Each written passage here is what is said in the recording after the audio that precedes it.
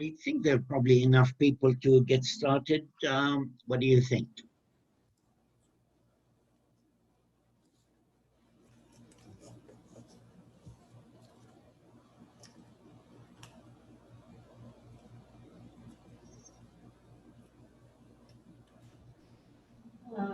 I guess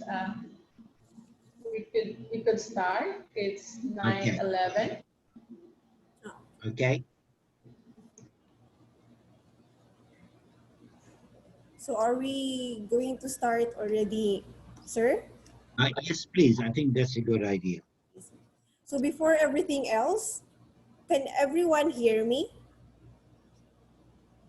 We can Yes, hear you. ma'am. Okay, thank you. So good morning, everyone, and welcome to today's webinar entitled Towards Quality Contemporary Research for Postgraduate Wait to Studies. start right up unless it's different. Before we get started, I would like to request everyone to turn off your microphone for the singing of the Philippine National Anthem, to be followed by an opening prayer.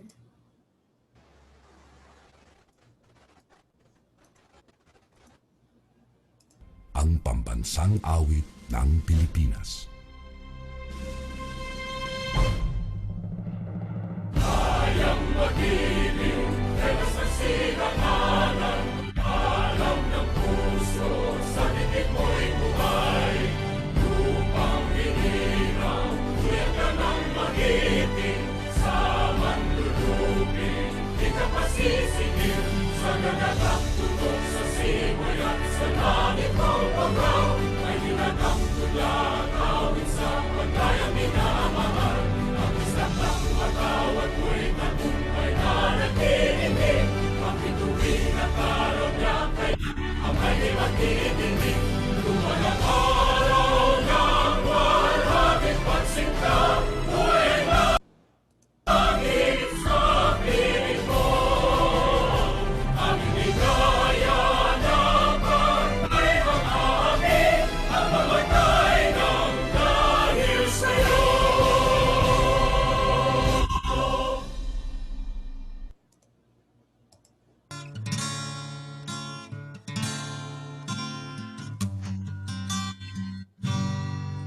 Sikoy ko kamighimo to langit.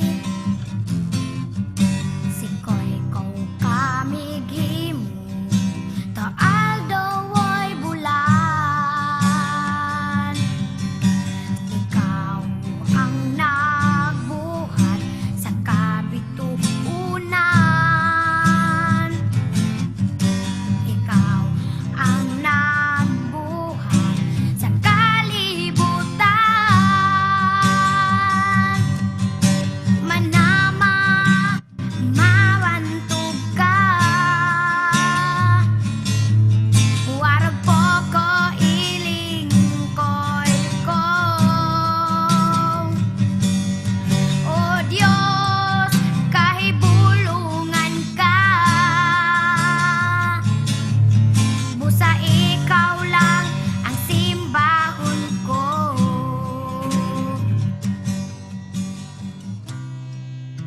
أعوذ بالله من الشيطان الرجيم بسم الله الرحمن الرحيم فقال ربكم ادعوني أستجب لكم آمين يا رب العالمين الحمد لله رب العالمين الرحمن الرحيم مالك يوم الدين إياك نعبد وإياك نستعين اهدنا الصراط المستقيم صراط الذين أنعمت عليهم غير المغضوب عليهم ولا الضالين آمين اللهم اجمع شمل المسلمين والكريستيان والأمم في مدينة دباو وسلم دائما مجتمعنا هذا بالسلم والأمن والتقدم في بلدنا هذا آمين يا رب العالمين ربنا لا تزغ قلوبنا بعد إذ هديتنا وهب لنا من لدنك رحمة إنك أنت الوهاب ربنا إنك أنت الوهاب ربنا آتنا في الدنيا حسنة وفي الآخرة حسنة وقنا عذاب النار وصلى الله على خير خلقه سيدنا محمد وعلى آله وصحبه وسلم سبحان ربك رب العزة عما يصفون وسلام على المرسلين والحمد لله رب العالمين آمين يا رب العالمين.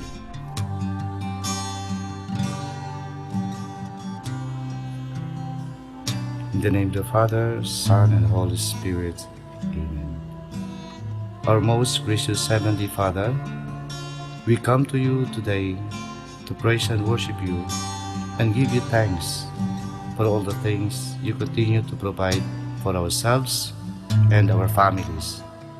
Father, we humbly ask for forgiveness for all the times we have offended you, when we forget to acknowledge your presence in the image of our brothers and sisters, and for moments we fail to be good stewards of the blessings you have given us. Continue to guide and protect each one of us, Lord, that we may always walk in the light of your everlasting love and mercy. Grant us, Father, with your comfort in times of distress and with your strength in times of weakness. Bestow upon us your unending grace and healing, that we in turn become instruments of gentleness and compassion to others. We ask all this in the name of your Son, our Lord Jesus Christ, with the prayer and the intercession of our Blessed Mother. Amen. Manama, mawantog ka. Warag po ko iling ko'y ko. O Diyos, kahibulungan ka. Busa ikaw lang ang simbahon ko. Busa ikaw lang ang alagaran ko.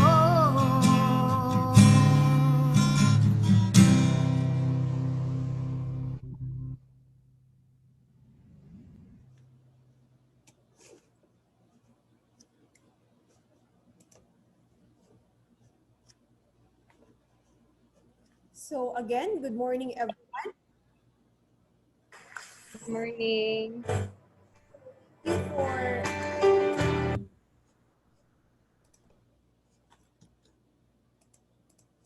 Again, good morning everyone. Thank you for finding time and visiting today's webinar. My name is Noral Huda Buransing and I will be your moderator for today's session.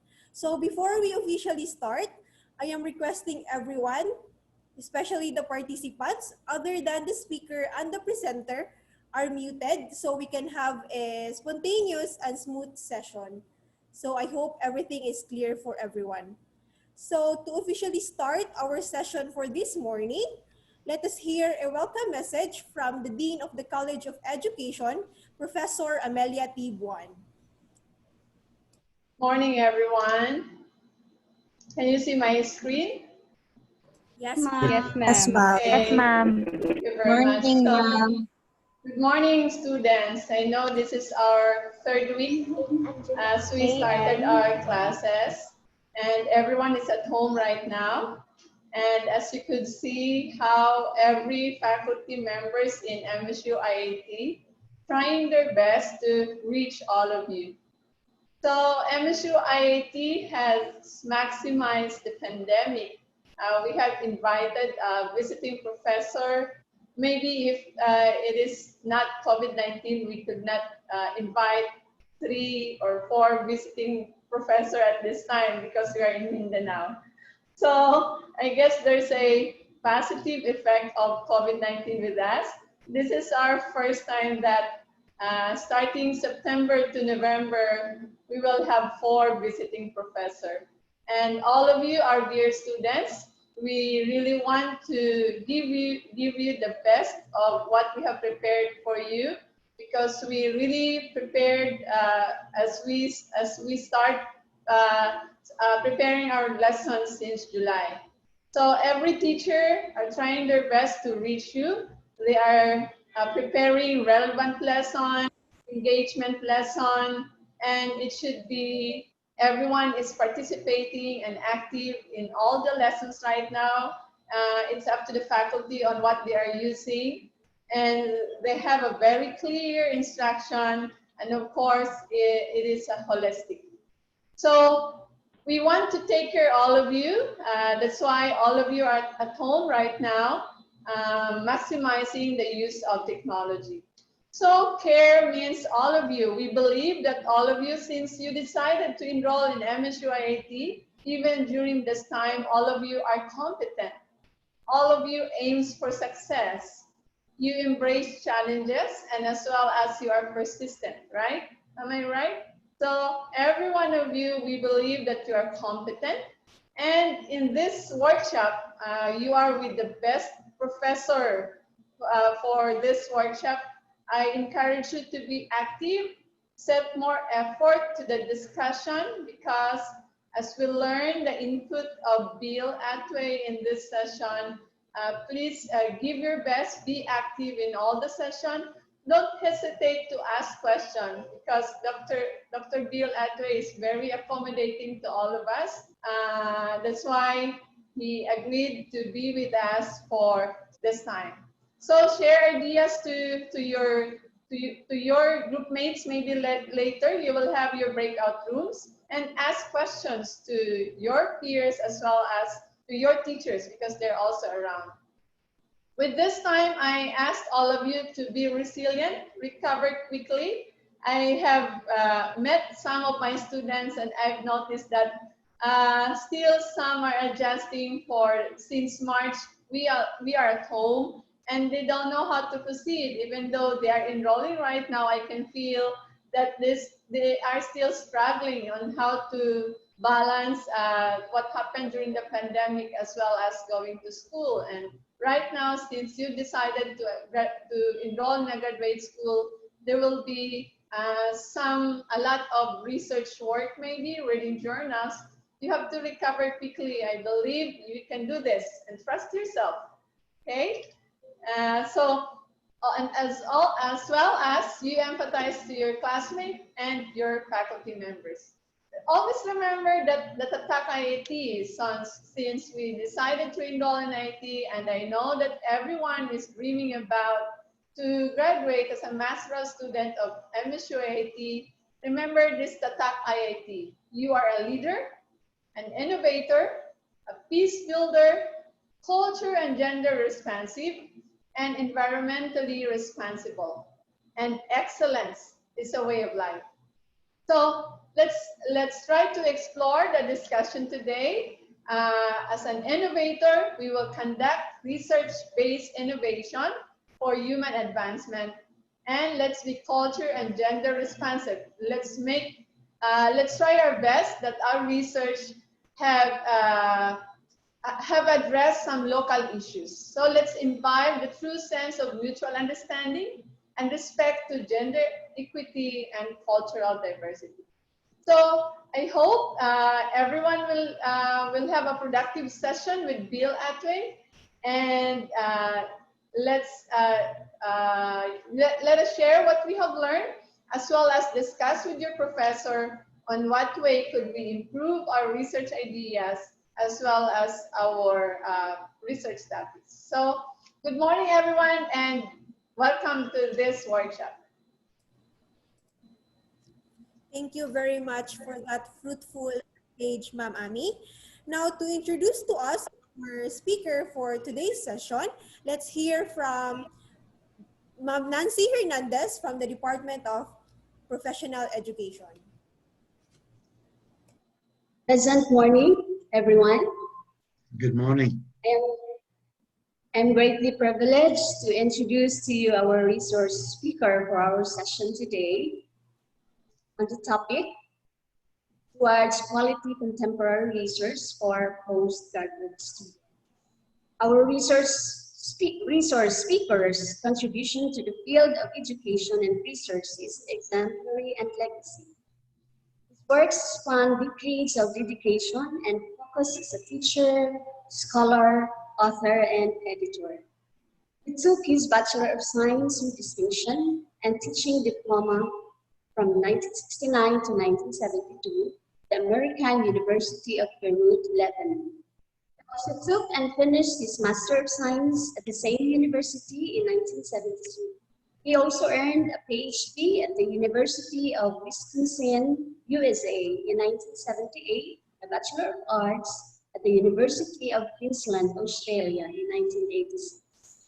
Our research speaker is a principal author of 5 textbooks, 37 chapters in a book, 22 refereed journal articles, 36 published refereed conference papers, 22 published non-refereed conference papers, 7 unpublished refereed conference papers, and 7 unpublished non-refereed conference papers, 2 book reviews, and 5 other reports.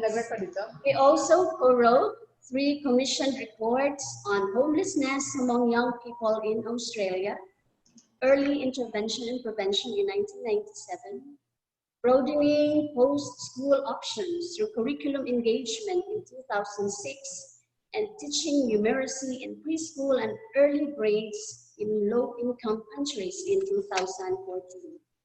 Our research speaker is a principal editor of 8 reference books, 1 special issue journal, and 3 conference proceedings. He has also been invited 12 times as keynote address speaker. The latest was in 2011 at the Khon Kaen University, Thailand, on the topic Beyond Student-Centered Learning Towards Educative Pedagogies during the International Conference on Educational Research. Our resource speaker has also served the editorial boards of the Mathematics Education Research Journal, the Mathematics Teacher Education and Development, the Asia Pacific Education Researcher, New Zealand, Widening Participation and Lifelong Learning, UK, Journal of Educational Sciences and Islamic Studies in Saudi Arabia, and Asian Journal in Educational Research and Leadership, Philippines. He is a retired adjunct professor at Curtin University, Australia, Perth, and is currently a member of STEM research group of the same university. He is also a visiting professor of the College of Education of MSU, Ligan Institute of Technology. Dear participants, help me welcome our highly esteemed resource speaker, Professor Bill Atweh. Thank you very much. I'm humbled by the introduction and the dates that you mentioned age me a little bit, but that's the way things are. It's a great privilege to be here with you. I'm very honored to receive the invitation from that particular university that has very good reputation and respect in the education scene in the Philippines. So I want to congratulate all the students for making the right choices by joining this university, and I hope that your program will be very beneficial and a great success. I would have loved to be there with you face to face, but Zoom is the next best thing. So let's make the most of it. Yes, I am very informal in my presentations, and I would like to think of this as a chat, as a workshop, possibly more than a webinar. I don't like talking to the computer all the time. So let me start by sharing my presentation, and then, now, maybe it is better to make it full screen. Is that okay? Oops. Let us start at the beginning. Is that okay for you? Yes, sir. Yes, sir. I'll get it right eventually. Okay. Now, can you see the full screen or not? I'm lost here. Okay, that is the full screen. Thinking differently about research, and in a minute I will argue why do we need to think differently about research. Research has the tendency of becoming a culture of its own, has its own style and characteristics and becomes very routine and mundane. And sometimes thinking differently about it will help us discover new knowledge, see things differently, see problems differently, so that maybe we can do something about it. So before I start, the rules of engagement. This is not a webinar, this is a workshop. So I want to hear from you. When I ask a question, turn your mic on for a while and answer. Is that okay? Yes, sir. Yes, sir. Yes, sir. Yes, sir. You're a great group. I would like this to be more of a conversation. Now, during my talk, if there is any question, any comment that you would like to make, please raise your hand. There is a button on your screen for raising hands, and the moderator will acknowledge you, and then you can interrupt me and say something. Alternatively, you can type things in the chat box, reactions in the chat box. And again, the moderator will keep an eye on that. Thank you very much, moderator. And then we will stop at various times to check the comments at the chat box. And then we will divide into break-up rooms.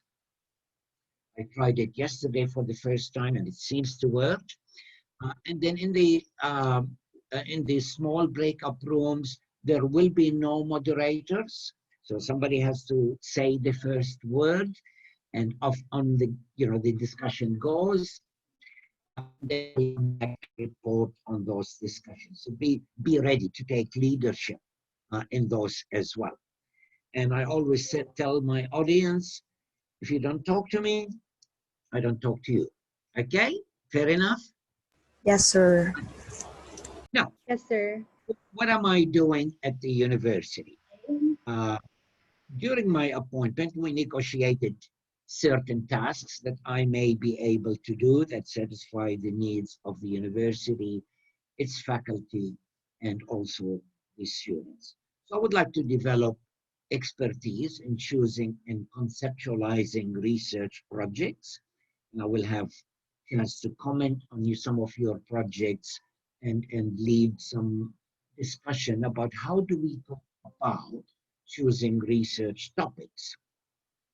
But I also would like to talk a little bit about learning theories. There are many new or contemporary learning theories or educational theories in education that may not be used very much in research in the Philippines. So we need to talk a little bit about it. I realize that qualitative research is an emerging methodology, and a lot of people are exploring qualitative research. So let's talk a little bit about the characteristics of qualitative research and very briefly about how do we go about doing it. And then part of my aims in these 2 weeks is to provide consultation with individuals and groups. Now, in the afternoon, we have presentations that I can discuss with you. If you would like to talk at length with me, there are opportunities to make appointments as well and talk about your concerns. Now, let me share with you, and I call this negotiating the agenda. So I'm very interested, let me see how we can do that. I'm very interested in hearing from you about your needs. Now, I made some plans, but those plans can change anytime. These are the topics that I am thinking of talking about, but it is more important, what do you need? So today we'll talk a little bit about how do we identify a research project.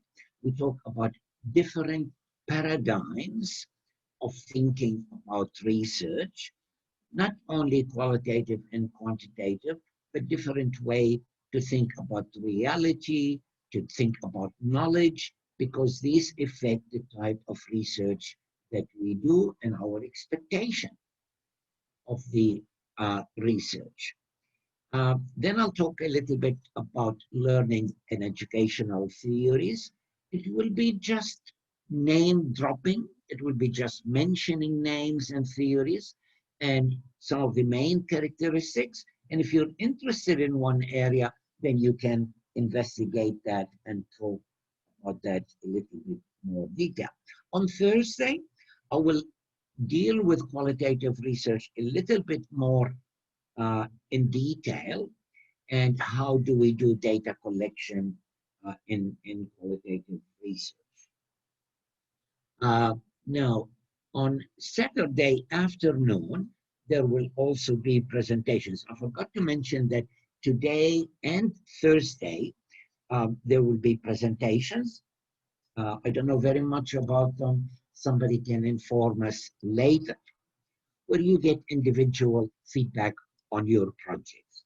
Now, next week, on Tuesday, we'll be meeting again, and I will talk about stages of conceptualizing research. After we determine a research area, how do we conceptualizing developing a proposal and conceptual framework, which causes a lot of problems with a lot of people, and then a little bit about how do you design a research project and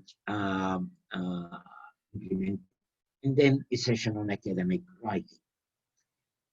Then in the afternoon, we have summing up, impressions and highlight of the points and reactions. Now, is there any topic that you would like me to talk about that is not on the list?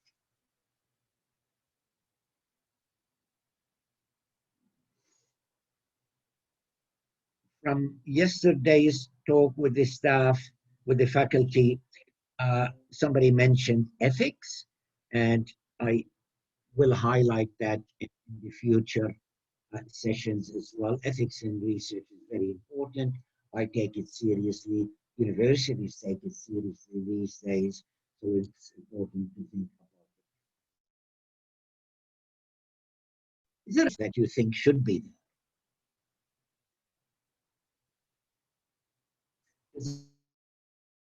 You.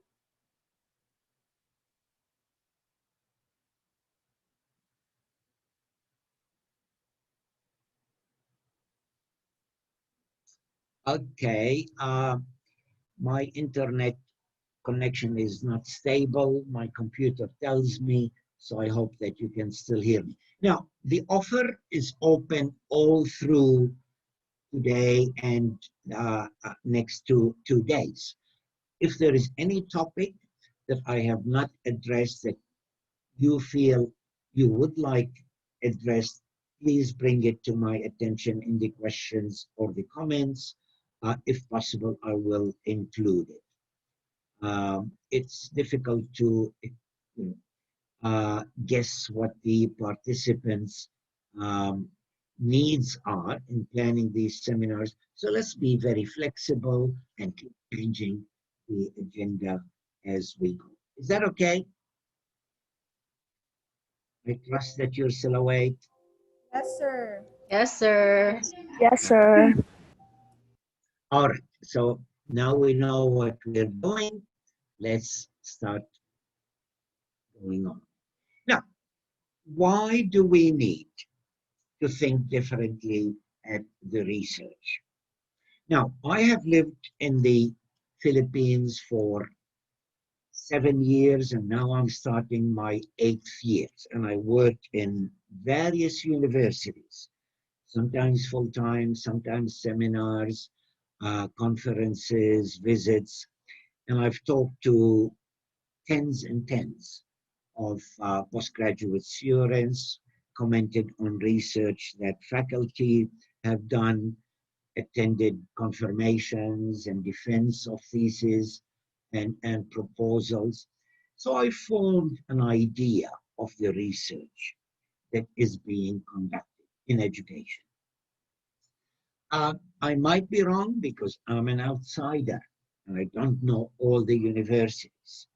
But I made some observations, and I hope I'm not presenting these to offend people, and please feel free to disagree with them. But these are my observations in comparison with what I experience in other countries. Now, I'm not saying that Philippines is underdeveloped in research. I think we all know that there is an intensive government and institutional effort to improve research in all areas. That's wonderful. We passed through that maybe 20, 30 years in Australia. We learned a lot, and we still have a lot of problems. So it is very exciting for me to be living in the Philippines at this time, where research is evolving and advancing at tremendous speed and diversification. But from my observations, there seems to be a particular concept of how we do research and how do we do good research, but that concept comes from traditional quantitative research. So we have an idea of how to do research properly, and we're applying that method to all kinds of research. And that does not work, and we will see why in a minute. We had that debate in the international scene for many, many years, where we have certain perceptions of what research is, and we do not consider, we do not examine our conceptions very critically. So that's why we need to think what, why, and what in the research questions, which is what I'm doing today. Now, quantitative research aims to generalize to a wider population. Sorry, this is not, well, qualitative research and, and it aims at producing decontextualized knowledge. Okay, I will explain what that means a little bit. Therefore, it has its limitations. And I'll expand on that a little bit. There seems to be a demarcation, separation in different functions of higher education and school education. We tend to think as teaching as something we do, research as something else we do, and service or extension as something else we do. And some researchers around the world that are very productive have been able to combine the ease of mind and quality of life of the researcher, but also for the benefit of teaching and of service. There is a demarcation between academic research and action research. Now, that varies from one university to another. I have worked in universities where action research is not encouraged as an academic master's and PhD research. They say, oh, no, action research is something teachers do. So we seem to have separated action research from other types of research. Now, this is not universal. In other universities I worked with, master students are required to do action research. It's a must that they do action research. But in general, there is misunderstanding what action research is. I will spend some time looking at action research with you as well as other methodology. There is a relevant or relative absence of research about particular contexts and particular populations. you will notice very quickly that I value research on social issues and social disadvantage. And Philippines is a very multicultural society that has a lot of divisions between people in terms of ethnicity, religion, socioeconomic status, languages, and so on.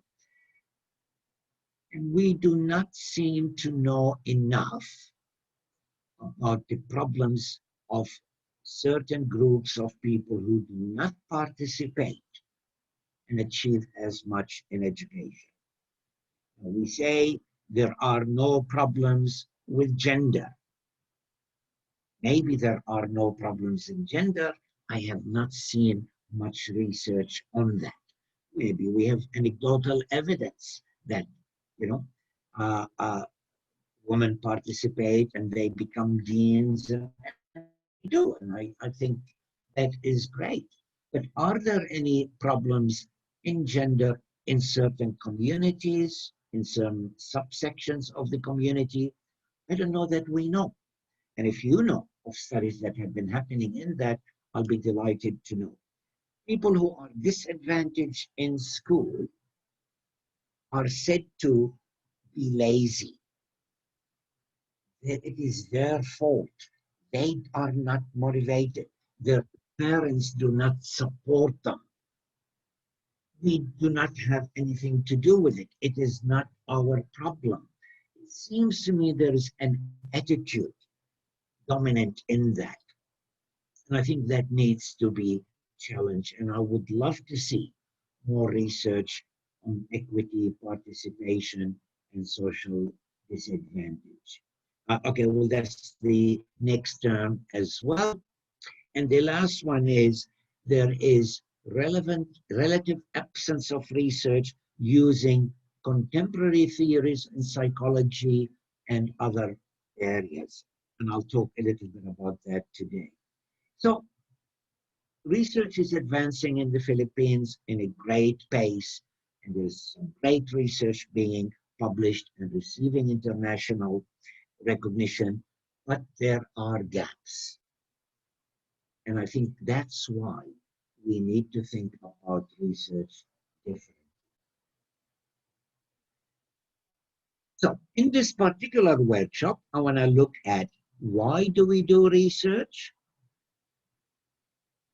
and paradigms that allow us to think differently about reality and about knowledge and research, and also alternative theories that are not used in the Philippines very much.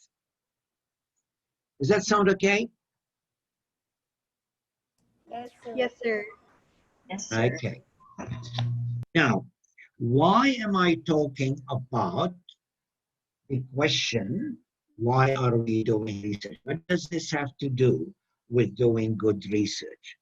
Well, I argue, and I will try to convince you that why are we doing research? What is our motivation to do research? Determines what kind of research we do. So let's see how the argument develops.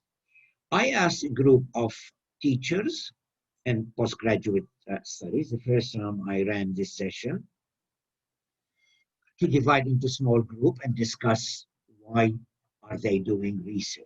Not why does government ask us to do research and what does the university. These are different.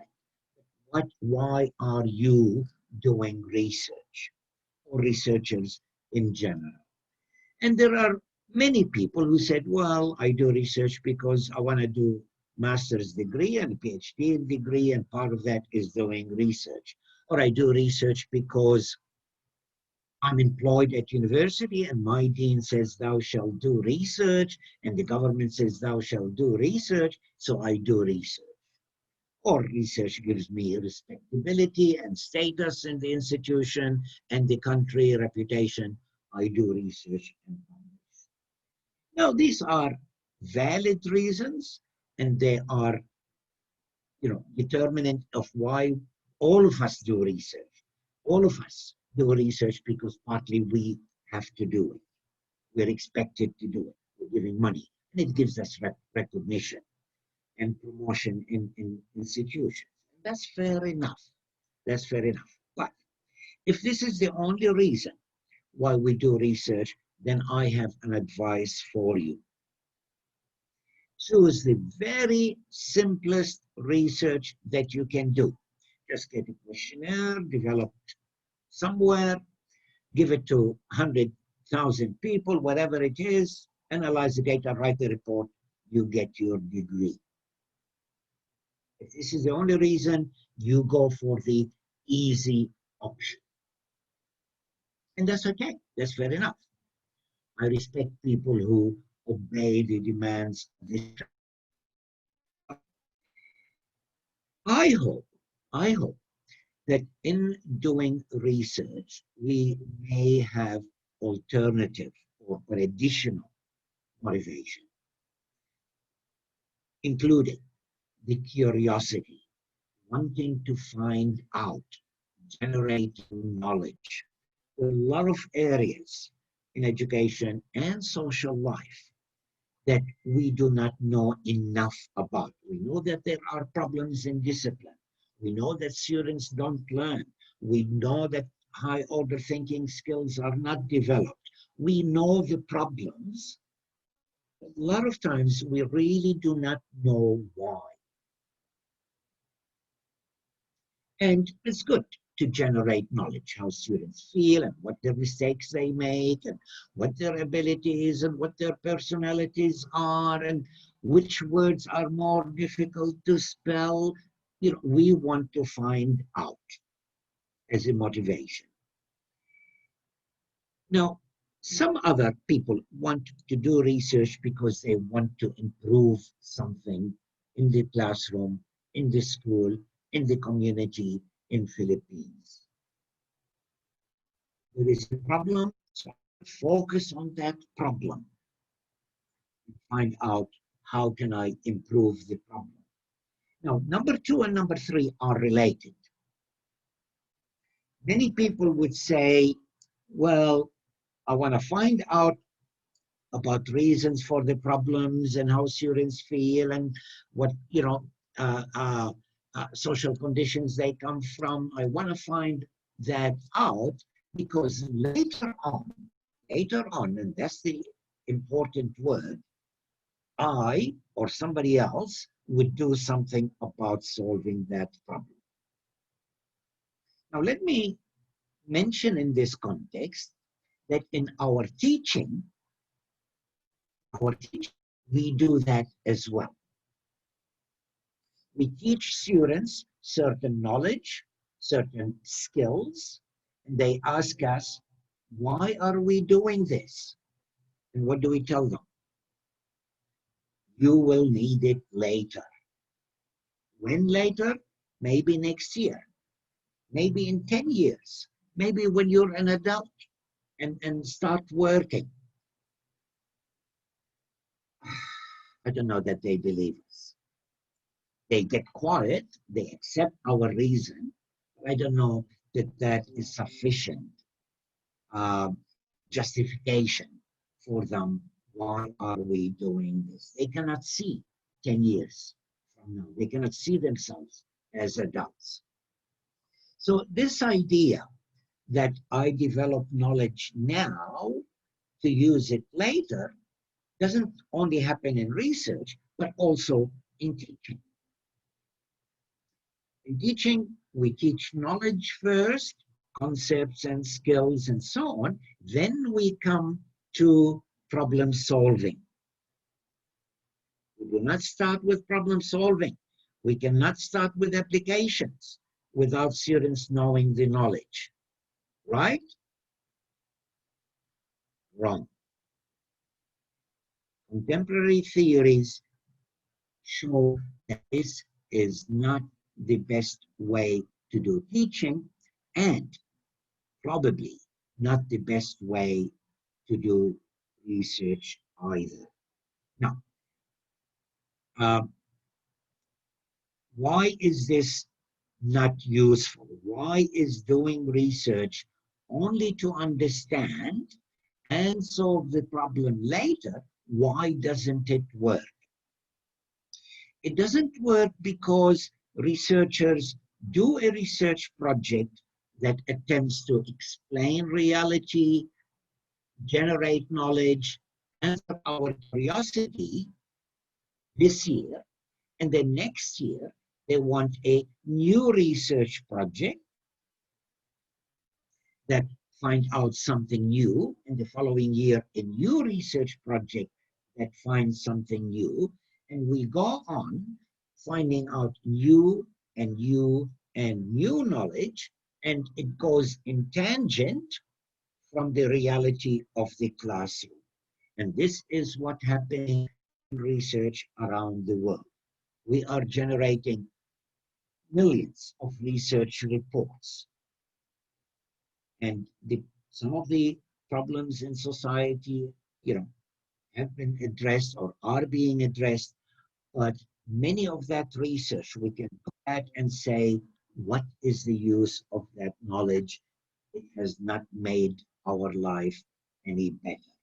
So there is a gap, or there tends to be a gap between knowledge and practice if we follow that route. And it's easier to understand than change. Usually questionnaires and observations take a little bit less time than, let's say, doing an intervention, working with people to solve a problem. And we tend to, when we all are doing research on a limited time, limited budget, limited resources. So it's easy to develop research for understanding and more understanding and more understanding than doing research that actually changed something. Now, it is possible to do both in research and in teaching. So let's start with teaching. Usually, the tradition or the common wisdom is that knowledge generation, skills, concepts, and then problem solving. Contemporary theories in education and in teaching say maybe we got that wrong. Maybe we need to start with the problems and then develop the knowledge that they don't know in the context of the problem. So we use the problem solving to generate knowledge, not the other way around. Now, if you think this is revolutionary and imaginary and it doesn't work, look at Singapore, look at Japan, look at many Asian countries that develop this problem-based learning. Now, this series of seminars are not about how do we teach, but just referring you to this principle that effective teaching can, I probably can say should, start with the problems and generate knowledge from the problem while solving the problem. And I'm arguing exactly the same thing with education. We start with the problem and aim to improve the problem now in the project, not next year, not the other teachers, not the government, education department. I want to improve my teaching, and I want to understand my teaching to improve it while I'm improving it. So this focus, curiosity versus change, we have to face that. We have to face that and be aware of what we are doing and whether that assumption to generate knowledge now is essential for solving the problem, or I can start solving the problem and develop knowledge while I'm solving the problem for the sake of solving the problem. Now, this reason, the focus on change, allow us to engage in what I am calling the literature call it that way as well, the social responsibility of research. We expand that a little bit because I think it's very important. I take research very seriously. I got promotion because of my research, and I'm grateful for that. I got reputation, and I'm grateful for that.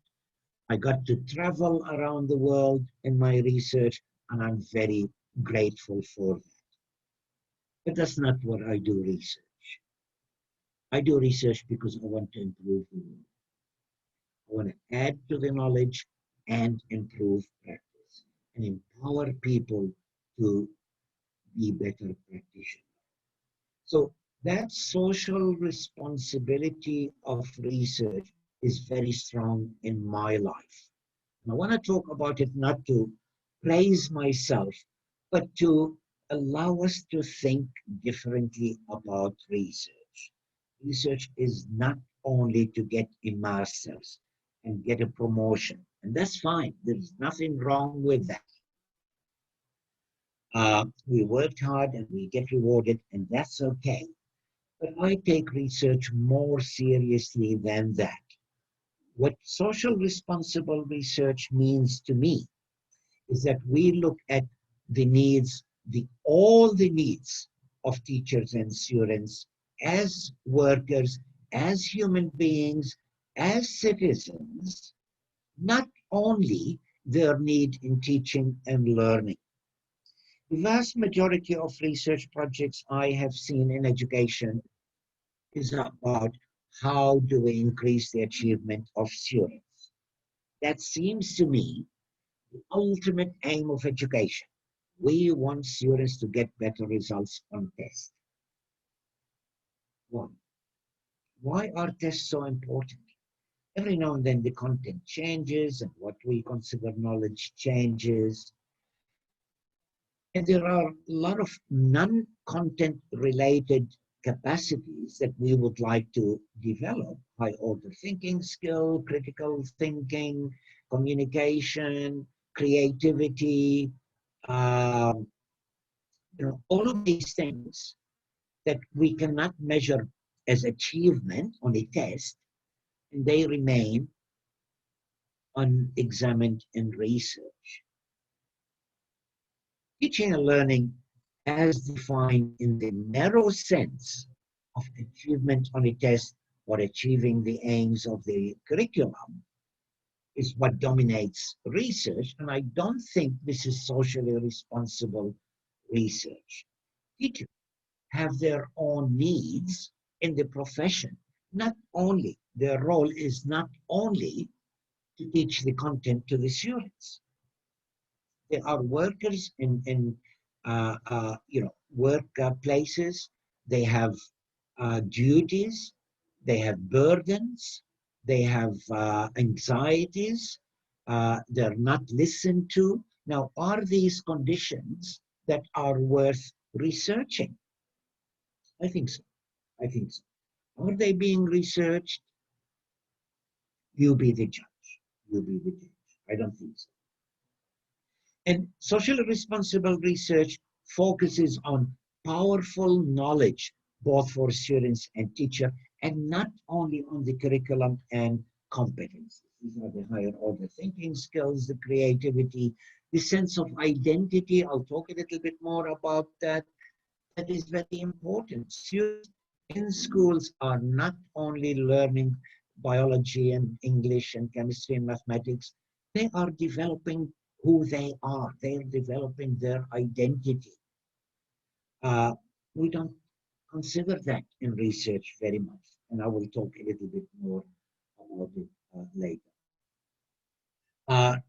It's research that develops or aims to develop students and learners as citizens, not only as employees for jobs. That rhetoric and the logic that the aims of education is for the economy and for the job market, that's very limiting.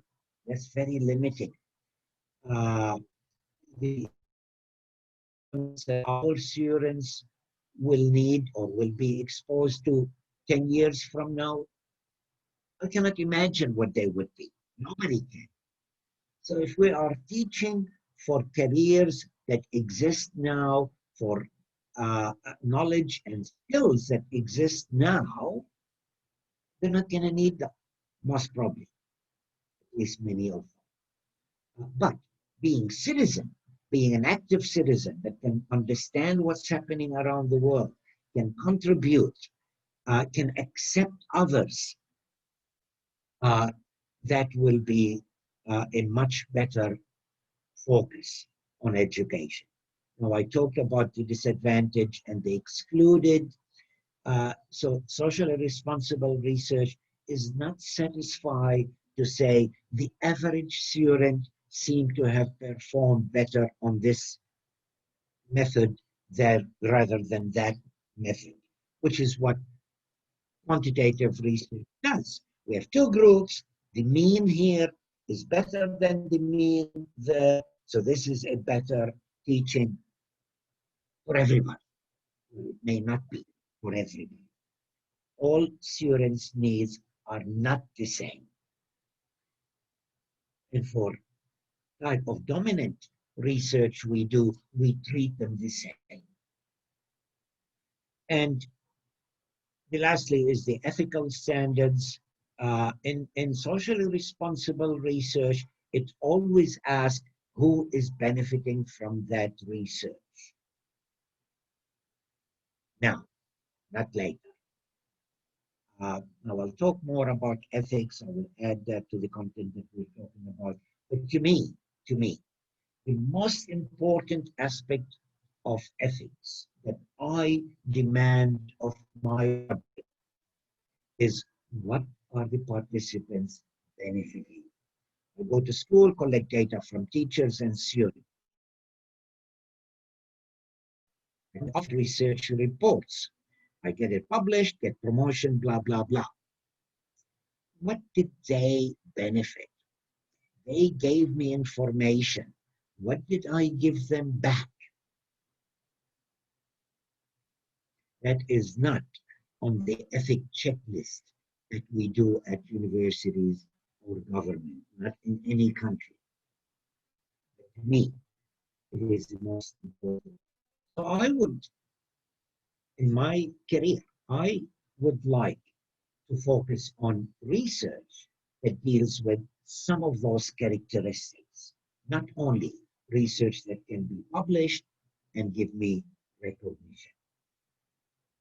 Okay. Take a deep breath, think 1 or 2 minutes, and give me comments, agreeing, disagreeing, and I love people disagreeing with what I said, or questions. So anyone from the participants who wants to share something, or if you have any questions? Professor Bill is very willing to entertain you. Anyone from the participants? Questions, comments?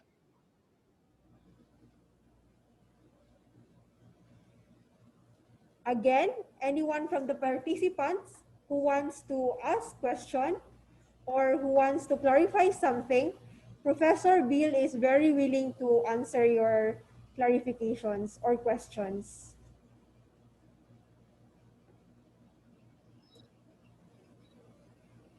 Okay, well, we will break. Somebody was saying something?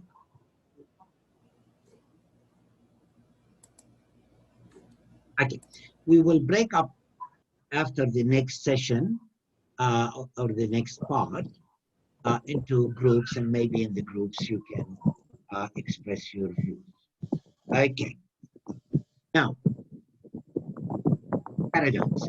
Actually, can I take 3 minutes just to get a glass of water, and then we will proceed?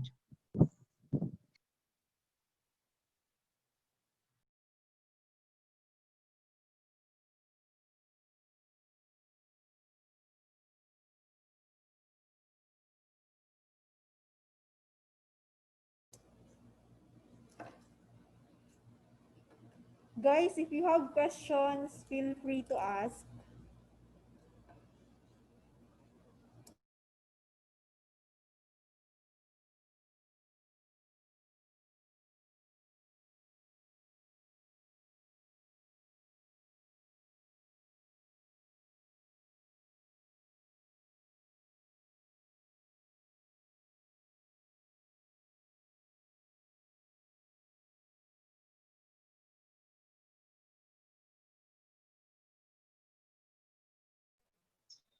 Okay, thank you for your patience.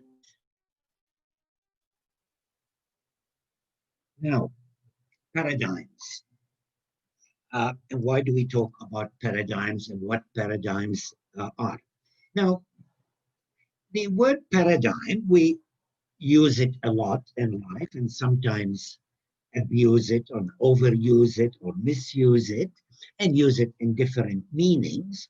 So let's focus a little bit on what the word means first, or what it can mean, and then we will talk about the different paradigms in educational research. The word paradigm, I looked it up in a dictionary, has two meanings, a narrow sense and a wide sense. In the narrow sense, it means a pattern, way of doing things, an example of something. So the idea is if a researcher is very well known and developed an different way of doing research, then everybody or many people would follow their example. And that becomes a paradigm as an example. Or a pattern in clothes. If you notice, I'm wearing batik, okay? Well, that's a pattern, that's a design that comes from Indonesia in this case. Uh, and sometimes I wear t-shirts, which are different type of situations, different type of statements that you make, different style, if you like. So a paradigm can be used in that narrow sense of a way of doing something. But also, it has a more general meaning, more fundamental meaning is a different worldview. It's a way of seeing and ways of thinking about reality, about big issues. Let me give you an example. When I was a student at universities many years ago, and if you were paying attention, you would have known that I went to universities in the early to late 70s. I had my education then. Uh, so we had two groups of people that I mixed with. We had a group of Christians, very dedicated and so on. And then we had a group of leftists and communists. And I had friends from both sides. And I was noticing something. We never agreed on anything. Whatever this group says, this group will oppose. You know, about politics, about universities, about everything. Then I said to myself, why? Why is it that we never agree on anything? Is some of us completely stupid? You know, they have no knowledge about anything? Well, later on, I realized that we are disagreeing on anything and everything because we had different worldviews. We have different assumptions about social life, about reality, about how we know things. So it is more than differences in opinions and lifestyles and everything. It's a wider, more fundamental difference, which is a worldview. And it appeared that we're from different planets. Now you can find out other groups of people that have very fundamental different thinking styles.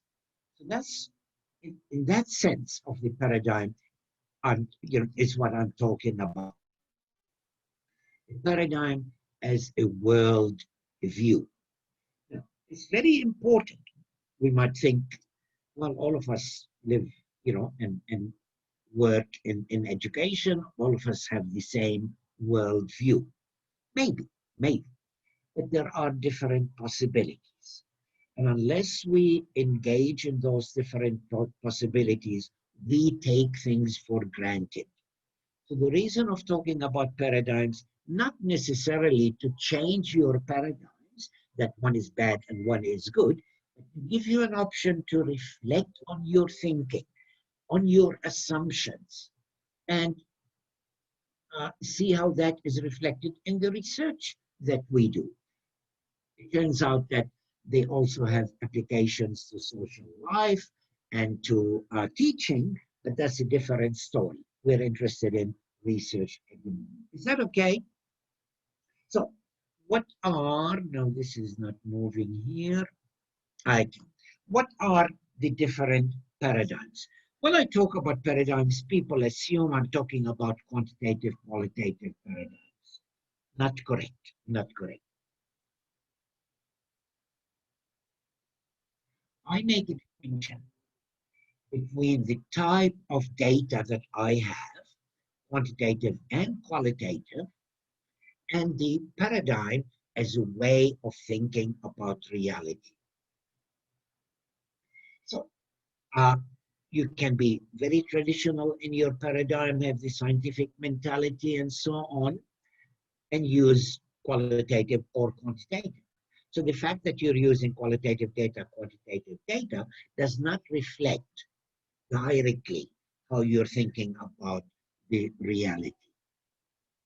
So the paradigms, very common in educational research to talk about traditional, positivist, scientific, rational paradigm, which is the paradigm most of us have grown up into and tend to believe and accept uncritically in many situations. But then we talk about ways of thinking, different ways of thinking. And these can be grouped into interpretive paradigm and a critical paradigm. Now, I will talk about how these differ a little bit later. So, why three of them? I don't know. Some people talk about three, some people talk about four, they add postmodernism, some people talk about 5, 6, 7 paradigms. This is arbitrary. How do we group the paradigms is arbitrary. The 3 traditional ones that I mentioned here are very widely used, so I will stick with the 3. And I don't know if I will talk about postmodernism. Sometimes I talk about postmodernism, but it's not very dominant paradigm yet in the Philippines, so I'm going to skip talking about postmodernism and just talk about these 3. What I want to argue that each one of them you can use qualitative or quantitative. In the traditional paradigm, and I'll talk about the characteristic of the traditional paradigm, mainly it's qualitative, but we can use quantitative as well. In the interpretive paradigm, it's mainly qualitative, but if we use numbers, it's okay as well. But these are the dominant. So that's why we tend to think of traditional as quantitative and the interpretive as qualitative. But that's not good enough because we have what we call the mixed methodology. It uses quantitative and qualitative. Now, concern about mixed methodology, I'm not saying thou shalt not use mixed methodology, is if you are saying you are using qualitative and quantitative data, does that mean You are still in the traditional paradigm, but using words or numbers? Or does it mean in part of the research you're traditional, in part of the research you are alternative paradigm? I don't know. I don't know. A lot of times it is not clear. Now, in the critical research, it's mainly qualitative, but numbers are accepted as well and useful. And I think in terms of critical research as action research, and I will see why in a minute, as action research, which, you know, it can be quantitative, can be qualitative. So the point of this slide is to make a distinction between the paradigm that you're operating from and the type of data that you use. Now, the three paradigms compared on different criteria. And the first criteria is ontology. Sorry for being a little bit philosophical here, but that's important, that's essential. Ontology is part of philosophy that looked at the nature of reality. What is the nature of the desk? What is the nature of human beings? What is the nature of a tree? What is the nature of citizenship? What is the nature of love? What is the nature independent of us? So, philosophers always ask ontological questions. And the second branch of philosophy that I will use is epistemology. Epistemology is part of philosophical discourse that looks at not reality out there, but our mind, our knowledge. How do we know what we know? How do we know it's correct? So ontology is talking about reality out there. Epistemology is talking about our knowledge, our mind. Okay. So let's go back to ontology and see how the three different paradigms differ on ontology. Now, this may be very strange because we all know uncritically what reality is. And what we tend to think, what we assume, is reality is singular in a sense that there is only one reality. There are many things inside that reality, but there is only one reality. And it's independent of what I know about it. So whether I know something about a tree or I don't know about a tree is a tree independent of me. A tree has its own reality independent of what I say.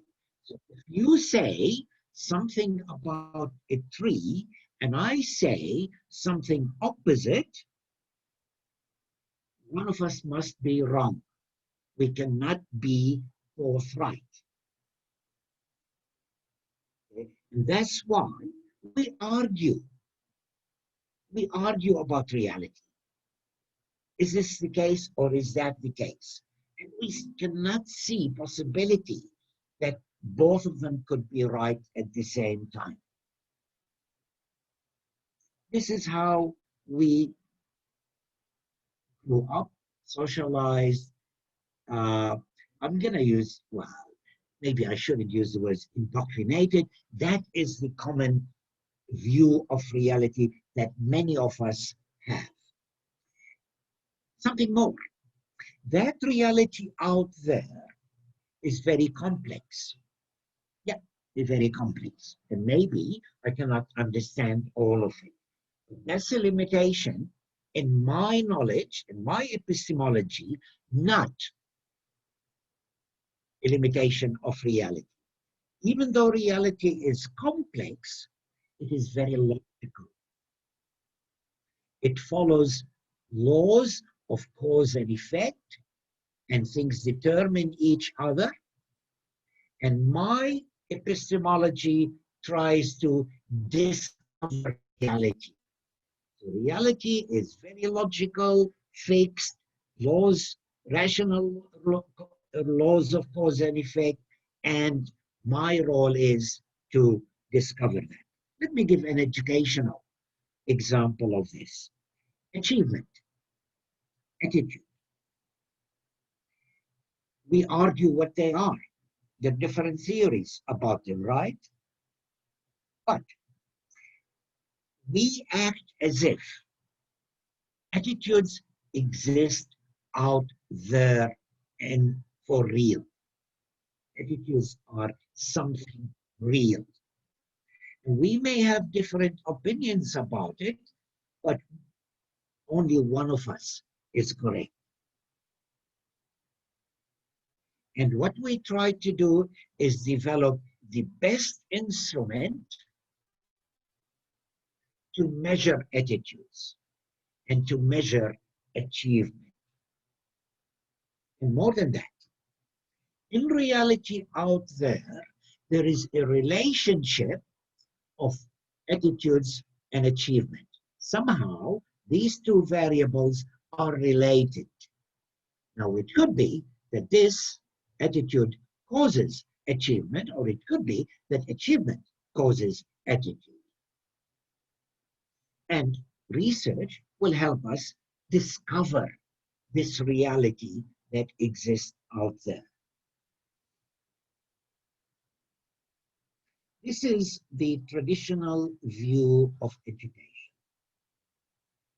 We want to measure things that are real, and we want to look at relationships of those things that are real, and we keep doing research and more research and more research to discover, and that's the important word, discover what. Now, the related, I'm going to jump a little bit to epistemology. So how do we know if something is correct, if our knowledge is our correct? Simple. Our mind, our knowledge should be a mirror of reality. The tree exists there, and we have an image of a tree, and our understanding of a tree should match that tree over there. And if some images are clearer than others, so we continue arguing, we continue doing research, so that image is semi-perfect. And we judge that knowledge based on reality. And that's the role of research, to generate knowledge that reflects reality.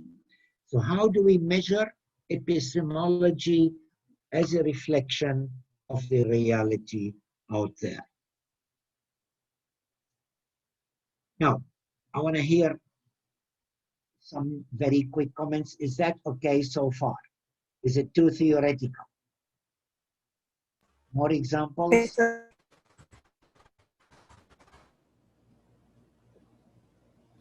More examples? Okay, let's move on. Now, you might say, yeah, that's the way we live. What else is possible? What else is possible? Okay, now I'm going to give a very controversial question. And please do not answer.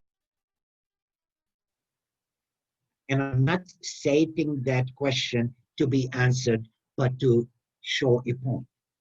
Suppose I posed a question: is Duterte a good president?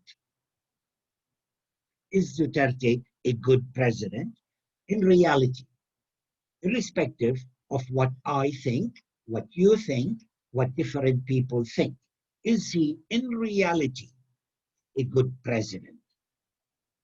And how can we conduct research to find out?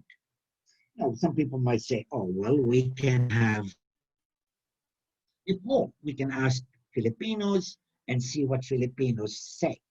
Well, that is not a reflection whether Duterte is a good president or not a good president, that is a reflection of what the real people think he is good and who and public opinion changes and so on. Majority is not really measured that statement of the goodness of the president, but about public opinion. So we're measuring something completely different, has no bearing on that statement. Okay, so we cannot measure opinion to decide on that statement. How else can we decide on that statement? Well, we can argue with each other and argue and argue and argue and argue some more.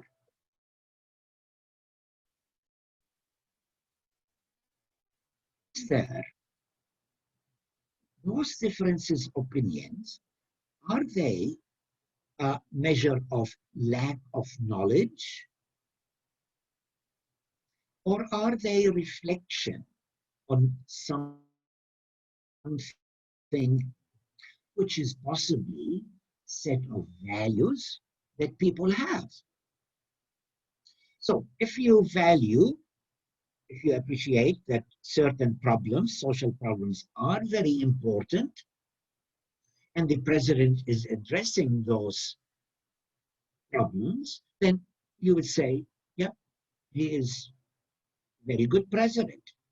And if you have different set of values that you think are most important, then if that president is not satisfying those values, then he's not a good president.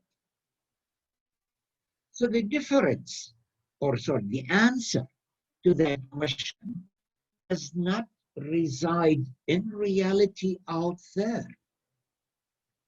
The answer to that question is a reflection on our values, on your values. So the reality, whether the president is a good president or not, reside with you, person making judgment. So the reality is not singular. The reality of that question, the reality of whether he is or not a good president, reside in the knower, in the citizen, in their values. Now that doesn't mean people don't change their mind and knowledge and argument is not useful. But in terms of being able to judge the truth of a statement, this is not possible to decide on it once for all, in reality, in isolation to us. So us, the knowledge that we have, the values that we have, is very much part of the reality of that statement.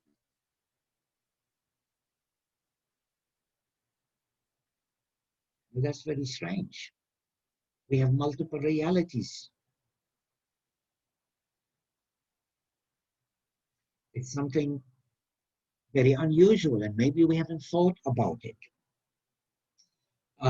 But it seems to me and many other people in that paradigm that paradigm is more useful for certain types of social research, social science research, including education. So if I am a politician, if I am a researcher in sociology, and I want to study the political scene in the Philippines, I don't pose the question, is Duterte a good president? I pose the question, how do different people in the Philippines make political decisions? So I'm interested in the multiple realities. So I interview maybe a lot of people and say some people seem to follow this and some people seem to follow that and some people seem to follow that. So I'm not interested in the reality of this statement. I'm interested in the people and their perceptions of reality. Rather than say, everybody should know the same knowledge, everybody should have the same values, everybody should know 2 plus 2 is 4. I'm more interested in how people perceive that. Variety and differences is the subject of the research. So now, when we say multiple realities, are we really talking about multiple realities out there? Let's go back to the example of a tree. Are we saying there are multiple realities of a tree? Well, what I'm really saying is that there are multiple ways of understanding what a tree is. For example, an artist will look at a tree, a farmer would look at a tree, a timber maker would look at tree, a picnic person, the person on picnic will look at a tree very differently. And it's not a matter, and a scientist will look at a tree differently as well. Now, it's not a matter of saying, oh, the poets are wrong, and the picnic people are wrong, and the scientists are wrong. It's a matter of there are different ways to experience a tree. And when we are talking about a tree, we are talking about different ways of experiencing a tree. The question arises is, can I say anything about a tree that is not a reflection of my experience of a tree? Well, that's a tricky question. A scientist experienced tree in a certain way and described that reality of a tree biologically. A poet would describe what a tree symbolizes and the beauties and the images and so on. A timber maker would look at tree as income and classify different types of trees in terms of which ones I can sell more. So it and so on. The question is there a truth about a tree that I can talk about that is independent of the different people that experience a tree? This is not denying that a truth, that a tree exists. Any statement I make about a tree is a statement of my perspective, my views, my experience. So yes, there are multiple realities of a tree. There is a biological reality, there is the economic reality, there is the environmental reality, there is my convenient reality, and so on and so forth. We cannot argue which one is better. Does it make sense? It's like comparing which is better, oranges or apples.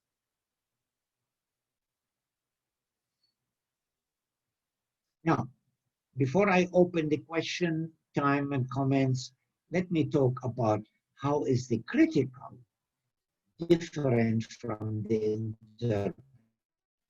The traditional says reality exists out there and my task is to discover it. The interpretive says, no, reality in inverted commas exists in our mind, okay? And we can argue which one is more useful and compare realities and so on, rather than argue which one is better. So I just simply want to describe variations. Now, the critical perspective is slightly different. It would say, okay, yeah, it seems that we do have multiple realities, but my task is not only to describe those differences, but I want to do something about it. Because we have to live together. We have to operate better. Sorry, we operate together and we all want to make life better. So, as a political science, I'm not only interested from a critical perspective, I'm not only interested in describing the various political affiliations and decision-making processes of Filipinos. That is not enough for my research. As a critical researcher or critical perspective, I want to see how I can negotiate between people to live together with those different views. So I can accept different realities, but just describing them is not enough. The important process is negotiating and trying things out so that people can live together, not convince each other of their reality, but live together. Let's take an example from school. We have a principal that believes teachers are lazy, they don't do their work. I have to keep an eye on them. I have to ask them to fill in forms. I have to observe them. I have to put cameras in the classroom. They are just so lazy, and my task is to get them to do their job. That's his reality. The teacher's reality is very different.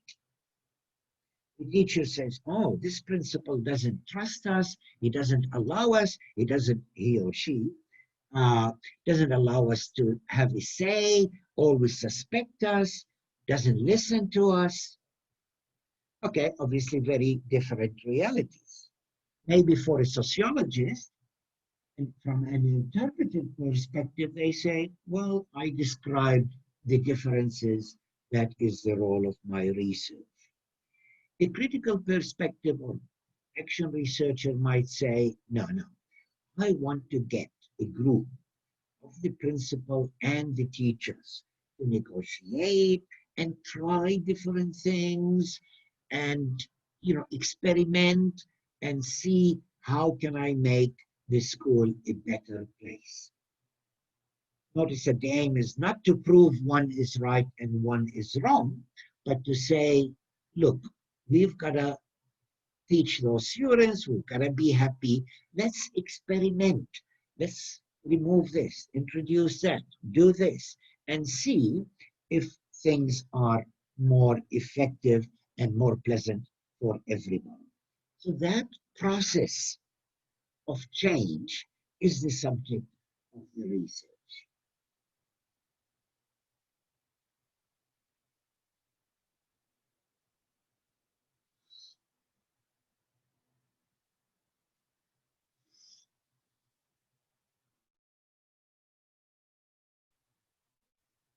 Fund.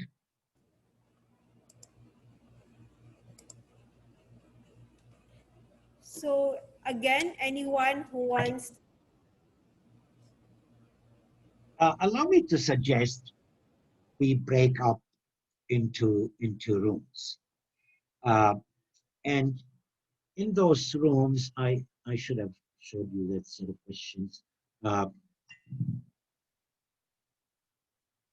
In these small groups, and remember there are no facilitator, so you've got to start talking something. I want you to consider which paradigms are dominant in the Philippines and why. Now, there's no right answer. I'm interested in the multiple realities of that. Which of these paradigms, the scientific paradigm, the positivist and so on, the interpretive paradigm, and the critical paradigm, which one is the most dominant in social life and research, if you like. And then ask which paradigm talks to you most. Be honest. Which paradigm you feel most comfortable with? Okay? Two questions. Now, in a minute, when I press the button here, you will be zapped into smaller rooms, okay, automatically at random. In the small room, you will have a meeting similar to this. You can talk in this small group. And in about 15 minutes, I think, I will zap you back to this room here and ask for comments and questions. So I'm interested in any questions that you have, clarifying any things that are troubling you, and possible answers to those questions. Which paradigm is most dominant in the Philippines, and which one you feel more comfortable with and why. And be honest, there is no paradigm that is universally better than others. Okay? There are very accomplished researchers in each one of those paradigms. So you'll be in good company. Is that okay? Any questions about the process?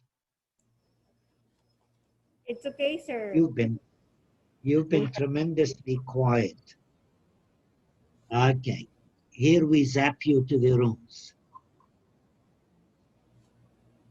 See you later.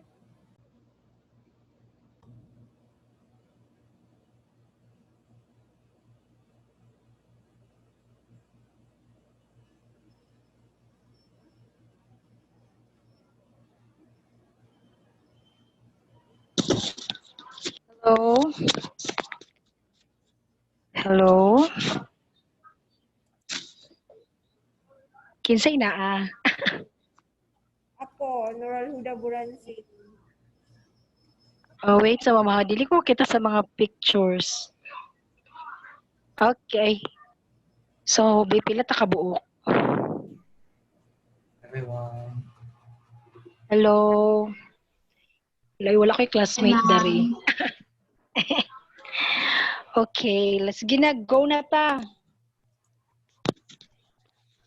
Ano man to eh? Wala gano'n wala ko'y makitaan. Kajut lang.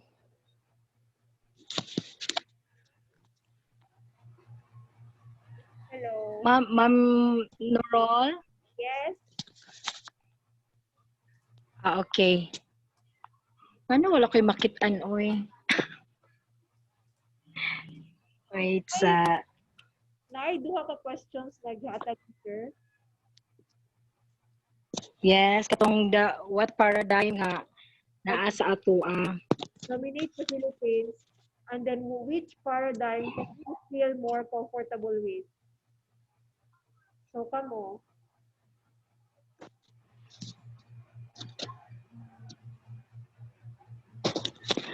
Ako lang i-clear, ma'am ha. Ang paradigm nga na-mention are katungkuan, kahit lang ha. Amo to ko. Interpretative and critical. Diba katong traditional, interpretative, and critical.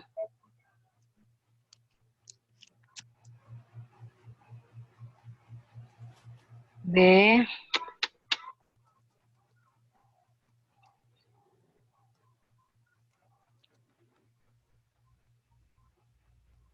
Sige.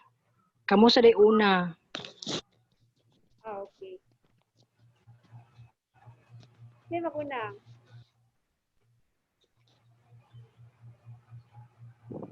Ay, nakita na kong daghan. So ganito, balik ma'am, interpretative, paradigm, traditional. Critical. And critical. Sino kay murag mas common sa Philippines ang interpretative if you've Same with... attended seminar siguro no or ka na mga research presentation.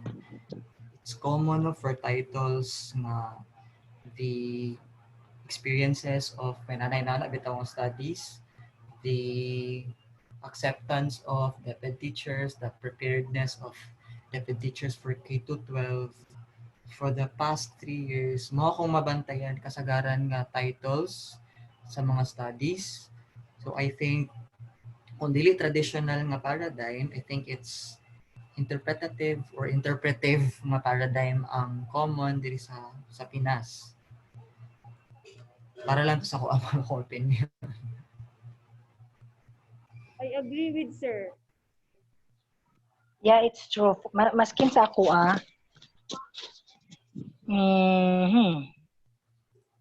Kani pong traditional no kay kani po very common po din siya kay di ako gibasa sa Google kay wala ko kan take notes. Teaching for the mechanics of learning factual knowledge. So more on kuan gyud si traditional sa Pinas kay kada bitaw ang impartation of basic facts, unsay naa sa CGN, may ana bitaw mao akong mabantayan pod maong dili gyud popular tong gi-mention ni Professor Bill nga dili gyud popular si action research or gina-discourage kay kanang musangka bitaw siya. I think it goes opposite to traditional si action research kay if you can see good the situation of teachers right now no ako mo teachers no dili mo ko teacher pod kanang diba kanang pressured kay mo to meet the mga competencies nga dapat yun ma-serve siya sa tanang students within a given time, then highly likely pagani nga dili siya matudlo tanan tungod kay ay holidays na ay mga program sa school masagasaan bitaw no correct maligsan ang time for instruction. So again mao nang medyo mag-clash gyud I think that's the right word, mag-clash ang traditional nga paradigm which is evident sa Pinas and siguro the initiative no of the school o DepEd today to encourage good professors or teachers to conduct action research kay naapay kaning structures naapay kaning structures sa DepEd nga dili siya appropriate for action research. So dili siya kanang dili siya receptive enough for for action research. Or meaning sir na maybe the action research itself does not answer the issues nga gi-address niya, di ba? Murag mo na siya ang point kay when we say action research, it's very magud siya kanang siya tawagan na kanang kanang murag limited rigid siya only sa needs sa researcher kung unsa iyang view without say tawagan na kanang considering other factors kay di ba limited ra or kan kay siya ang iyang scope is too narrow ra jud kaayo nga kuan based sa magud sa isang observation. So mao siguro nga wala kayo siya gi-encourage ni sir. I think yes ma'am, possible po siya ngayon anak ma'am nga tungod pod kay kani bitong itong gi-mention ako ganiha nga limited ang time sa teacher. Correct. Yes, to conduct the research. action research and at the same time no nga mamita ng competencies ma-deliver sa estudyante then plus na pag yung mga lain siguro mga concern sa homeroom no kay kung advisor si teacher magpatong-patong na iyang mga responsibilities ba maong nagi possibility gyud nga dili ma-conduct si action research thoroughly or pag-time gyud na mahimo si ma'am, si sir na maghimog research. So more on ta sa interpretative nga kuan paradigm and kanipong traditional. Kay kung kay ang critical murag kuan na kay siya no kanang depend na kay siya nga kuan nga a way of research. Very ideal kay siya. Yes, ma'am. The traditional food is katong just like what you said katong murag na ay fixed competency So, Yes, ma'am. moto nga malimit ang action kay naa may fixed competencies nga we have to follow. Correct. Pero Ayun, nice po dun ta siya, no? Sige lang. Yes, ma'am. Sorry, ma'am. oh, sige lang.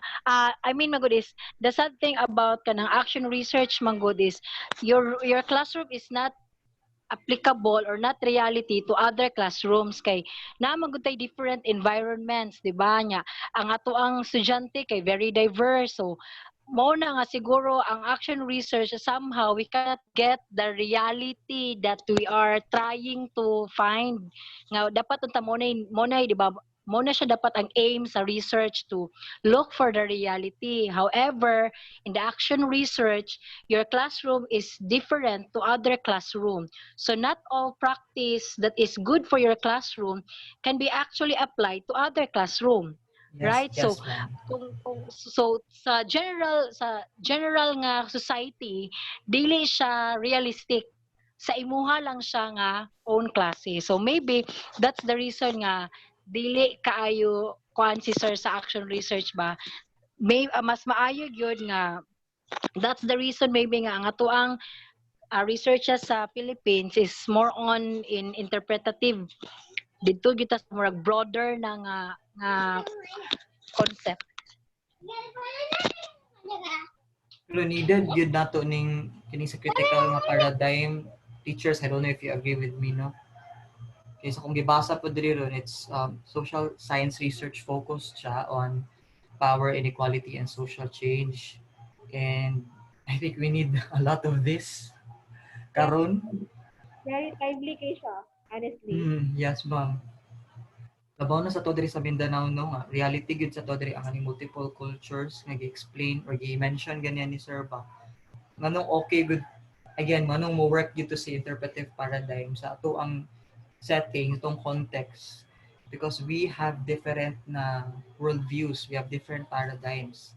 And kaning sa interpretive paradigm, we try to accommodate, diba, every perspective. No, regardless if you agree with them or disagree with them. So, again, we need also kaning pong ubang nga paradigm. I think it's time for us to consider them. Labaw na nata sa nata sa pandemic. Yes. Kay according kay sir, ang sa critical is we have to negotiate so we can live together. Dili pwede nga better siya, better ka. Mga ingato. So that's why tinuod ka sir, we also need critical good nga paradigm.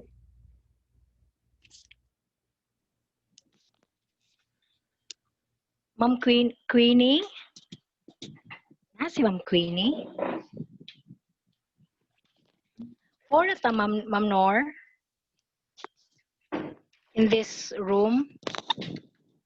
6, ma'am. We are 6 in this group, ma'am. Okay, abi ako ko ano. Okay nara di ay. Other views na punta. Ma'am Ann. Si Ma'am Ann. Kay gwapo mo nang dagang mag-istorya kay dagan pagkuan ideas. Ako ang ganang ni pangutanaw ta ganiya kay Professor Bill bitaw gyud kay and how to stay motivated in your research writing. Kay murag sa kuha kay struggle yung sulat ron.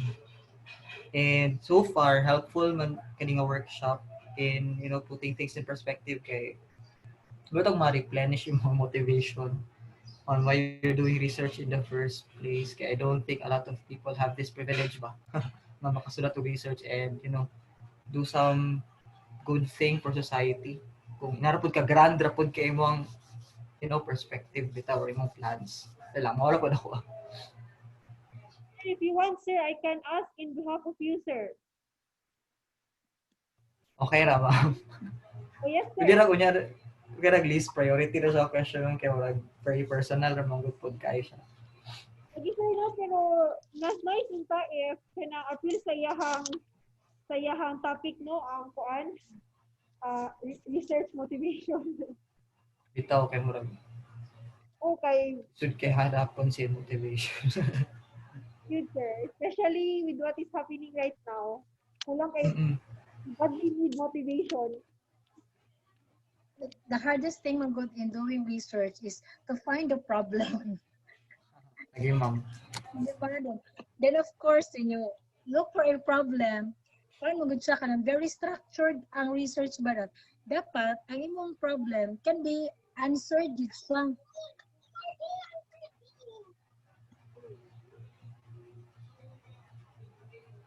Ma'am, wholesome man ang kuan ron, ma'am, no?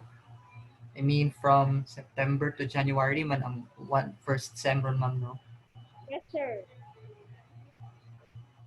So, mga around 6 months to kahit paano magud ko ron, ma'am, kaning thesis writing na ba? So, kaning 6 months, ma'am, mura gid yung given time, no, for the first sem na magsulat, for example, ma'am, no? Yes, sir. Okay. So, dili mo apply tong first batch and second batch sa amo, ma'am, sa grad school, no? Yes, sir. Sa ato. Ay, salamat. No. Hala, hapit na ang break. Itong balik naman dito. Okay, Sir Jess, pwede ma'am. ikaw ang mag-present sa Atweh. Anyway, we already exchange ideas. Ay, wala problema, ma'am. Okay ra. Oh, siya na lang, Ma'am Nurol, ang mag-share. Much better, ma'am. Kung mag-moderate, ma'am ko. Sige. So, wala siguro to, no? Ang mo-dominate sa kayo sa Philippines is traditional or interpretative.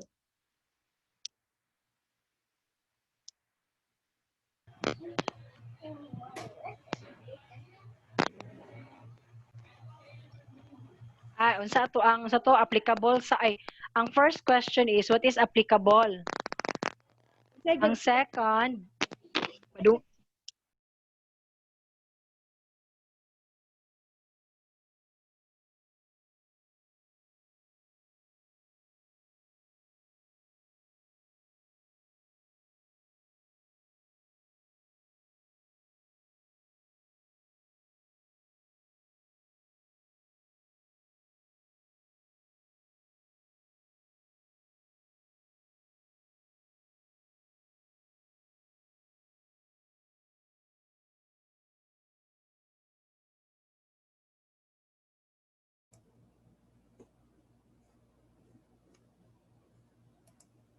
I think we got most people back.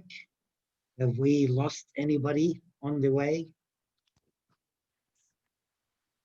Okay, thank you for participating in that.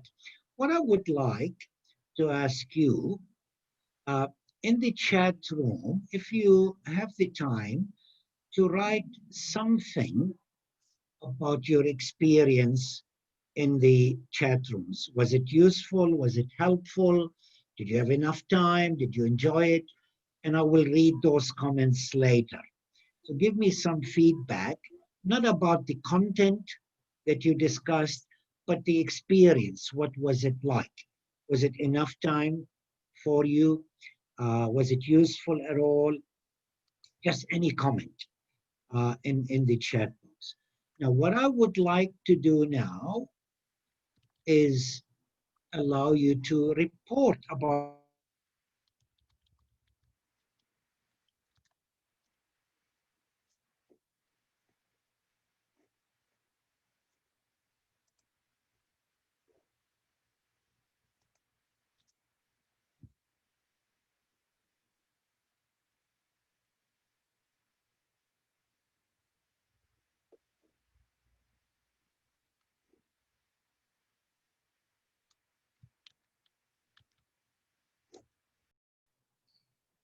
So room number 1 did not talk about anything.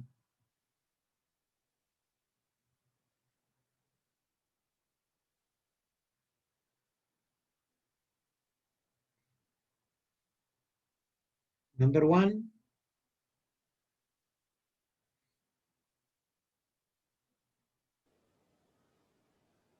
Remember what I said earlier, if you don't talk to me, I don't talk to you. Again, everyone, we are going to... Yes, sir. Thank you. Can you turn your camera on? Solutions, drafting, Okay, lovely. maybe also in the style or organization. Amy, go ahead. Amy, go ahead. I'm good morning, sir. I'm sorry, I have lost my internet connection a while ago, so I was not able to catch up with your question. Can you please repeat it for me? Okay. What did you go to room number 1? No, sir. I think that was room number 3. Okay. Tell us about room number 3. Okay, sir. So for our group, sir, we have shared our ideas about how the Philippines have stick more into traditional research and thus has a difficulty on what do you call this one, in shifting to another type of research, which is the critical or the interpretative type of research. And so for us, sir, we have concluded in our group that um, we should start to adapt the other type of researches, like the interpretative or the critical researches, so that we would be able to engage more or generate more knowledge that would really help the educational system in the Philippines. Because, sir, these type of researches are not being discussed or what do you call this one, being acknowledged in the research fields or by some of research advisors, where some of us have talked that their research were being what do you call this one, were being what do you call this one, the research were not approved by their research advisors because it was unfamiliar to the research advisors. So that was the thing. So um so um so we have shared this idea that the prevalent type of research in the Philippines is more into traditional and have not yet launched to another or to critical or to interpretative type of research, of which is other countries of the world are really adopting at the present time. So and we also have discussed, sirs, that we think that the Philippines is still on the in between of traditional and critical, because there are still prevalent prevalent researches that are now adapting the critical type of research. So for example, sir, for our researches in mathematics, our thesis advisor, Ma'am Ami Buwan, would really encourage us to modify or do something that can really improve the educational system or the method in teaching in mathematics. So for us, sir, that was a challenge for us researchers to to um, to think of ways that we could modify the system, or I mean the method of teaching in mathematics. So that's it for us, sir. Thank you. While other people from group 3 can come in and talk a little bit, expand on some of those points. Yeah, I think that's a very good discussion you had there. And it's something that bothers a lot of students. If I do research that is different, would the committee understand it? Would they allow it? Now, this has implication from the university administration and the program leadership, as well as the student. So let me expand on that a little bit. From the perspective of the university administration and the program administration, it's very important that students are taught well about the different paradigms, and the different methodologies in research, and to be open-minded that different research has different criteria and different understanding. But also, from the perspective of the student, it is very difficult to be different. If everybody's doing research one type and you want to do something else, it is a bit more difficult. However, what this means is that you need to justify what you're doing a little bit more carefully and explain what other people have said, what other authorities have said about that paradigm. For example, a lot of times I've heard people saying, oh, is 5 students enough? Now, in qualitative research, is 5 students enough to generalize? So the student responsibility is to say in the writing and in the defense that qualitative research is not about generalization, so that's not a criteria. So the students should know about the paradigm, to be able to defend it. At the same time, the committee should have some experience in different paradigms in the selection of the examining committees. So thank you. That's a very good point. Okay, so lack of experience in a particular paradigm means it is harder to start research in new paradigms. Thank you. Anybody from room 3 would like to add to that? Hello, sir. Yes. I would like to add. Can you start your camera, please? Yeah, okay. Okay. Go on. With regard to the quantitative research, sir, I think that the reason why we're not dwelling with that kind of research, it's because we lack the training. Because personally, in the school, what we have is more on the the quantitative research. We lack the training on the qualitative research, because in the teaching of research writing, what we focus more, for example, in the methodology, we were taught how to compute or how to do this and that in the quantitative, but then we don't know how to interpret data when it comes to qualitative research. That's why we are afraid of doing that kind of research, because after we have the data, what will we do with it? Or we don't even know how to interview properly, and stuff like that. So maybe that is the reason why we're afraid to cross the other side. That's a great point. Thank you, sir. That's a great point. And again, the implications for the management of the course is to be sure that understanding of those paradigms, as well as the data collection and analysis, are adequately discussed. Thank you very much. What about group number 1? They're not talking to me. Other groups? Anyone from the group number 1?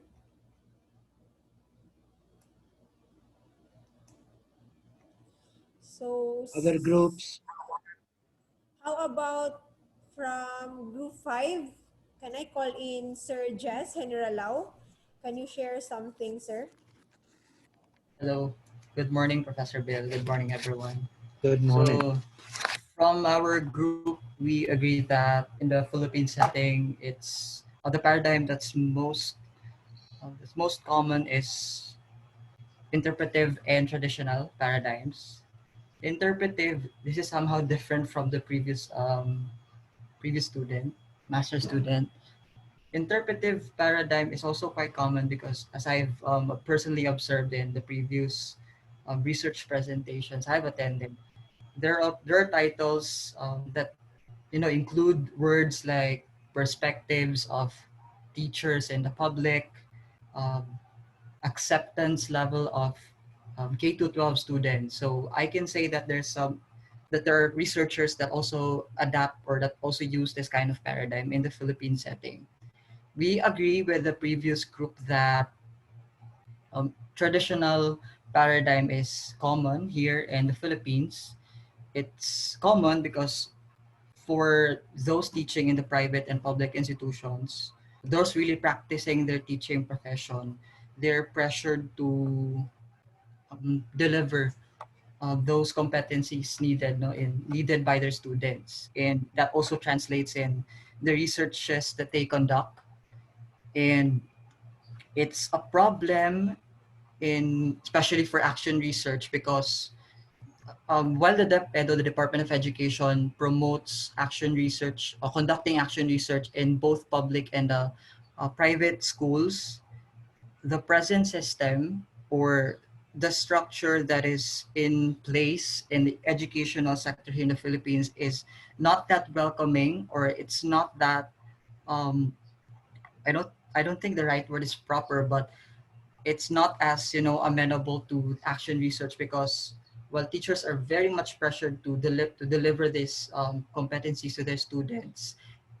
It robs them of the time to do their research, and on top of that they also have other responsibilities to attend to. They don't have teacher aides, they don't have teacher assistants that can lessen their teaching load. So that's, I think, one pragmatical issue that we think in group 5 is a major problem or a major issue for teachers who want to conduct some research. And one of our members also mentioned that action research is but it is while it is encouraged, there's still some struggle with conducting it because while something like, let's say, reading problem can be an issue for your homeroom or for your section, it can't be the same for other sections as well. So there's that generalizability issue there.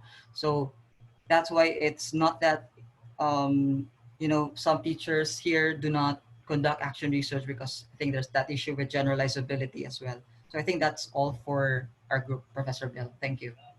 What group was this? Fifth group, Professor. Number 5. Okay. Yes. Thank you very much for sharing this. I agree that interpretive paradigm maybe is commencing in the Philippines. With the action research is a very broad umbrella of methodologies. There is some action research that is conducted very much in the traditional assumptions. Sometimes when I look at some action research project, I think they are the traditional research, but conducted by teachers. So it's the same research that is done from the scientific point of view or perspective, but done by teachers, and it is called action research. It is not the action research I'm talking about that look at not only the outcome and variables, but also the process. That's what action research from the critical perspective does. It problematizes the process itself. I'm not interested in the overall achievement at the end and the relationship of attitudes and achievement and all of that kind of thing, but I'm looking at the process itself as the subject of the research. So there are different interpretations. Thank you very much for that contribution. Okay, number 2, group 2, group 3. Number 2, sir. Yes, please. Hey, good morning, sir. Good morning. Good morning to everyone. Okay, sir, I am from breakout room number 2. And honestly, sir, I am a teacher in the Philippines, in the Department of Education for 9 years. And then, honestly, some of us are doing research because we are doing this because we are told to do so. And then just like what you have presented, sir, we are we are we have done with the research because for the promotion. Mostly my colleagues will do the research because of the promotion thing. But then honestly, in my part, why do I have to do this? Then I have realized that I should do research because I want to make a change in my school, in my room. I want to make mathematics a learning that is meaningful to them. So in the Philippines education, the research is we are into quantitative, sir. So kaning traditional, we are in traditional at kuan. We do action research, and then the the the participants are only looking for the data, but then we are we are not uh, we are not into qualitative because we are not exposed with qualitative research. And I hope that I could share this seminar to my colleagues so that we could make a change in our school. This is my dream, so that uh, every every student will uh, will go to school every day. Every day they will appreciate learning because mostly our students from 50, they will go down to 40 because they will be having, they will drop out from school. So that is one of our main problem in our school, dropout rate. So there are many problems that is in our school. So we will do research for this so that we could make a change. And as a teacher, this is our calling. It is not only for selfishness, selflessness. This is not for our own. We should have to we should have to listen to our students, the needs of our students, so that we could have a good and good, we will produce future leaders in our country. Thank you, sir. Thank you very much. It is said from the heart, and Yes, sir, from the we heart. can feel it. Thank you very much for that contribution. I am part of my activities next week is to have a seminar on action research for teachers. And that's one point I focus on, that you start thinking about the big problems of the school and then start dealing with those. A lot of times, the big problems, we forget about them because they are too big and too hard. So we choose small problems that we can do something about, even though they may not be important. So I think that is one thing I focus on in action research. Start with the big problems and then do something little in those big problems, but do not choose easy problems to solve, even though they may not be important problems. Thank you for that contribution. Okay, so we have group 1, 4, and 6. They haven't said anything yet. Anyone from group 1 who wants to share something?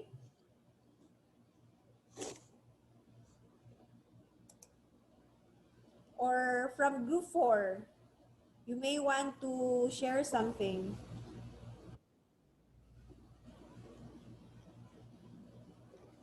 Anyone? How about from group 6? Okay, we might leave it at that because I need the last 40 minutes to talk about theories. Okay, sir.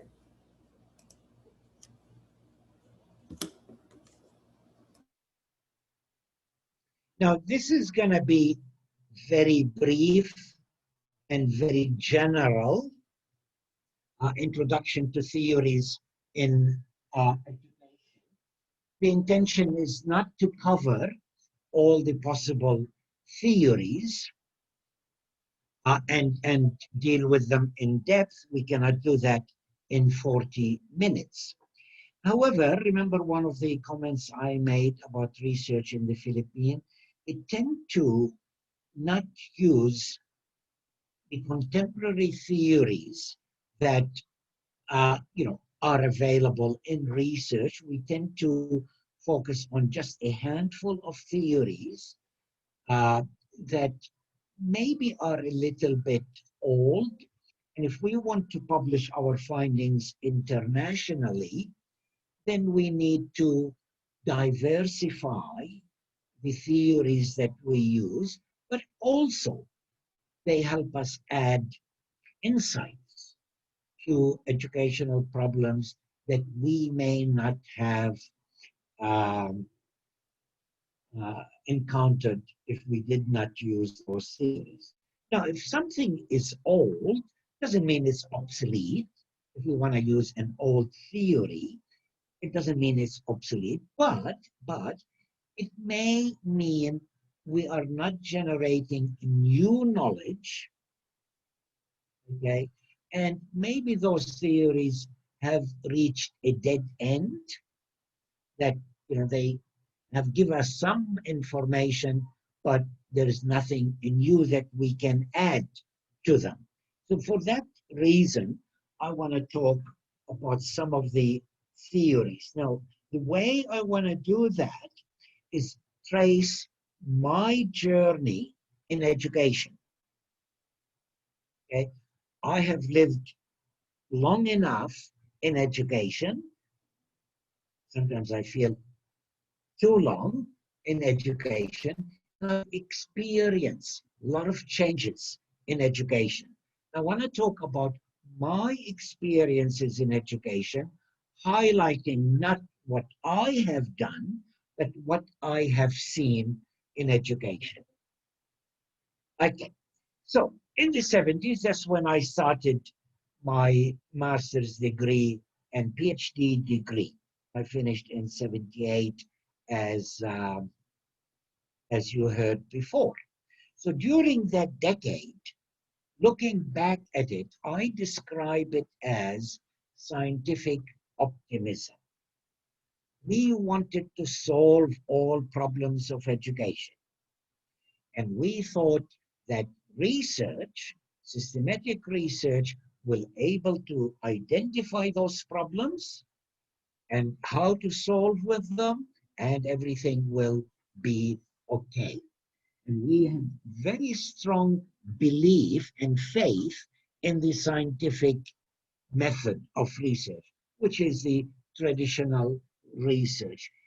When I say the word scientific, always imagine I'm putting inverted commas around it, because there is nothing more scientific about the traditional research than the interpretive research and then the action research.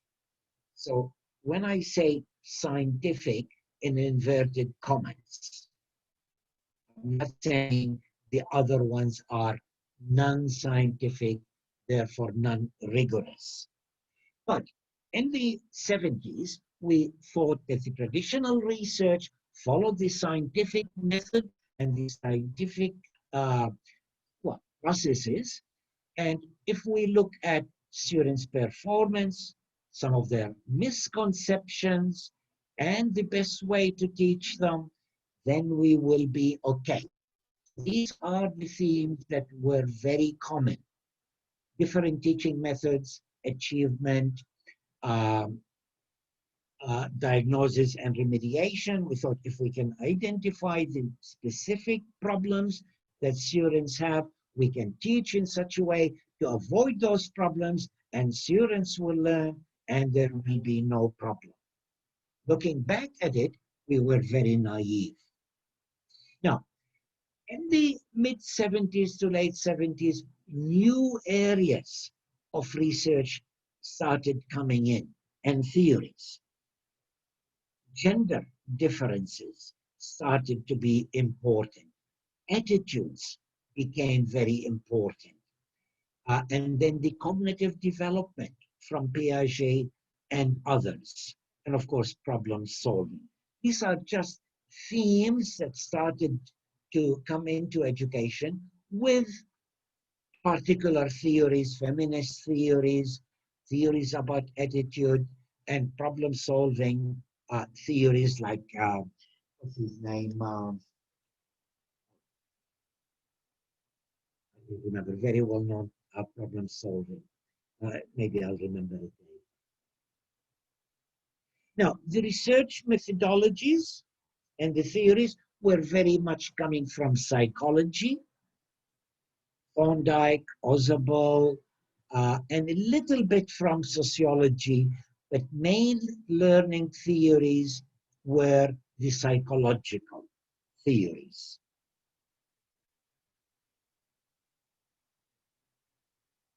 Now, what are the assumptions of the psychological or behavioral models that are still very much in use?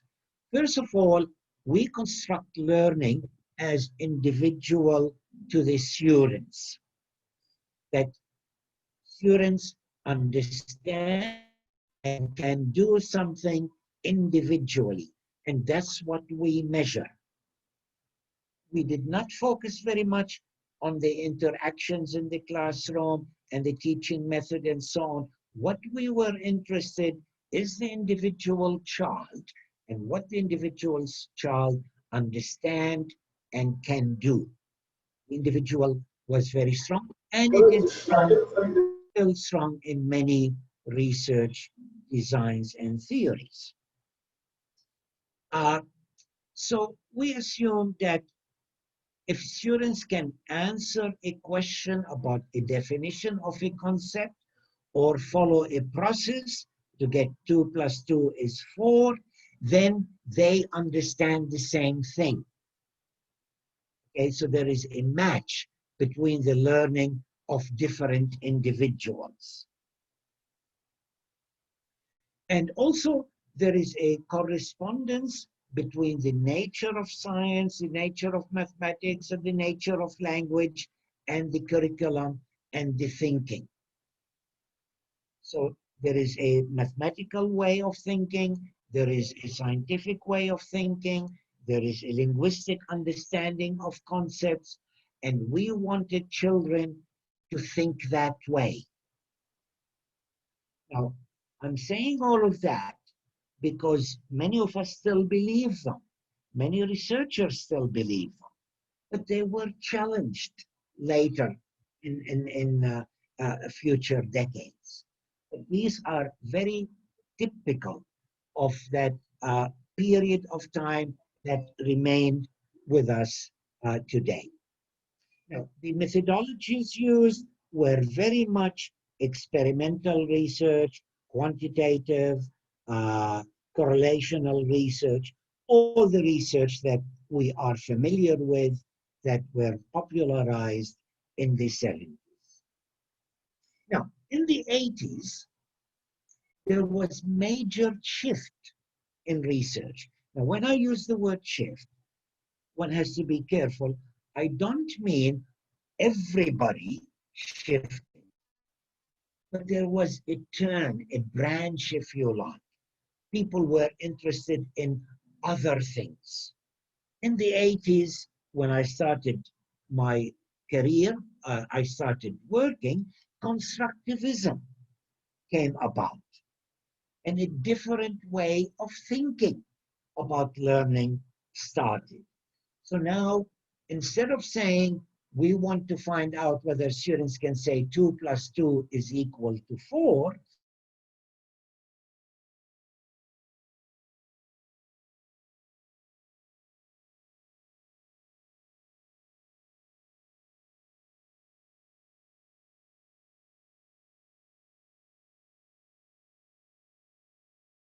moved away from the focus and research only on students to research on teachers. Teachers are good subject of research.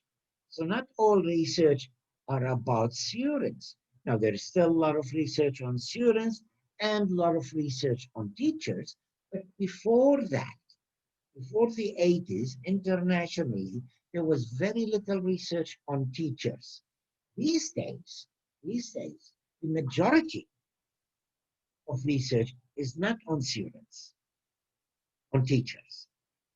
I'm not talking about Philippines here because research on teachers may not have developed as much yet. Okay? Then we became interested in students and teachers' beliefs and metaphors. And now, studying teachers' beliefs and metaphors cannot be done quantitatively. So with the qualitative research, new things became possible to study, their beliefs and attitudes. Those attitudes, were continuing from the previous things, but the use of metaphors and so on. In terms of new theories, the right brain, left brain research started in the 80s and then died off.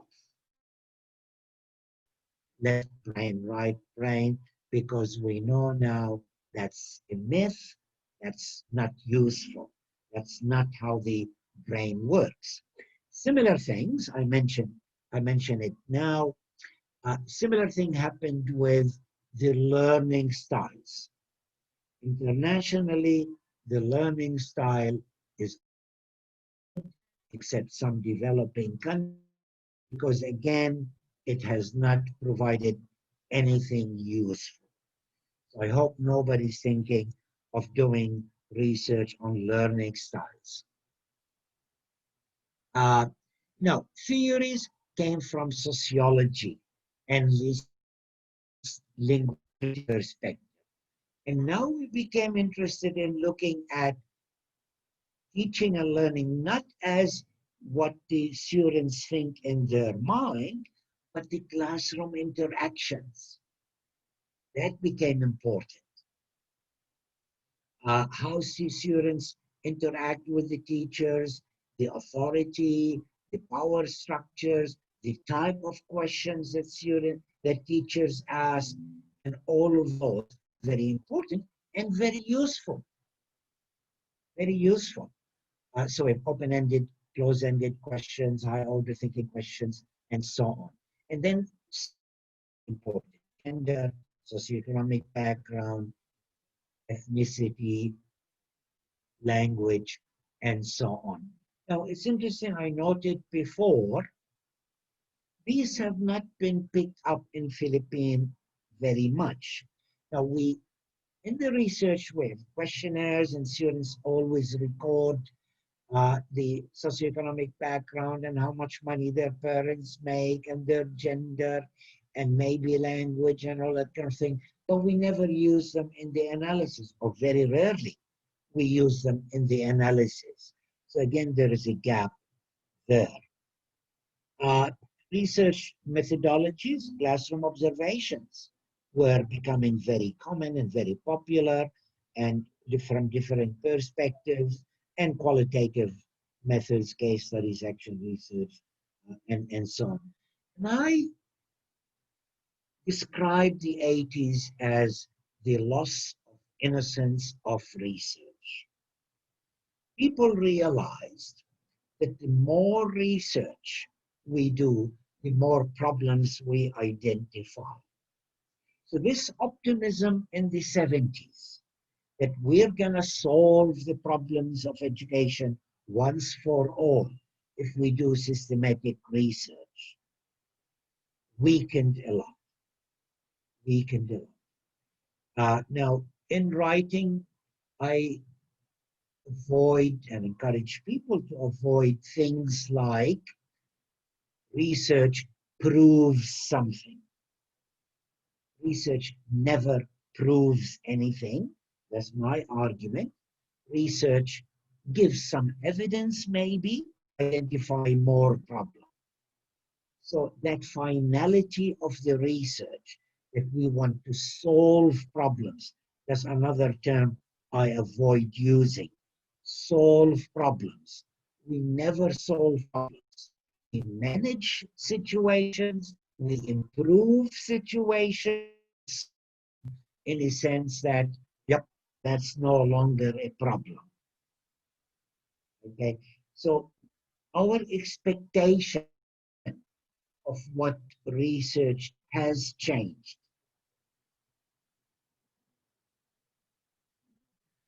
Technology and education uh, uh, and research in technology education started, that continued in the next period. Now, in the 90s, not only we started using qualitative research, but learning theories and educational theories from sociology became very common, and the focus of the research has shifted. Well, not everybody, of course, because we still have the focus on the individual, but now we shifted more on the social, the interactions between people and the assumptions of the people and the structures of society. So now the research question and research knowledge came focused on institutions, practices, rather than individuals, although we do still have research on the individuals. Now, Bourdieu, Bernstein, post-structuralist, critical theory, Habermas, Apple, and so on, some of the feminist theories. Now, these are just names I'm mentioning. And of course, that's not enough to understand what they are. And I'm not mentioning them to explain what they are. But education that does not mention these names and these schools and their theories in some depth is doing disservice to education in the Philippines and to research in the Philippines.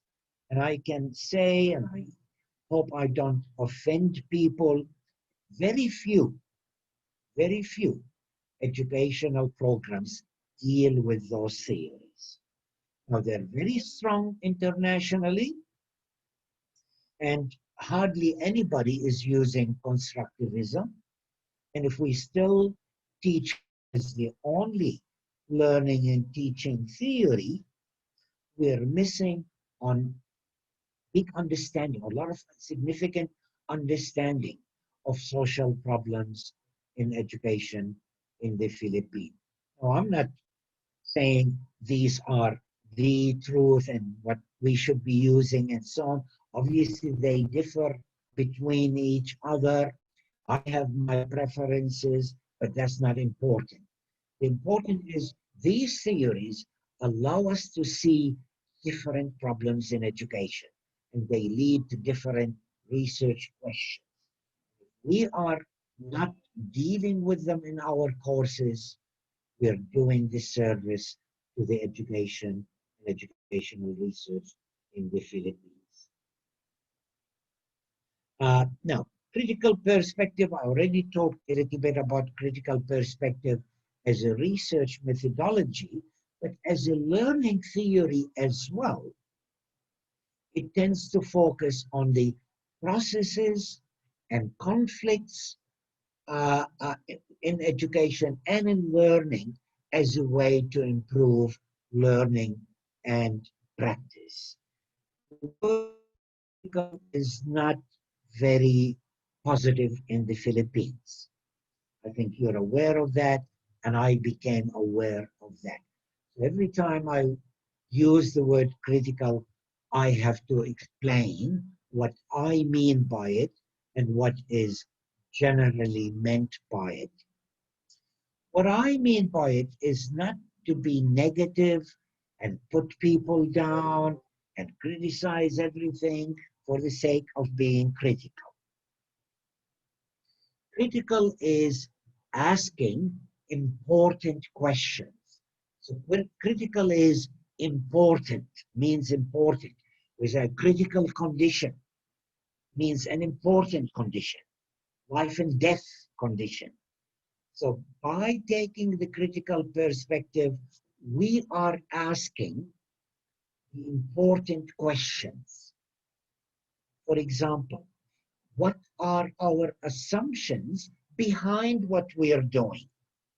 That's taking a critical perspective. Self-critique and social critique by asking what are our assumptions behind what we are doing? What are negative assumptions, assumptions that are not very good or not valid? Who is benefiting from that from that way of teaching or education system or institution? Who is missing out? Why are they missing out?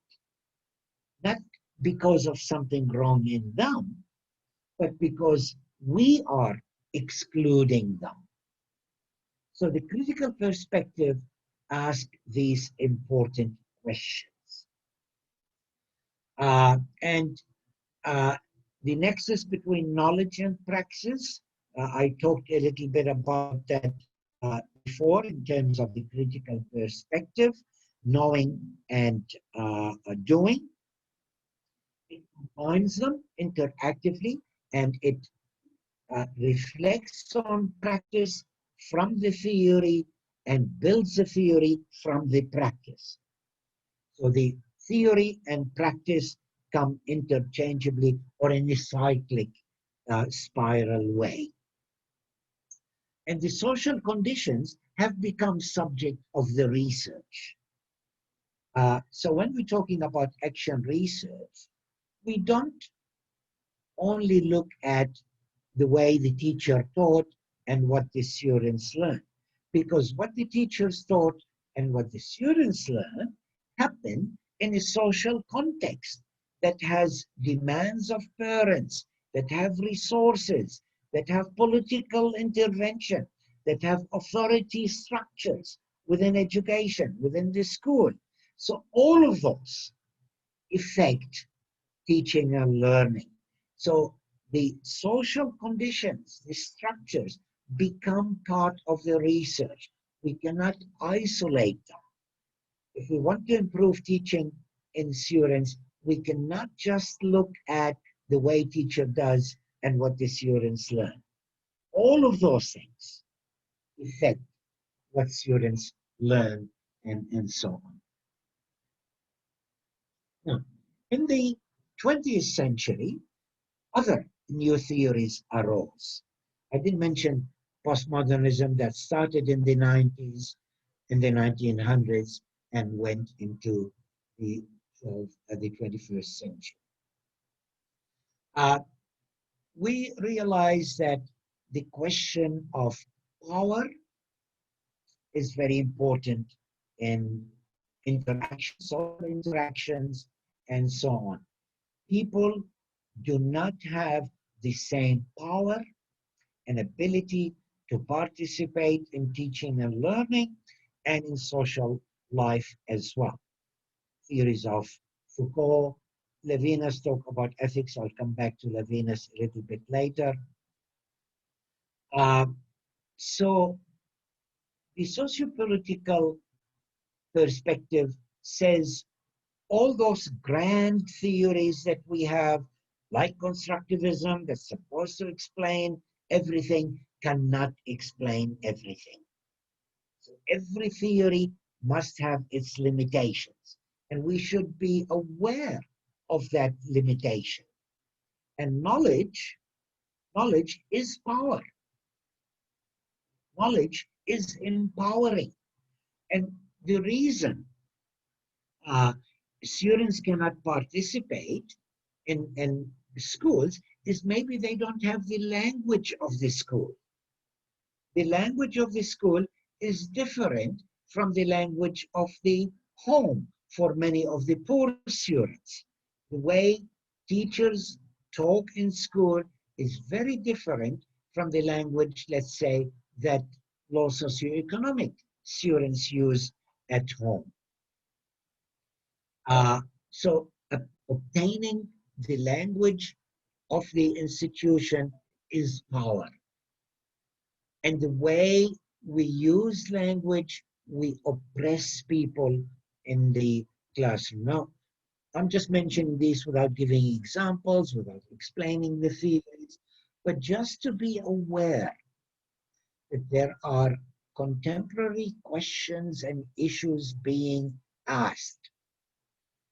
If we want to really contribute to international dialogue and international discussions in education, and if we want to improve the education in the Philippines, we need to look at all those other theories that add to it.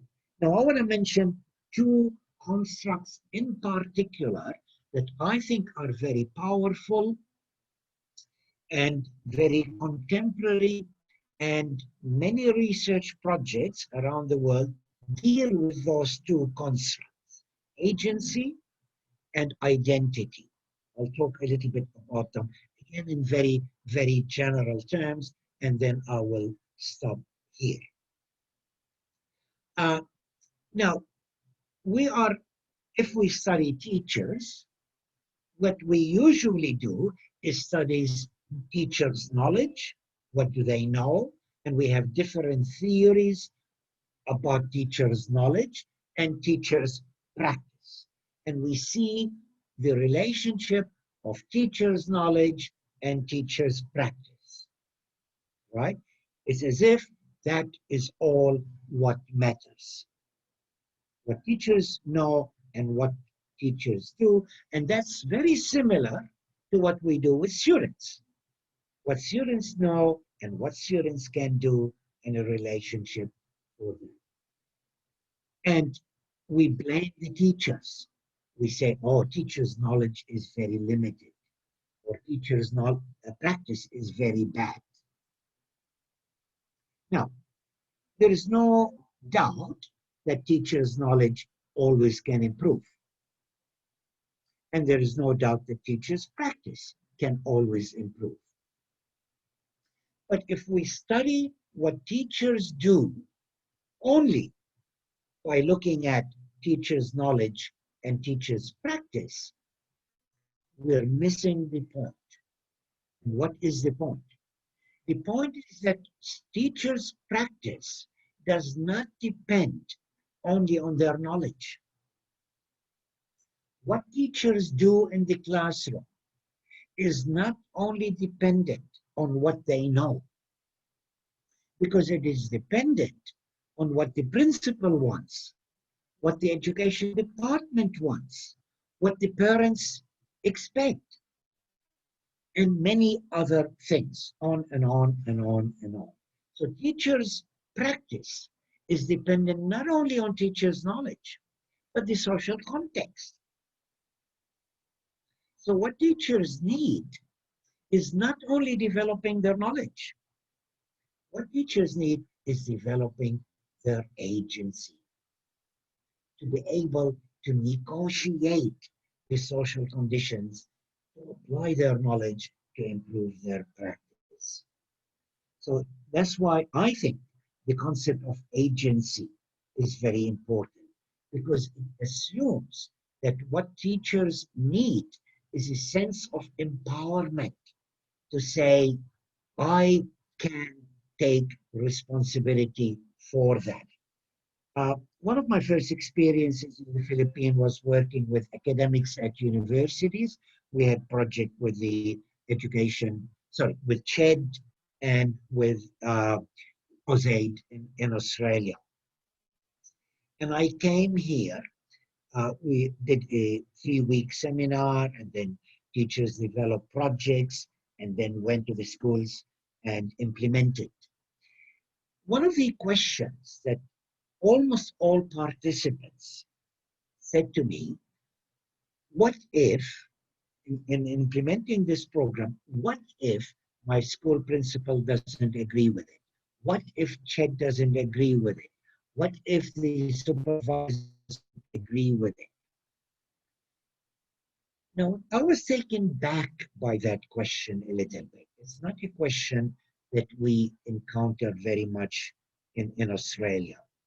And what it meant to me, and we dealt with that, we talked about that, is that the structures in the Philippines, the authority structures in the Philippines, does not allow the development of agency.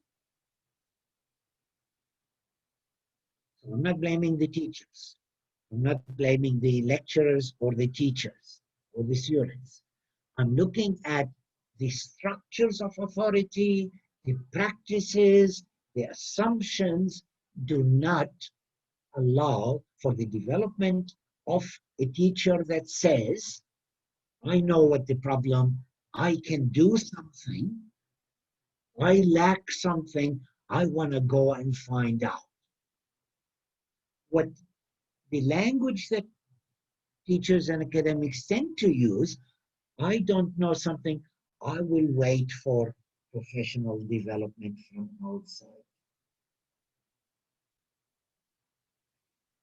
And that's why I think the construct of agency, student agency and teachers' agencies are very important.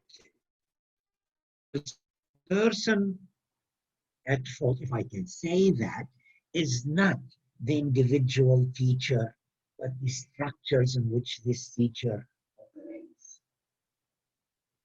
So if we are still focusing on what teachers can do and can do what they want, what they don't know, we are missing the point that what determines what teachers do is very much social structures that allow or make teachers behave in a certain way. That's what I think the concept of agency is important. Other concept, and I will stop here, is the concept of identity. Now, as a result of education, when we look back at our education, I forgot possibly 99%, well, maybe that's exaggeration, 90%, 80% of the facts I have learned. And maybe you did too.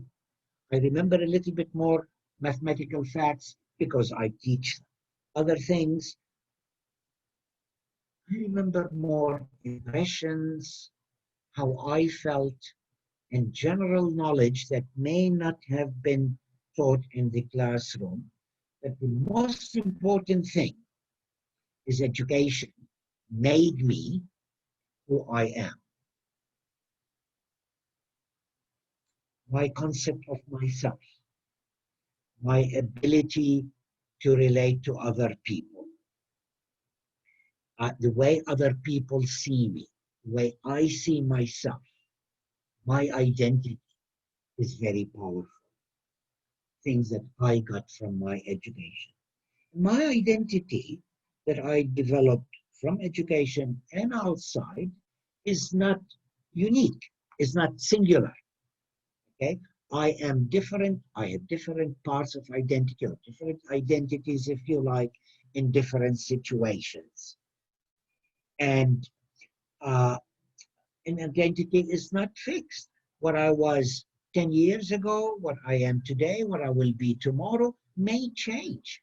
So identity is, from this perspective, is not seen as something fixed, something cohesive. And my identity, you will be pleased to know, has a lot of contradictions. My identity is not logical. Who I am is not logical. I try to be logical to solve certain problems. It doesn't mean that Atweh is always logical. And all of that developed in education through knowledge. Well, not only through knowledge, through irrational, and very irrational in certain aspects. And that's part of me. So who I am is very complex, but that developed through education. And not only that, the ways we see ourselves, our identity, determine what we do. For example, if a girl develops the identity that, oh, I am a feminine girl, I should act as a feminine girl, studying science and mathematics is not really feminine. Philippine value beauty, looks, I should focus on that. If a girl develops that identity, she will not go into science and mathematics. She may go to arts, she may go into fashion, she may look at, beautifying. There's nothing wrong with beauty, by the way, but the way we see ourselves and what we do are very much related. Now, there's a lot of research on student identity and how articulating the identity helps students learn better as well. Now, these concepts are just examples of constructs that are useful in education, I think, that are used widely in research, not everybody. And if we don't develop that expertise in those theories, okay, we're preventing the diversification of research and the diversity of views of social problems, and hence our ability to deal with them. There's a little bit about ethics that I can say, but I will stop now. Now, this is very brief, very quick, very general. It's to open your appetite. And also, it helps if you're reading an article and they start talking about identity and all of that kind of thing. Oh, you say, oh, okay, I heard that. Let me read more about it. So if you read widely, chances are you will encounter some of those names. Bourdieu, postmodernism, identity, agency. They become familiar, and maybe you need to do a bit more readings. But definitely it's a challenge for the organizer of the course to look at what theories of education, what methodologies of research they are incorporating.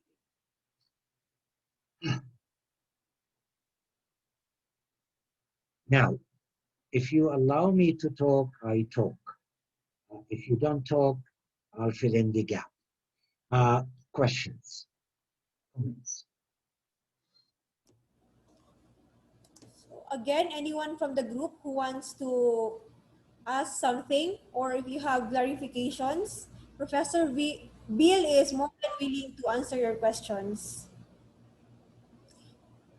Or would it be okay, sir, if I mention someone from the group chat, since most of them are sharing their insights in the group chat? There is one comment in the chat room that I think I can comment on.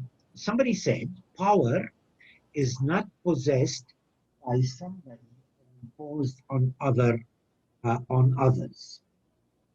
That's an interesting view of power, and it's quite common view of power these days. Traditionally, we said the teacher has power, the students have no power. The principal has powers, the teachers don't have any power. The rich people have power, the poor people have no power. It doesn't work like that. It doesn't work like that. Everybody has access to a certain power and can develop more power. And if I develop more power, it doesn't take it away from you.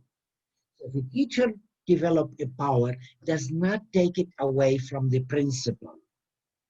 Now, how is that possible? Foucault said power is in the language. So the reason the principal and the rich people have more power is because they know more. They know how the system works. They have access to policy. They have access to background factors that teachers and low socioeconomic students don't have. So he looked at power mainly in the knowledge of how the system operates. And a student or a teacher can gain that power by understanding the language of the system, by understanding how the system works. Hence, if the teachers understand, it doesn't necessarily subtract from the power of the principal, because if the principal power is also depend on their understanding, that's not going to diminish their understanding. So that concept of power, I think, is quite powerful. And I think it's good to think of power in that capacity. So we're not limiting the power of certain people, we're just increasing the power of the audience. So thanks for that comment, Y.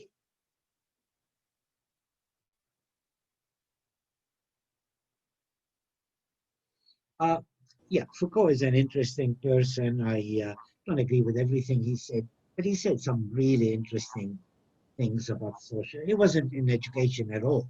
He wasn't talking about education, but talked a lot about social life, and many people have adopted it in education. Now, I'll look for other comments, but please make comments, ask questions.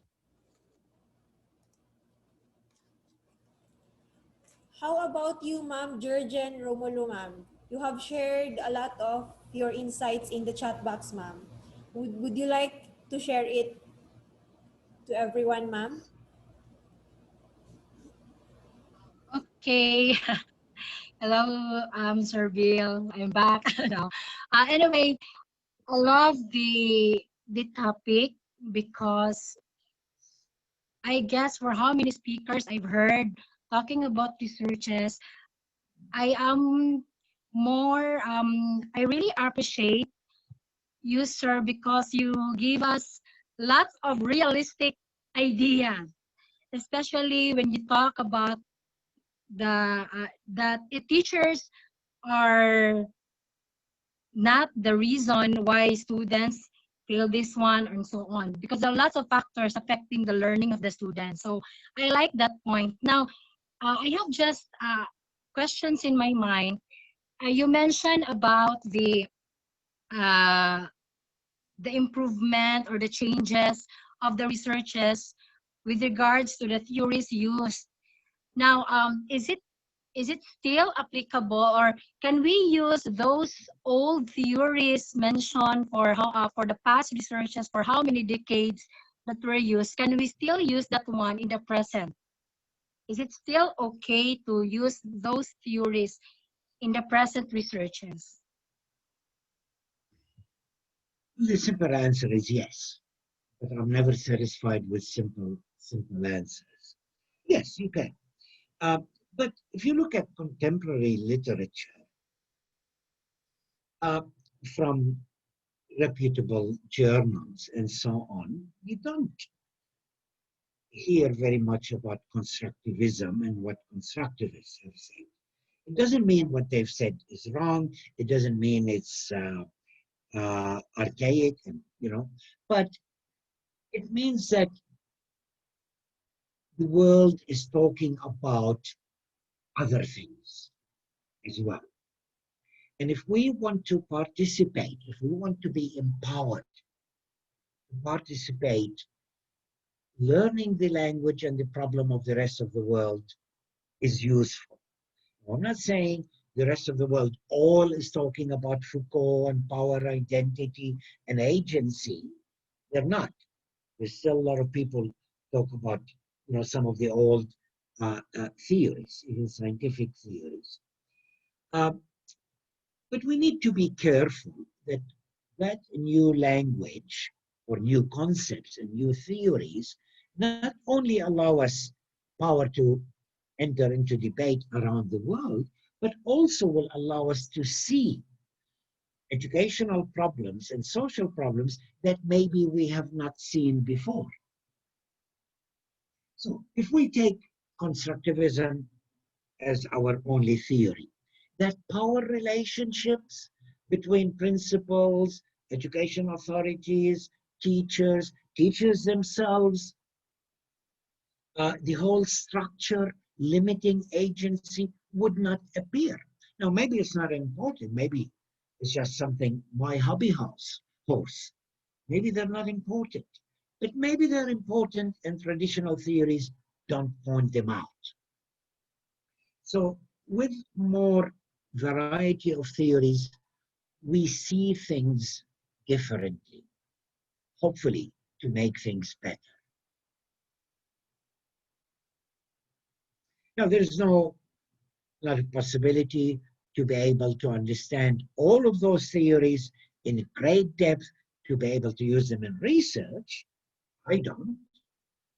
I'm vaguely familiar with some of them, but they're not concepts I use in my research. They're not theories I use in my research, but if I'm reading something, something might drop the world, but I cannot be authority on all of them. And that's okay. If different people have different authorities, then they help us understand the education context and practice more towards improving it.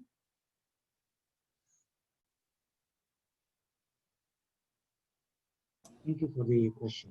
Other question, last question or comment? So anyone who still wants to share something, or if you have clarifications, or if you have questions, if you are too shy to ask, then you may write your questions in the chat box and I can read them on behalf of you. So anyone? Or anyone who can share their takeaways from today's discussion or today's session. We would love to hear from you. How about you, Ma'am Lynn Corazon de la Peña, ma'am? Since you have shared something in the chat box, ma'am, would it be okay if you talk about it, ma'am?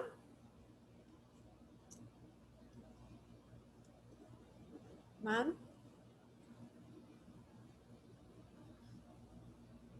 Anyone?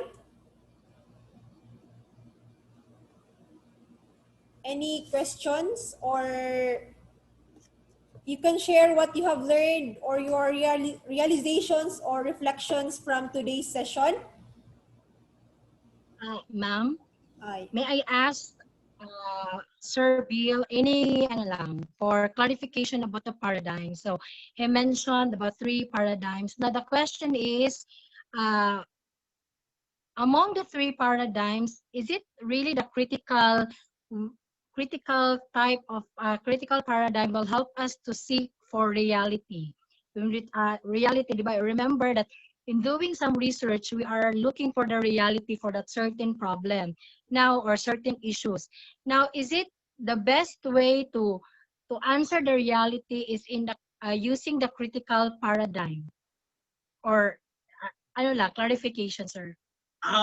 The critical paradigm tend to not talk very much about reality. They're not interested in reality. What they're interested in is improving life, improving practice, improving teaching and learning, and improving anything. So reality is judged by its effect. What is important there is the effect of a particular view of reality. So they are not like the scientific traditional paradigm that is so much preoccupied with what is real and the truth about reality.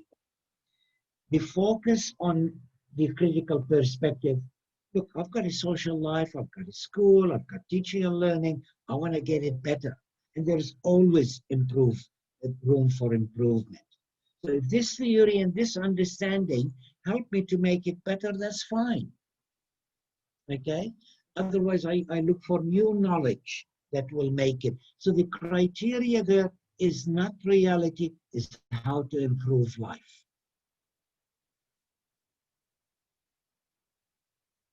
And we don't Thanks need for that, reality. sir. We don't need reality to improve life. We don't need an established view of reality to improve life. Physics and well, all scientific activities have led to great innovations, but they were proven wrong. Okay, let's take Newton. Newton developed theories, and we designed cars, we designed rocket to space, we designed technology based on Newton, and Newton proved to be wrong. So the critical perspective is not so much interested in the truth or not truth of reality.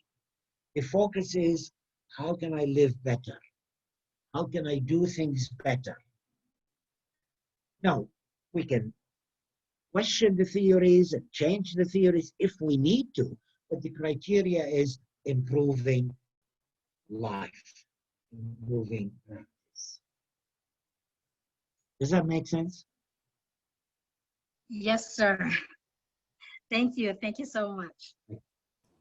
Now, if you ask me personally, is that the best paradigm to be useful? I say yes. That's my bias. Okay. So one last question before we take our lunch break. Anyone from the participants? Oh, that's right. We're coming back again, aren't we? Yes, sir. So Okay. one last question from the participants so that we can take our lunch breaks. Anyone from the group?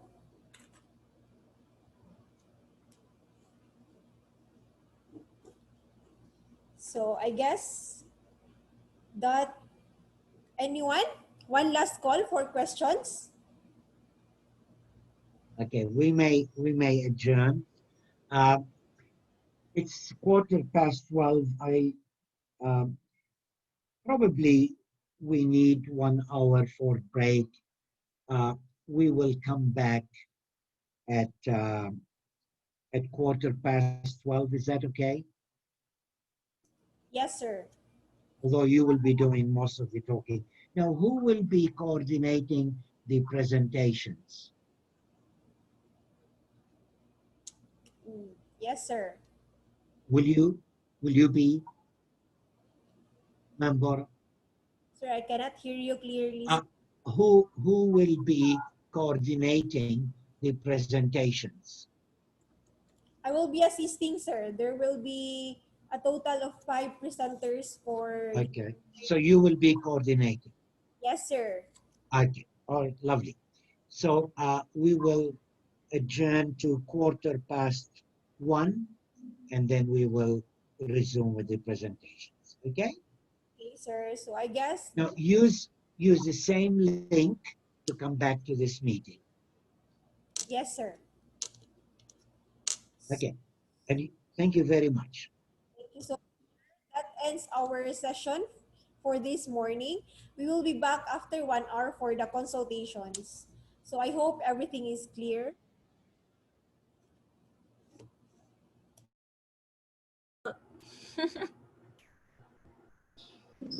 Glass naman, sister.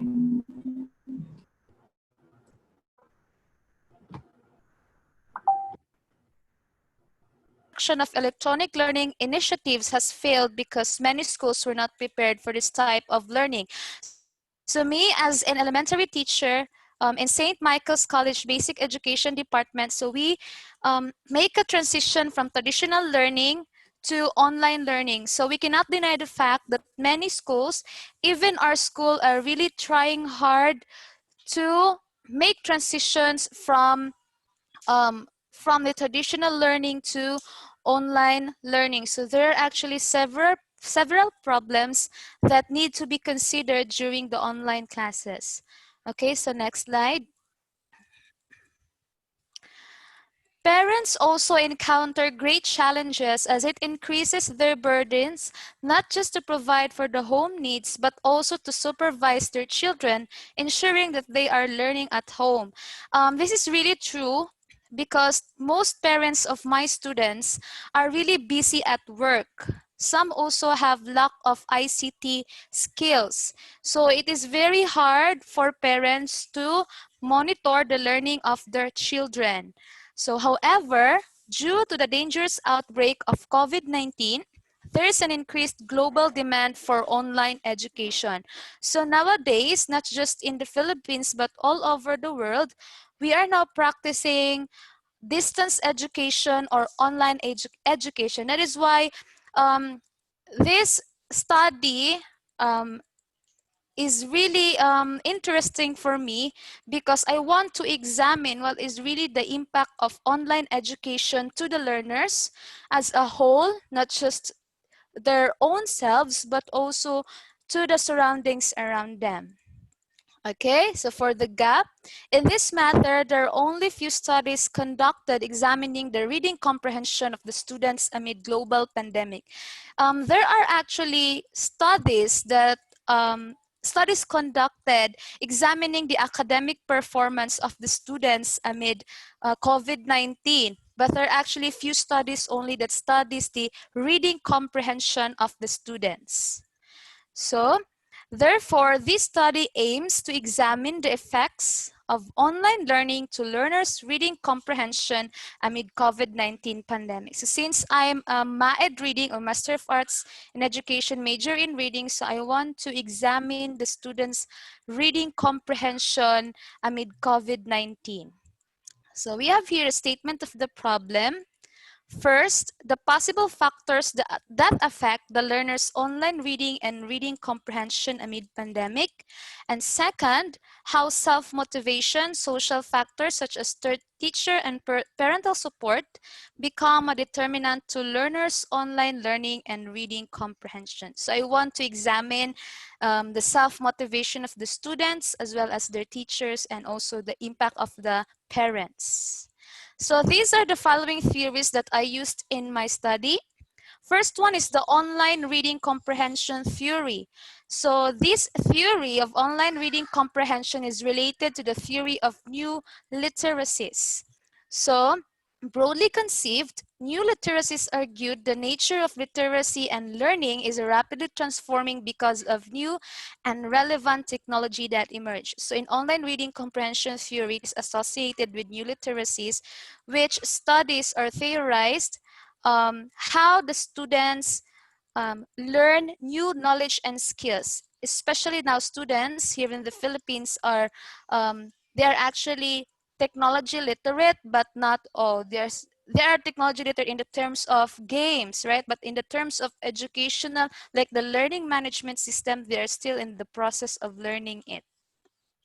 So according to Liu et al. 2004, online reading comprehension defines reading on the internet as problem-based inquiry, which primarily involves various skills, strategies, and social practices that are relevant for people in using the internet to seek answers to problems. So we use internet not just for searching, but also it's a tool for education. So there are actually 5 practices in online reading comprehension. These 5 practices are underlie in the online reading comprehension theory. This is the reading to know important questions, reading to find relevant information, reading to evaluate information, reading to synthesize information, and reading and writing to convey information. So we use internet to fit in these 5 practices. And then another theory is the expectancy value theory, which is according to Wigfeld and Eccles 2000. Expectancy value theory investigates how the choice of tasks determine a person's performance and effort, perception about how the person performs a certain task, and his or her self-esteem about that. So this theory knows that if a learner really values a certain task, or that task, or for example, the online class is really relevant to him or her, then it would actually maybe enhance his or her reading comprehension if he values an academic task or performance. And expectancy value theories of motivation suggest that learners will be motivated to engage in a certain task if they know that they can succeed and if they see importance in the task that they are doing. So in expectancy value theory, there are two factors: expectation of success and subjective task value. For the expectation of success, as what I've said earlier, if they know that they can succeed in a certain task, then they will likely engage to it. But in subjective task value, they have four: the attainment value, the intrinsic value, the utility value. For the attainment value, it talks about if the learner wants to attain something, maybe he wants to gain knowledge, like that. Intrinsic value, it's like more on his or her motivation. Utility value, or maybe the tools can really enhance his or her reading comprehension. And the cost is one of the problems because many students cannot afford laptops, computers, and like the internet connection. Okay, so next one is the social constructivism learning theory. The social constructivism approach lies primarily on the work of Piaget, which emphasizes on the role of collaboration and interaction of the learners on other people throughout the learning process. So I use this theory because I know that when online education comes in, or online classes comes in, the teacher and the students will always collaborate with each other, or student to student and student to teacher. That's why I use social constructivism, because it's all about collaboration and interaction. Okay. So you have also here, it underlies different factors. I'm going to mention just the important things, okay? The first one is content and skills should be very important, and teachers are guides and facilitators. Okay, the teacher will not dictate what the student should do, but they serve as the guide. Next one, teachers should provide encouragement. So we all know that students are really isolated, so they should provide encouragement. And learners should be encouraged in their self-regulation. They should always be motivated in terms of learning. So these are the objectives of my study: to identify the strengths, weaknesses, and challenges of online learning during the coronavirus pandemic, to identify the main factors that affect the successful use of online learning during COVID-19 pandemic, to increase the knowledge of online learning and reading processes, to clarify how learners construct meaning and knowledge when they read online, and to give suggestions and recommendations for the success of online modes of learning and reading during crisis-like situation. Okay, so next slide. So these are my limitations. I'm just going to read it very briefly, okay? So this study is conducted in St. Michael's College. Why? Because that is a school where I teach, and it's actually, I can easily I can easily communicate with my students. So I used 100 male and female students as respondents only, because 80 students will have the quantitative data. They will be given questionnaires, while the 21 are for interviews. So the questionnaires will be like in the form of a rating scale, and 20 students are addressed certain questions for them to answer to the interview. So these are my related literature. So we all know that coronavirus is a new disease. a newly discovered virus. This disease was known as 2019 novel coronavirus, or the 2019 nCoV, which was first identified in Wuhan, China in December 2019. So the COVID-19 has led to the closure of different schools across the countries, especially here in the Philippines. So in response to closing of schools, so the UNESCO proposed the use of distance learning programs and educational application and platforms that schools and teachers will use, such as we use Google for Education in order to conduct online classes. So online learning or e-learning, what is this all about? So in online learning, we use technology to give information. It is delivery system oriented, it's communication oriented, and educational paradigm oriented. And online learning, so it has a lot of tools that can facilitate the learning and the learning processes. So some of these tools are really free, such as Google for Education, the Edmodo, and many more learning management systems. So there are certain advantages. I'm going to only describe two of the most important. First one, it can rescue both teachers and students during the hard times. So especially now we cannot have face-to-face classes, so we conduct online classes with my students. Second one, the most important thing, it has anywhere, anytime feature. So anywhere, whether the students are living in the other city, then we can constantly communicate them. But also it depends on the disadvantages later. So such as the disadvantages here, internet and electricity problem. Internet connection are not really stable. Downloading errors, because there are some students who really meet errors, such as they're using their smartphones, but then some applications do not really work on their phone. So they really message me, teacher, what I'm going to do with this one. So that's really a disadvantage. And lack of ICT knowledge. They don't have the enough knowledge to do the ICT one. So next one, other factor is the motivation of students. Okay, so if a student is really engaged in learning, whether it's an offline learning or online learning, then they would be really motivated or do the task if they really want to. But some students are really used from the traditional ones. So it makes hard for them to adjust to this kind of online learning situations. So the major problem of online learning are lack of, this is communication, it's not lack of community, technical problems, and difficulties in understanding the lesson content. So now students can feel sense of isolation because they cannot really meet their friends, they cannot meet their classmates. They are actually frustrated. Yes, my students really sometimes report me they're actually frustrated because they miss their classmates. They're actually anxious. They're also sometimes confused because they cannot easily get the lecture that I am giving to them sometimes because due to slow internet connection and higher attrition rates. So home quarantine during COVID-19 and closure of schools were emphasized as the primary reasons for the feelings of being disconnected from the society because students cannot go out because we all know that we have the policy that 18 below cannot go to the malls, they cannot go outside, so they're just in their homes learning. So they feel frustrated from it. So another one is the teacher factor.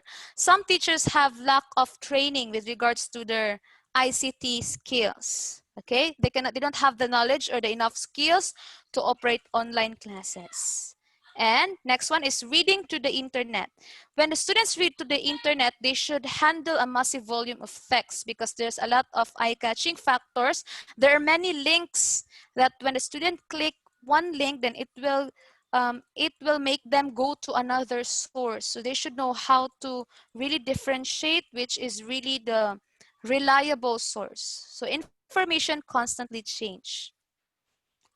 So students must enhance their reading and understanding information on the internet in order to be participative enough on the global information age.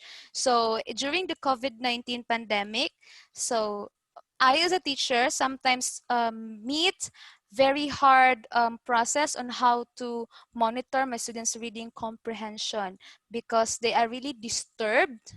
They cannot focus.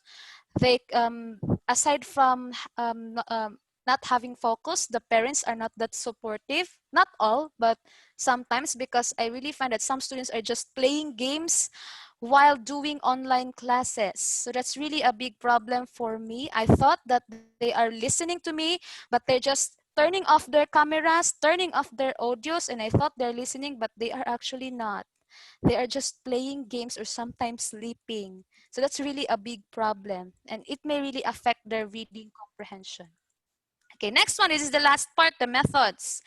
So I used qualitative and quantitative research that depends the learning on the effects of online learning to learners' reading comprehension amid COVID-19 pandemic. I want to conduct an interview to know the emotions really of the students. And I want also quantitative research so that I can also know the number of students who are really in favor of this online classes or not, or how the reading comprehension is affected.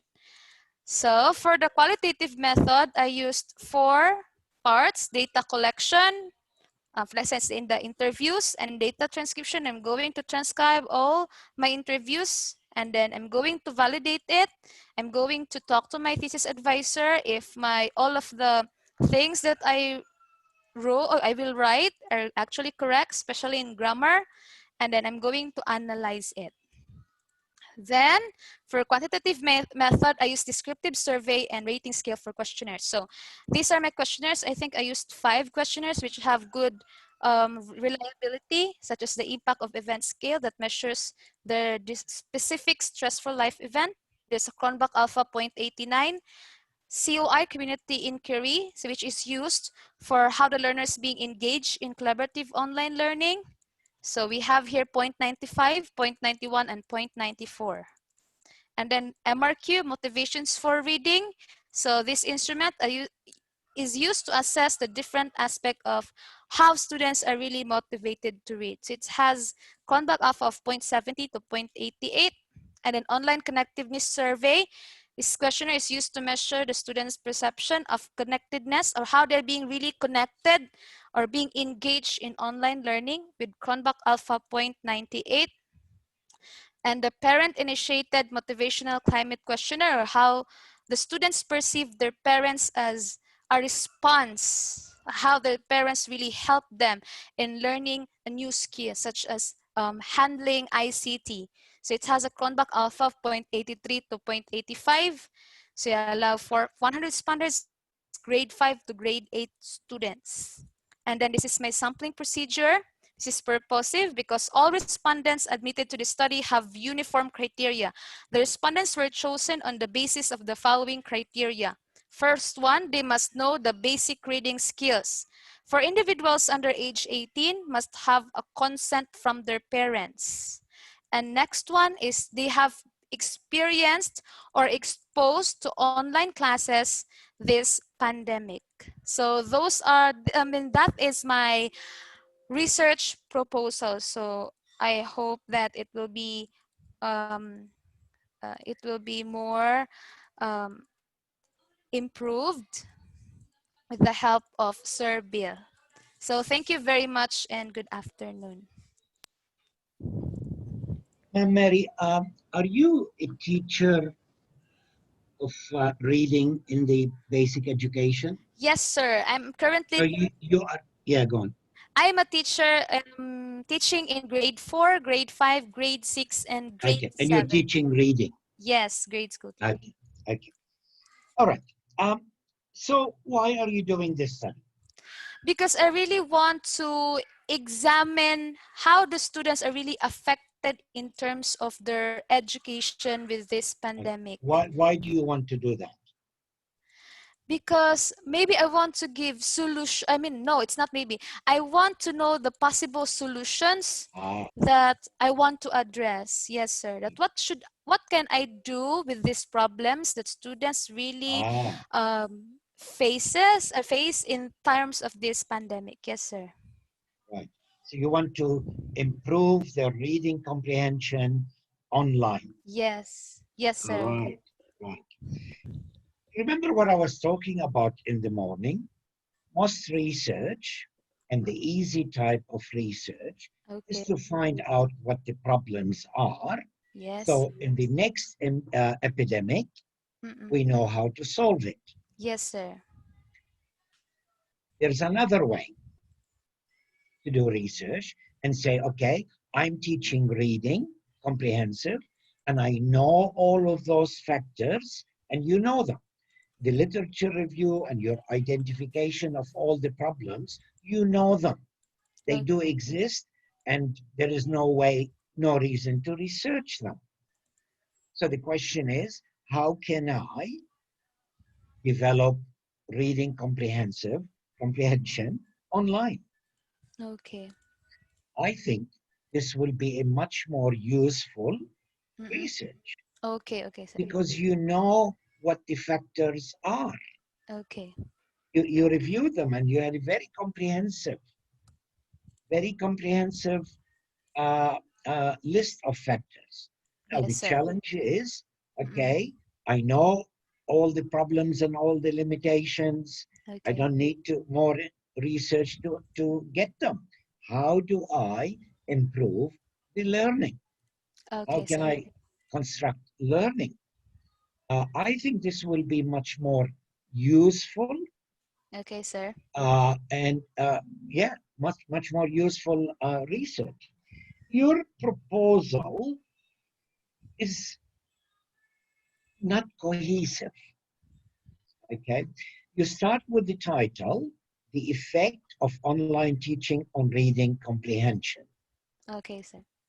But then to answer that question, or the answer of that question would be in the form, it diminishes it, it promotes it, it is, you know, that kind of thing. But that's not your research.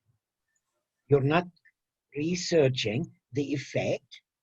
The literature review was more about factors Okay. that may influence, but then the instruments are about something else completely,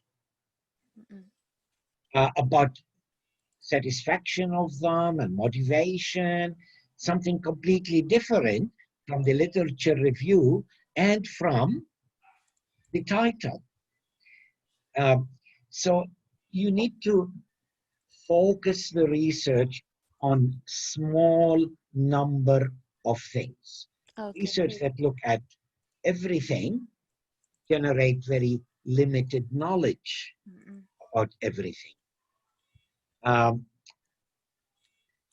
I will talk about something about relevant versus related. Okay.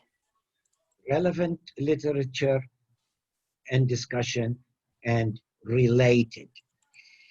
When your project, you're talking about several areas that are related to what you're doing, but they are not directly relevant to what you're doing. For example, you have a discussion about the virus. Why? Why do we know about the virus? Everybody knows the name, because what you're researching has nothing to do with the virus, except it's a pandemic and we're stuck in teaching online. Okay. Then you had literature on online teaching, characteristics and why. This is just minor thing. It's the context. It is not the literature that you will use to construct the research or to analyze the data. Then you have something about motivation. I don't know if any of the instruments measure students' motivation in terms of the content. So there are a lot of, and then also the literature on reading comprehension. There's so many bits and pieces of literature. Oh, and then you had constructivism. Okay? Now, all of these are not related to each other and not directly related to what you are actually doing. Constructivism talk about the role of the teacher, blah, blah, blah. Okay, well, you are not designing intervention to follow constructivism. You are not using the construct of constructivism to analyze the data. Okay. So it is related, but not directly relevant. Mm-mm. Okay, so I can't remember all the instruments that you mentioned because you were quick in describing them, but the instruments do not relate to the research questions, and the research questions doesn't relate to the title. Does that make sense? Yes, sir. Yes, sir. I So got you it. I need got it. to narrow Revise. it down and focusing it. Okay, And sir. my suggestion is to not worry about the factors and wallet crafting and student perceptions.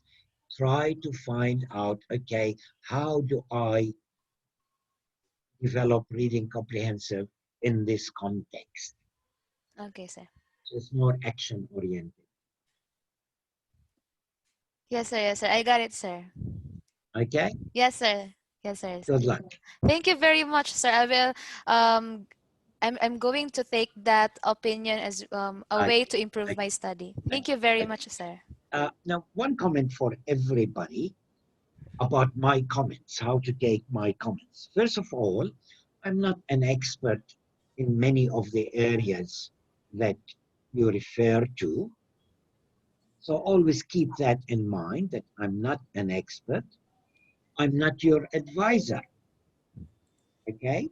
So again, this is a personal opinion for you to think about and discuss with your advisor.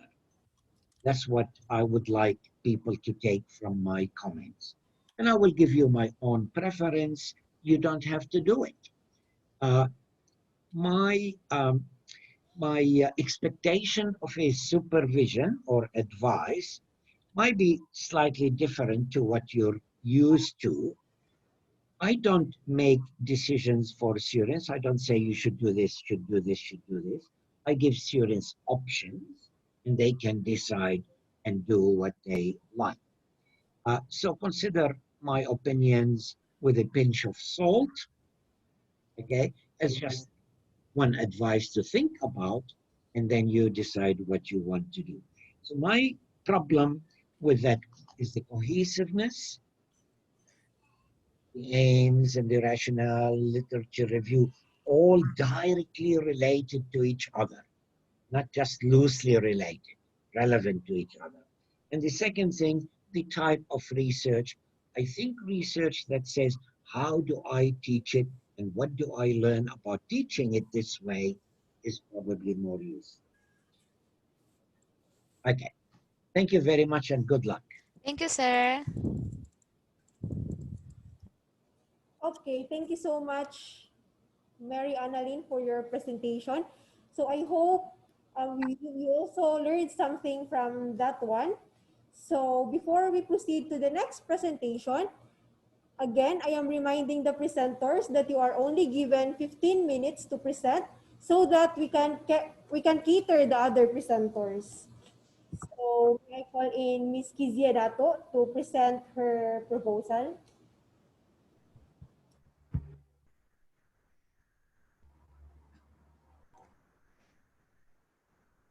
You may now start.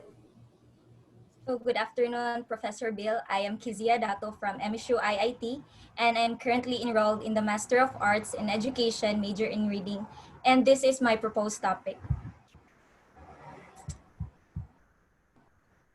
Enroll my slide. I think I might need to give you, okay, you can, okay.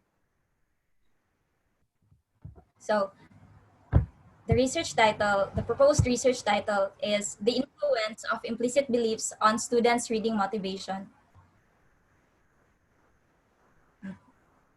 Next slide, please. Reading is fundamental in learning as it helps individuals, especially students, to obtain knowledge. Students who often read have higher grades, lesser boredom, and absences and are more academically engaged. Next slide. Although several studies have examined its positive consequences, there is still a dearth of studies focusing on the influence of students' implicit beliefs to their reading motivation. This is important as studies have shown the relevance of implicit beliefs to different areas of academic life. So what is implicit beliefs? Dweck contrasted two types of implicit theories of ability.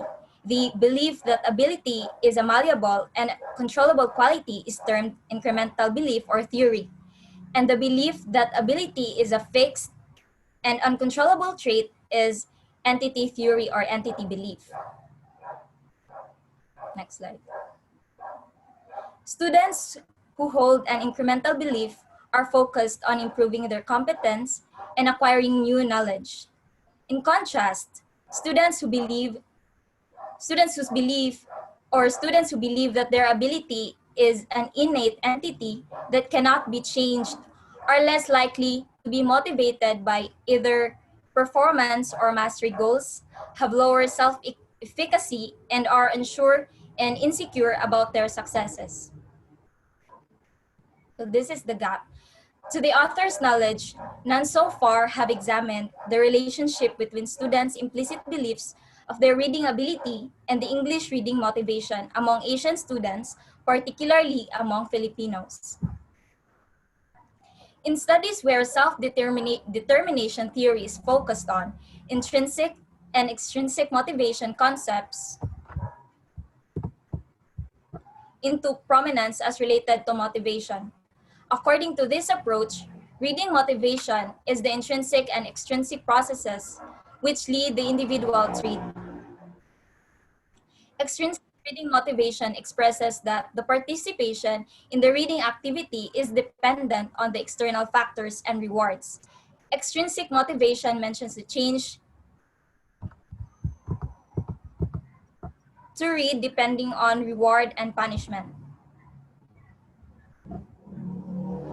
Intrinsic motivation is described as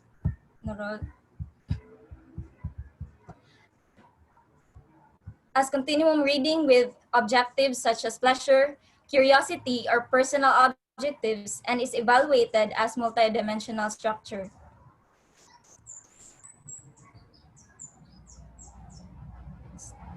Next slide. Next slide. Already on the next slide. Ubus pa daw.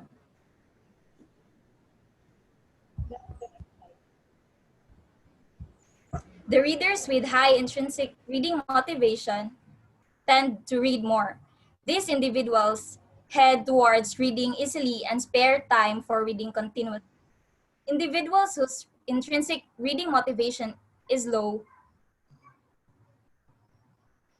avoid reading and cannot continue reading for a long time. Next slide. While readers with high intrinsic reading motivation, next slide, please. So this is my conceptual framework. The independent variable is the implicit beliefs, and the dependent variable is the reading motivation.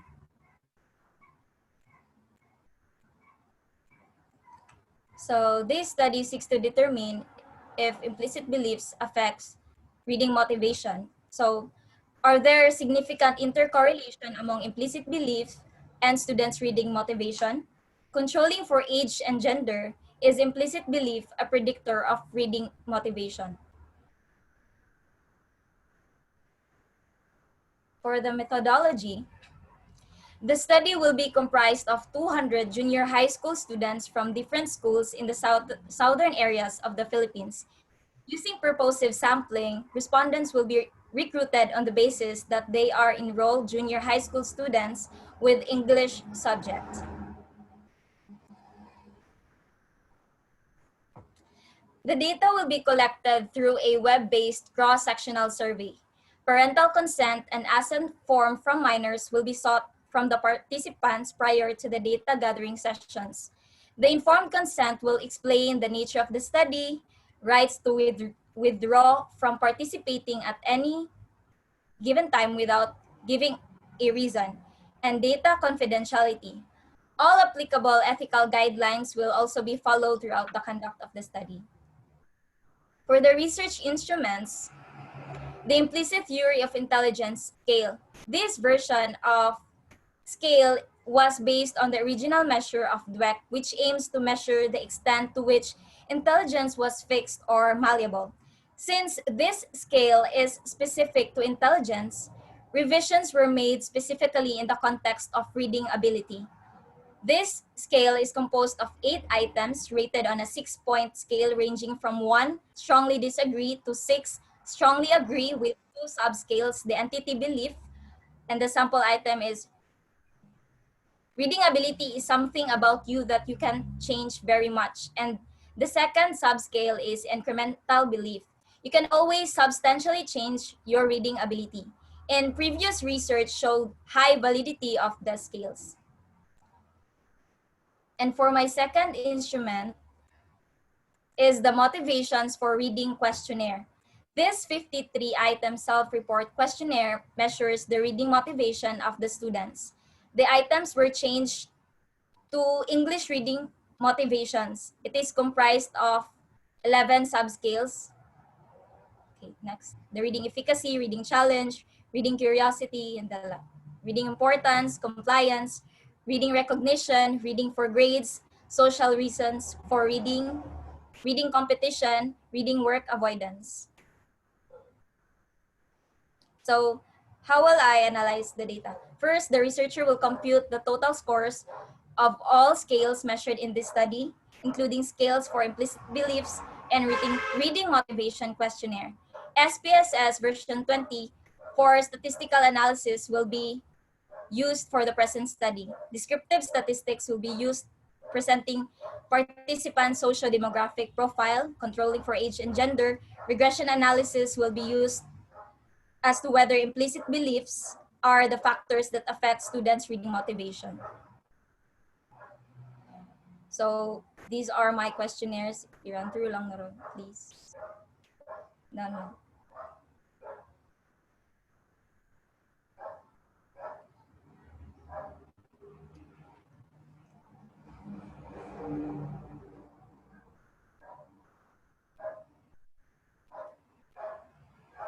Can you explain again what is the second instrument that you will be using?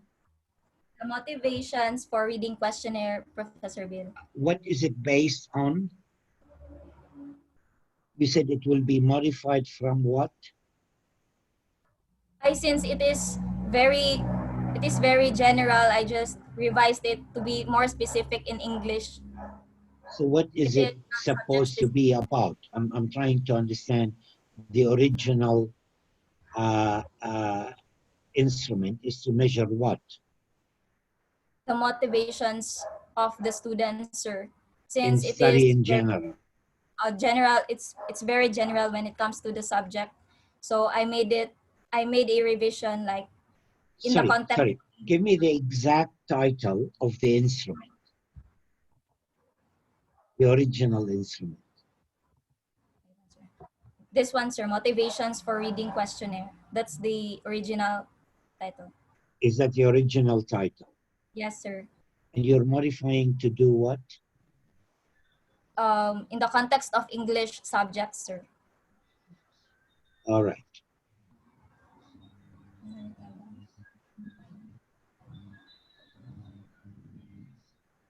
All right. Thank you. Is that all? Yes, sir.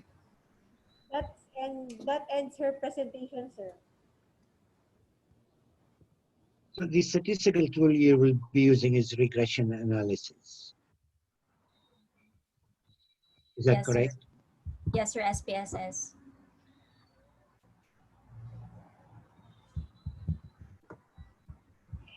I'm not an expert on quantitative research as such. I know the general principles of it.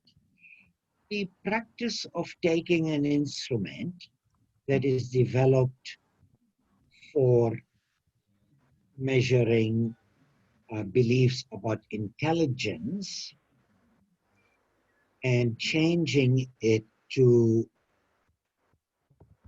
beliefs about reading ability, Yes, sir.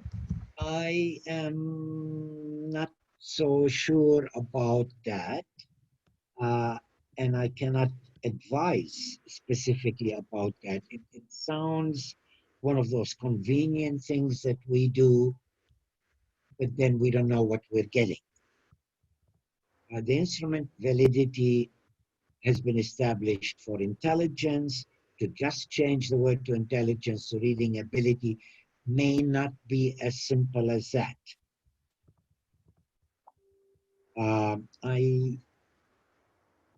Yes, I don't know the instrument and I cannot advise on that except put a question mark. Sir, Yeah, there are research that uses that scale and then they just change it into sports ability, something like that, sir. where There was are like, that research? Where was that research published?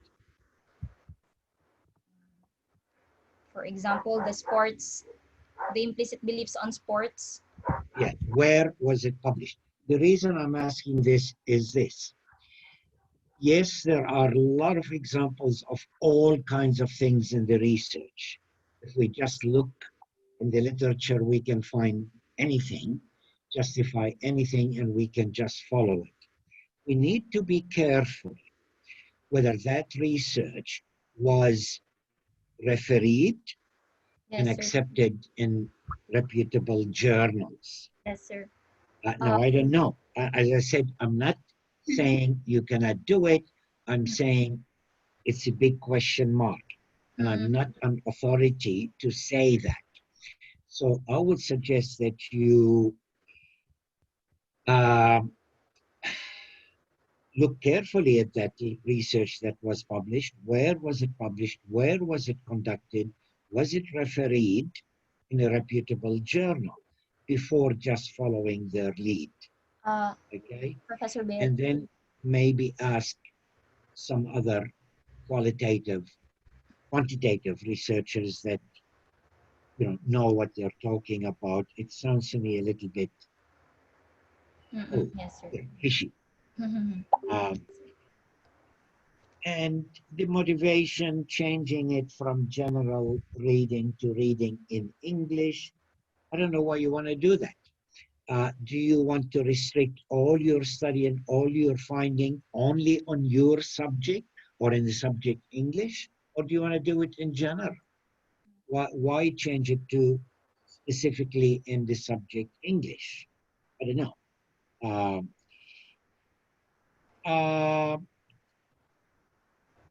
Okay. Yeah, these are my own general comments. I'm not an expert on. Yeah. Influence is not the right word. I think probably effect is more technical. The effect of implicit beliefs. But then you don't have motivation in the title.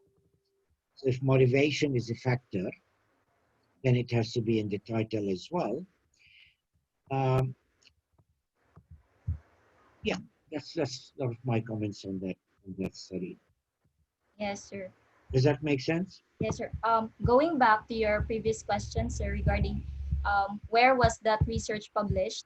I think it Okay. is an ISI journal, the Well, Journal of Sports Sciences.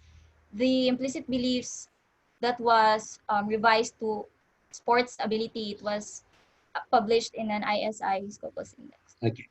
Okay. As I said, it's not my area. I just Yes, raised sir. a question mark. Yes, sir. I don't know the journal that it was published in. I cannot comment.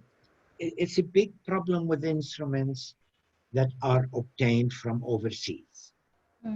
These subjects, in general, whatever the instrument is, these instruments have been developed and validated in a particular context that has certain beliefs and certain values and certain assumptions and so on. And I know A lot of people do that, bringing an instrument from one context to another. They get their thesis and they have conference presentations and so on.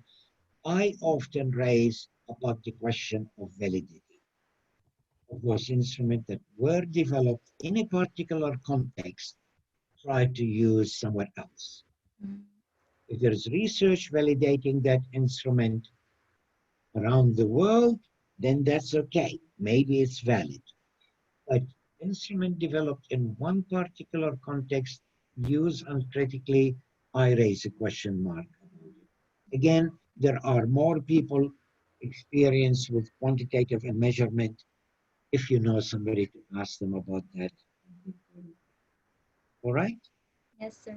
Thank you very much. Yes, sir.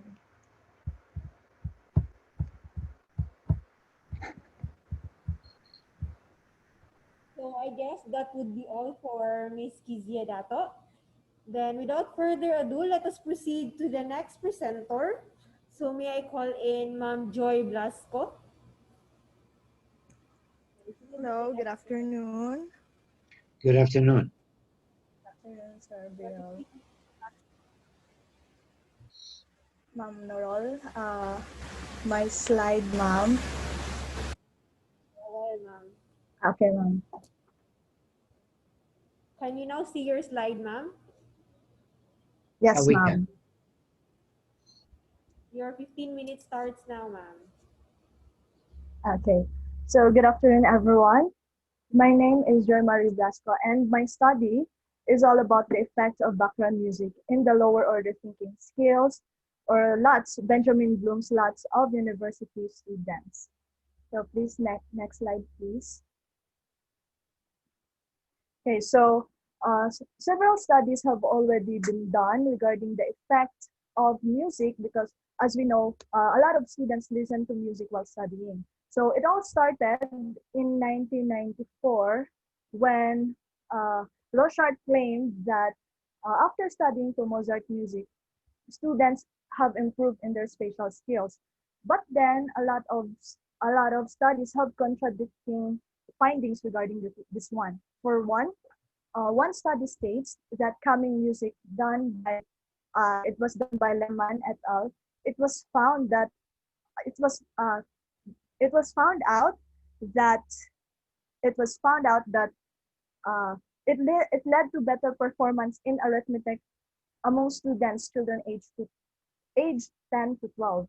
So this study states that there is a positive effect, and then this one is done by Halam et al. Okay, next. Contradictorily, the study done by Lehman in 2017 found out that background music can impair the learning of students with the lowest capacity levels, meaning for those students who are easily distracted, background music has a negative effect on them. While on the other hand, next slide please, another research says that music does not enhance nor decrease verbal learning. Thus, there is no substantial evidence that music does not influence learning. So, meaning there is substantial evidence that it does influence learning. So, as you can see in these different studies, several studies regarding the effect of music on different fields, from mathematics to spatial skills, down to reading comprehension, have been done, and then there are various effects. Some says it's positive, some says it's negative, some says that there is no effect at all. So next slide, please. So yeah, this is what I've said earlier. There are a lot of ranging from positive to negative to no effect at all. And then those several studies have been done regarding on the effect of music on different disciplines such as comprehension, memorization, and recall, even mathematics and then spatial skills, and then the results are varied. So far, no study has been done which focuses on Benjamin Bloom's lower order thinking skills, or the LUTs. So LUTs, or the lower order thinking skills, namely are remembering, understanding, and applying. So this study will Well, more will focus more on the effect of studying with background music on the lower order thinking skills. So next slide, please. So this research aims to determine whether students who listen to music while learning and performing lots skills perform better than their peers who did not listen to music while performing the same task. And also, next slide, it seeks to answer the following question. So, what is the performance of the control group in the lower order thinking skills in terms of remembering, understanding, and applying? And the next slide, it will also seek to answer the performance of the experimental group in the said lower order thinking skills. And then next slide. And also, if there is a significant difference between the scores of the control and experimental group in the lower order thinking skills. So next slide. So the objective of this study is to assess the effect of background music while studying, specifically, which is not done yet in other researches because they focus on mathematics, spatial skills, etc. Specifically, this research will focus on the lower order thinking skills, according to Benjamin Bloom, which I have mentioned earlier, the remembering, understanding, and applying. Next slide, please. Okay, so the interest in music and its effects in learning started in 1993, so cited by Jenkins 2001, when Roscher and et al. And company claims that the subjects performed significantly better in spatial reasoning after listening to Mozart's sonata for 10 minutes. That is why, starting around 1993, 1994, and 1995, the Mozart effect is very popular, to the point that parents would buy instrumental or classical music or Mozart music because they believe that it will make their children intelligent, which is in some way the Mozart effect was twisted. It was exaggerated that it will make someone very intelligent. Next slide. Next slide, please. So the first one is the Mozart effect. And then next slide. Okay. On the other hand, according to the seductive details effect, background music will negatively affect learning. So when you say seductive details effect, these are the words, the effects, the sounds, the images, or other video materials that are placed in the learning material, but are not really necessary, or those are just relevant details. And then background music belong to the seductive details effect. That is why, based from the seductive details effect, it claims that background music is just a distractor. This is just a seductive detail wherein it will have a negative effect in learning, contrary to the Mozart effect, wherein it states that music will have a positive effect. Next slide, please. Yeah, next slide. Okay, so the study will focus on the effects of listening to music while studying, taking a test with questions under the lower order thinking skills. The focus will be whether there will be a significant difference between the group who listened to the background music and those who did not while they perform the same task. So this study will no longer dwell on the effect of music on mood and arousal, specifically on how the neurons react and all of those science-related stuff. So also explaining the cause for the difference in scores in terms of the changes in mood and motivation and music preference will be outside the scope of this study. Unfortunately, we have the resources to measure those cognitive stuff that happens around the neurons that involves mood and motivation. Next slide, please. Okay, so for the methodology, I admit, I think there should be a lot of revisions done on this one. But for now, the research design, the research will employ experimental design wherein there will be a control group and then there will be an experimental group.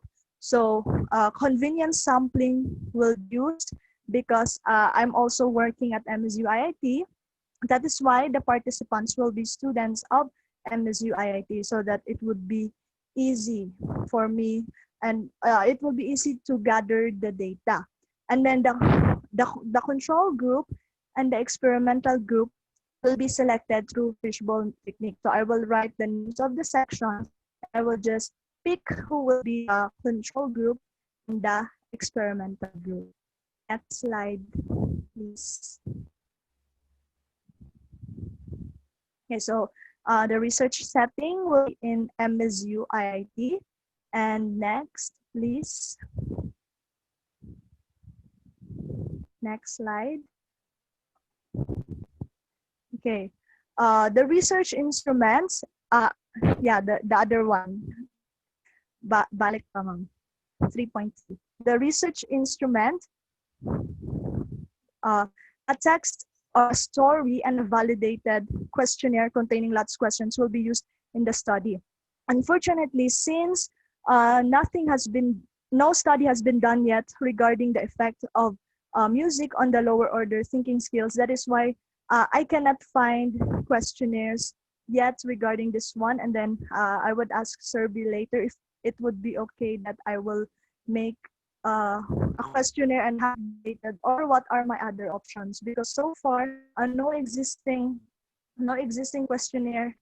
I cannot find existing questions regarding this one. Although there are studies about music, but then the questionnaires are related to spatial skills, mathematical skills, and not on the lower order thinking skills. Next, please. The next one, after the research participants. So the respondents will be the whole class of elementary majors in MSU-IIT. And then the data gathering procedure, next slide.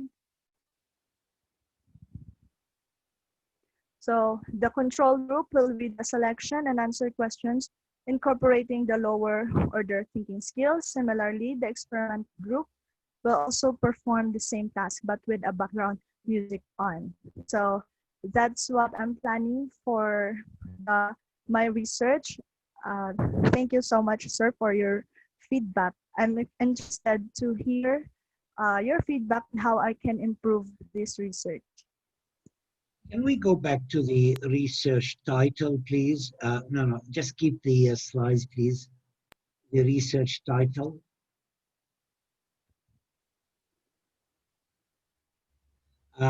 It's very difficult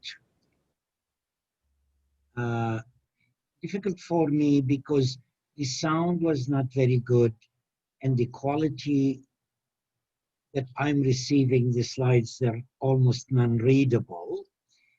Can you read the title? The effect of background music in the lower order thinking skills of university students. Okay. All right. Yeah, thanks. You can remove that.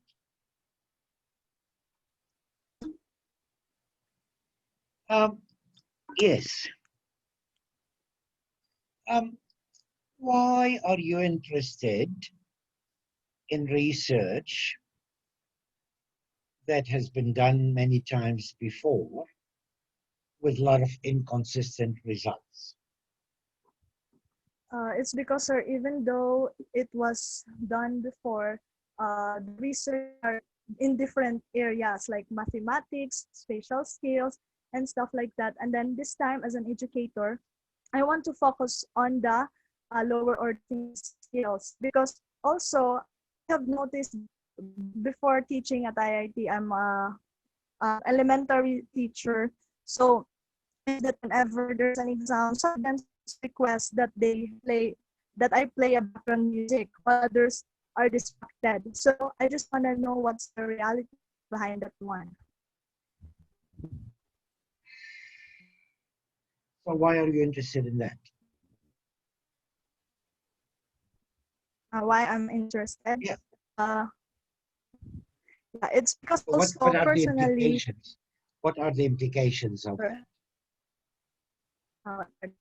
Okay, so because also personally, I love listening to music while I study, and then I want to know if there's a negative or a So positive let's effect. say if there is, let's say, just for the sake of the argument, that there is Yeah. effect. So what? If there is.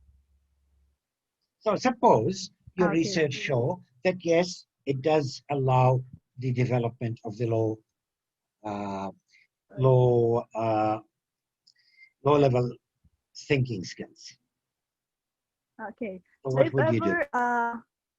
If ever it's proven that there's a positive effect, so as also a teacher at MSU-IIT, maybe I will play music while they are performing tasks on the lower order thinking scale. So it will help me so much in my lesson delivery.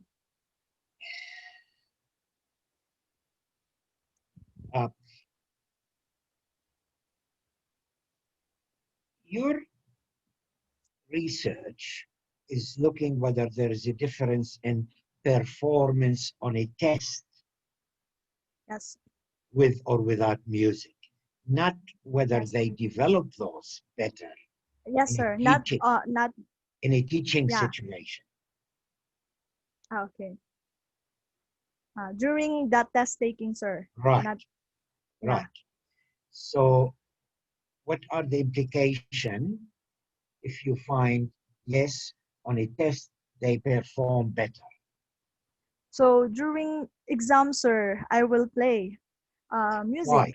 Why? So Because that, you want to maximize the performance on the test. yes, Is that sir. the aim? Is that the aim of education?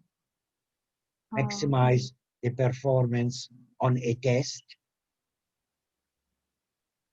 Okay. So it will also help the students to, yeah, for their part, to maximize their performance in the test. Is that what education is about? Because not really does that mean it's a better test to measure their ability? Because in other situations, they don't have music.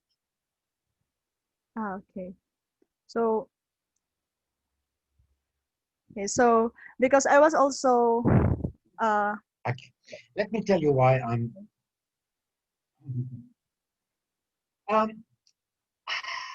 it's hard to say that as well, that I do not think this is a very valuable research in terms of its implication. It sounds very much like curiosity. I want to find out. It's easy to do, and I just want to find out. The implications are not very clear. No, the fact is, research is inconsistent, which makes me think, I don't know the area, but it makes me think that it depends very much on the student themselves. Some students, because of certain reasons, prefer music. Some students, it's negative. So it depends on the student. It depends on the type of music and the interaction between them. So when we do research to find out overall effect, that doesn't help anybody. Because with some students it's better, with some students it's worse, with certain types of music it's better, certain times it's bad, it's worse, and we get something that I don't know what to do with it. Okay. So, as a research project, it can be done, and you get your master's. As a useful research, I'm not sure. I'm not sure. Now, two things about it. First of all, I remember in the 70s and 80s, there was a lot of research in that area. And I thought that research has disappeared. You need to look at your literature sources and see how recent the research is. Now, that does not tell you the whole story, because sometimes research from the 60s and 70s that were abandoned by high research societies were picked up by new research societies and performed again. But the origin of that research is very old and may have been very well abandoned in those research countries. And new, so even though you see a research published in 2015, it may be a secondary research, repeating research that was done in previous countries, just because, you see what I mean? Okay. Okay, I mean, it can be done. It can be done. However, think about, is it really significant? If it depends, I suspect it depends, I don't know the literature, it depends on the student background. Now, I'm a type of music, a type of person, if there is any music in the background, I cannot operate intellectually. I can clean the house, but not anything intellectual. Now, I still perform reasonably well, I think, overall. Now, maybe people with the same productivity, the same intelligence and everything, perform better in music. I don't know what made us different.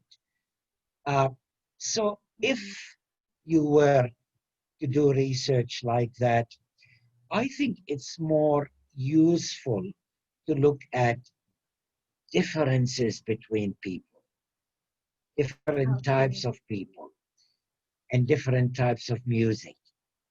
Okay. I think that may be a bit more useful. Again, I still don't think it's very useful, but at least it will be advancing the field rather than just doing what people have done in the past. There's one other comment. So can I? Yeah. One other comment. You are wanting to know if playing music in the background enhances the development of lots. Is that correct? Not really the development, sir. In measuring. Yeah. In measuring. Yes, but I don't know what that means. Does that mean it becomes more accurate to measure them? Or it means, yeah, I don't know. I don't know. I'm finding it very difficult interpreting possible results from it. Meaning, sir, will they perform better in tasks that include that focus on lots, the remembering, So what are understanding, lots and again? applying? Lower order thinking skills? Yeah. What are they? Yes, sir. Like and then what? those include the remembering or recall of So how do you information. measure remembering? The question, sir, will be more on remembering, like basic recall questions. Sorry? The questions, when it comes to measuring remembering, the questions will be more on basic recall. Of what? Of things? Of like information, what? sir, from the text read. So on the test, they measure the test. Remembering. Just being more attentive to those details, more relaxed and attentive. That's not remembering, because it's within 1 hour. That's not the definition of remembering. In the context, sir, of Benjamin Bloom, the educational theorist, when it's about remembering, it's Yeah, but just not on the remembering basic in recall. one day. If I'm reading a test and you say there's a date in the test, and then a little bit later you say what date, that's not remembering, because that's sort of in the same instant, that's focusing on a particular fact that I may have missed. Remembering is next week, next year, even next day or something. It's not, it's not the usual interpretation of those slots. If you ask me what is that date and I answer it or not answer it, it's not remembering, because I just read it 5 minutes ago. It's whether I paid attention to it or not. It's not the remembering of facts that we use in everyday life. I don't know. I don't know. There's so many problems I will have, but yes.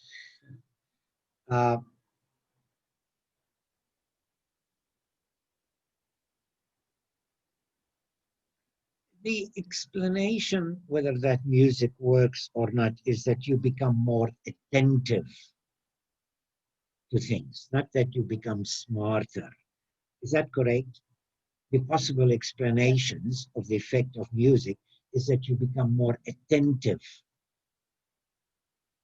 Yes, sir. Okay, so to measure memory, you have next week, come and ask them again and see if they remember it. Remembering it for half an hour is not the way we understand remembering. Maybe sir, I was focusing on the context of remembering according to Benjamin Bloom, the taxonomy of Benjamin Bloom. Yeah, but he's not talking wherein, about half an hour memory.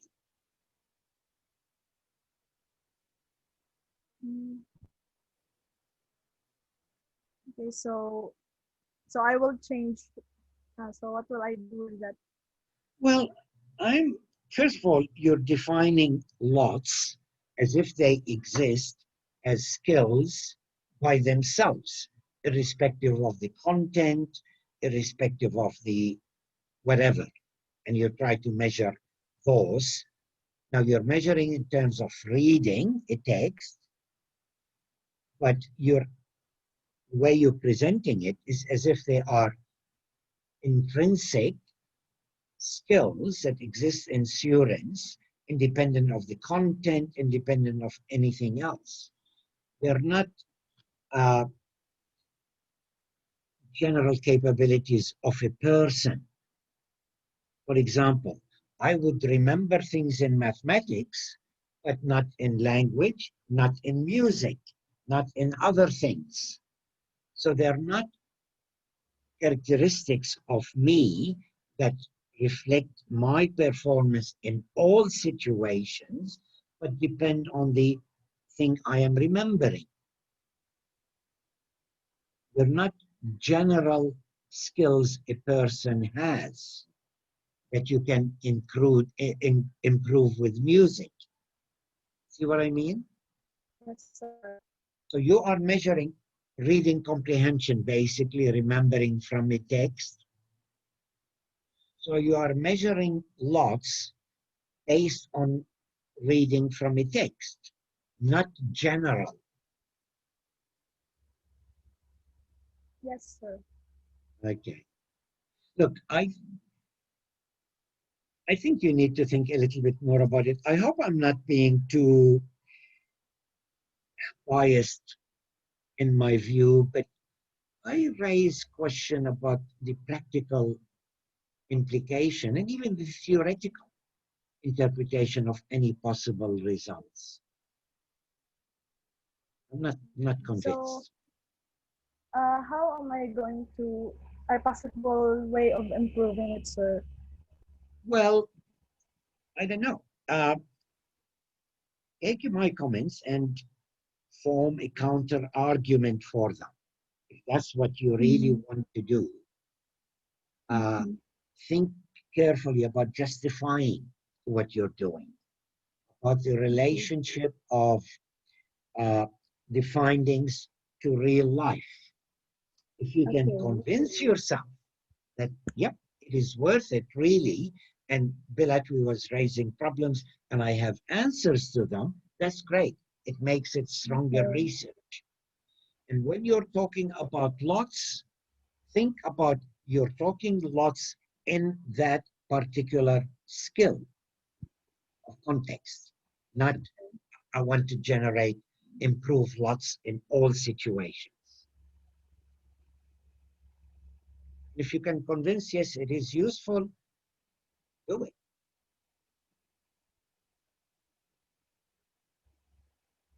Okay, sir. Okay? Yeah, so I will just think of the implications and the practical. Discuss my comments. Mm. Discuss my comments with your advisor. You have an advisor? Yes, sir. Okay. Discuss my comments in an advisor and see what they think. What they think. Get other opinions. I'm, in research, that's what we often have. Some people say, "Oh, this is the greatest thing ever," and some people say it's not useful. So there are different opinions. I'm skeptical, and discuss it with others and see maybe if you can strengthen the argument why do it and why is it important, then that's fine. When do you have to do the research? Very soon? Sir? My When do thesis you subject, have, sir, will still be. sorry? My thesis subject, sir, is still next semester. I have the whole next sem. Okay. Yeah. If you're interested in the effect of music and studying, I think a more survey type, asking students, do they listen to music, what kind of music, and what do they think their effect. I know it doesn't answer whether it is effective or not, but at least you can get a feeling from the perspective of students, and you get that variety of interests and things, not relating to achievement as such. Maybe you can ask questions about, but mainly from the perspective of the students. To me, it sounds a little bit more useful because from my experience and talking to other friends, I often wonder why I don't like music, why I cannot listen to music. I like music, but I cannot listen to music as I'm doing intellectual classes. So maybe if you come a little bit about characteristics or something to push the research into student variety and music variety. And to get this idea that I play music in the test, I don't know, it hasn't happened before, and I don't know that there is theoretical, justifications for it, and I don't know if it is practical as one of those urgent things in research.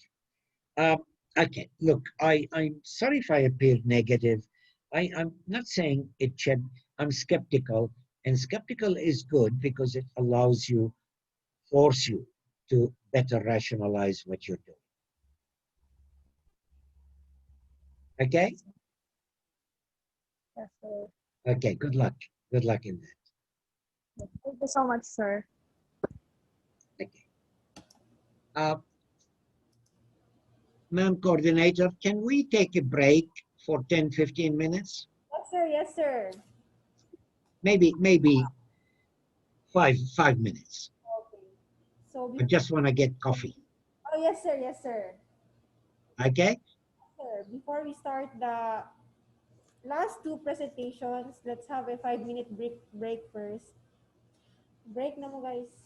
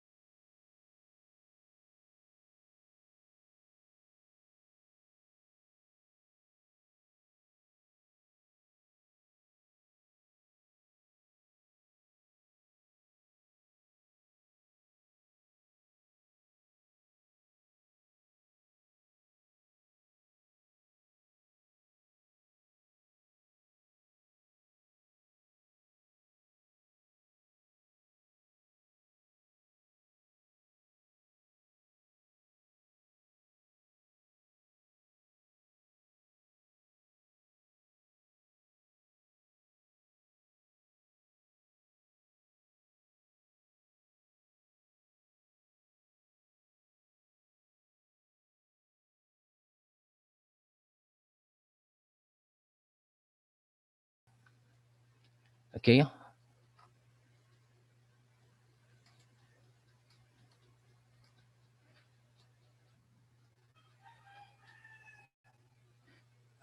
Okay. Sorry, sir. I'm sorry.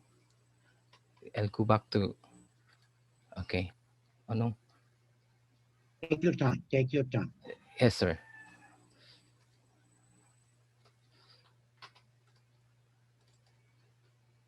Okay. Okay. There is considerable evidence to support the conclusion that students' success in learning to read is determined by their degree of readiness. Readiness is no longer considered strictly a developmental process which comes about regardless of training. Reading readiness is acquired by students in varying degrees and can be taught to those who lack readiness skills. So the best way to test reading readiness is to test abilities, and these abilities can be learned. According to a report by Program for International Student Assessment, PISA, the Philippines scored the lowest in reading comprehension among 79 participating countries and economies in 2018. Okay, this may sound alarming and a subject for concerns of reading teachers and educators in the Philippines. Where did we fail?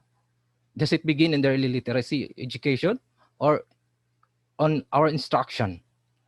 Okay, continuing concern of schools lies in the reading readiness of the children placed under their care. When children lack such readiness, it is recognized that they will either fail to learn at all or at best their learning will be slow.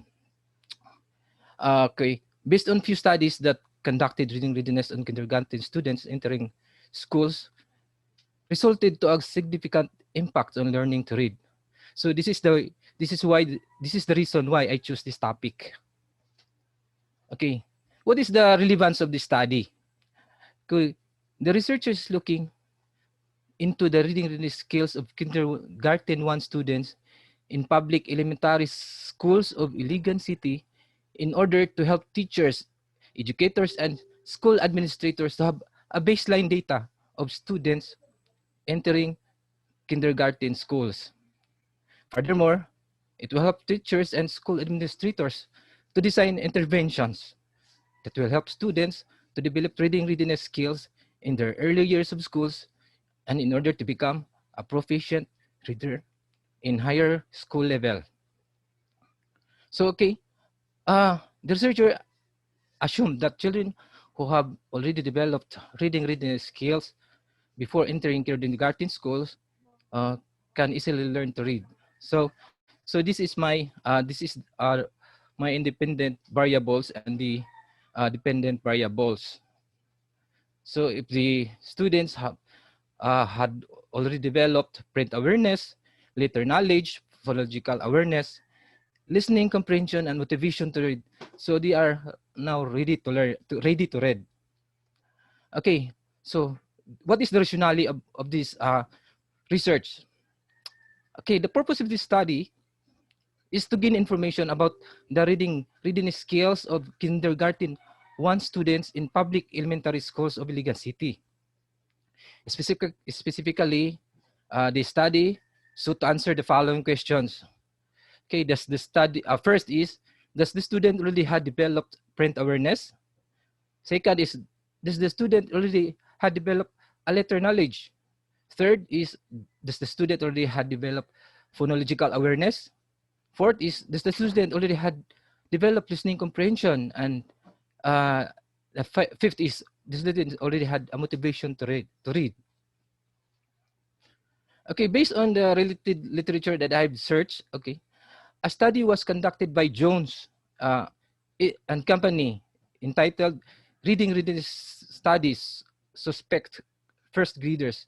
In the study, a sample of 35 children entering the first grade in regular elementary school, clinical screening evaluations identified about 80% of those were classified as low in reading readiness. Okay, in 2019, a study was conducted by Terry Lynn Wood entitled Kindergarten Reading Readiness and Developmental Indicators for the Assessment of Learning The study was conducted on 2 groups of kindergarten students, which sought to discern the difference between 2 groups of students. Students entering school with a gap and students entering school without a gap in reading readiness skills, and to determine if change scores between the groups were significant over 1 school year.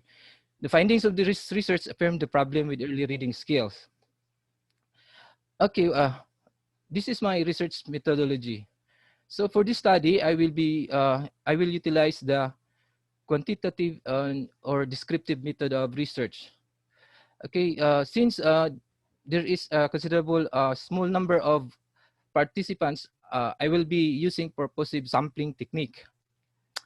And the participant of the study will be the kindergarten 1 teachers from 81 public elementary schools of Iligan City to be asked information about the reading readiness skills of their kindergarten schools by observation, by their observation. And the list of kindergarten 1 teachers from 81 public elementary schools of Iligan City will be asked and will be secured from the division office of Iligan City. Okay, my research design is I will devise an survey questionnaire out from the 5 aspects of reading readiness, such as letter print awareness, those aspects. So I will devise an e-survey. I will construct an e-survey questionnaire, and this will be answered by the participant, and I will be sending this through email. And the data collected after the data collected after the study, I will be analyzing the data using a chi-square or a multiple regression analysis and frequency distribution. The chi-square and multiple regression analysis is used to for correlational relationships. Okay, what is the limitation of the study? Since my study is limited only to teachers' overall evaluation and assessments based on their observation of their students' reading readiness skills.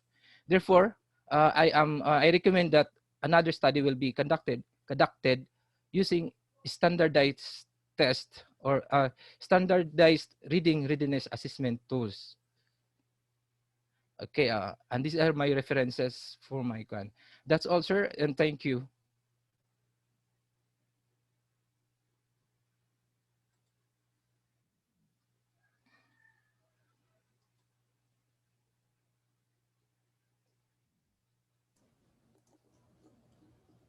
So, sir? Sorry, I'm muted again. Okay, can you go back, please, to the research questions or aims of the study? Yes, sir. That one, sir. Okay. All right, and the title? The title? Okay, all right. Okay. So the concept of readiness is well established in the literature. Is that correct? I think, sir. I think, Okay. sir. And that diagram that you have there, yes, sir. Is that from the literature? No, I was the one constructing that diagram, sir. Okay. Where do these circles come from? That comes from the student, sir. No, go 1, 2, 3, 4 slides down. Yeah. Yes, sir. Yeah, this one. Where does this diagram come from? I was the one who constructed that diagram, sir. Based on? Based on aspects of reading readiness, sir. Okay, so you mentioned several studies yes, that sir. use readiness. Do they have exactly the same definition of readiness? Most likely, sir, they have the same. They have the Sorry? same. They have the same definitions. The same definition. The same definition, sir, of readiness. This one? Some of it, sir, are the same. Some others have also different.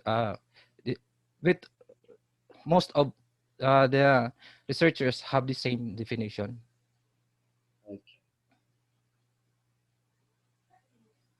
I personally have a lot of problem with the concept of readiness. Yes, sir. I really don't know what it means. So are we saying that before students come to kindergarten, they should do that? They should know that. And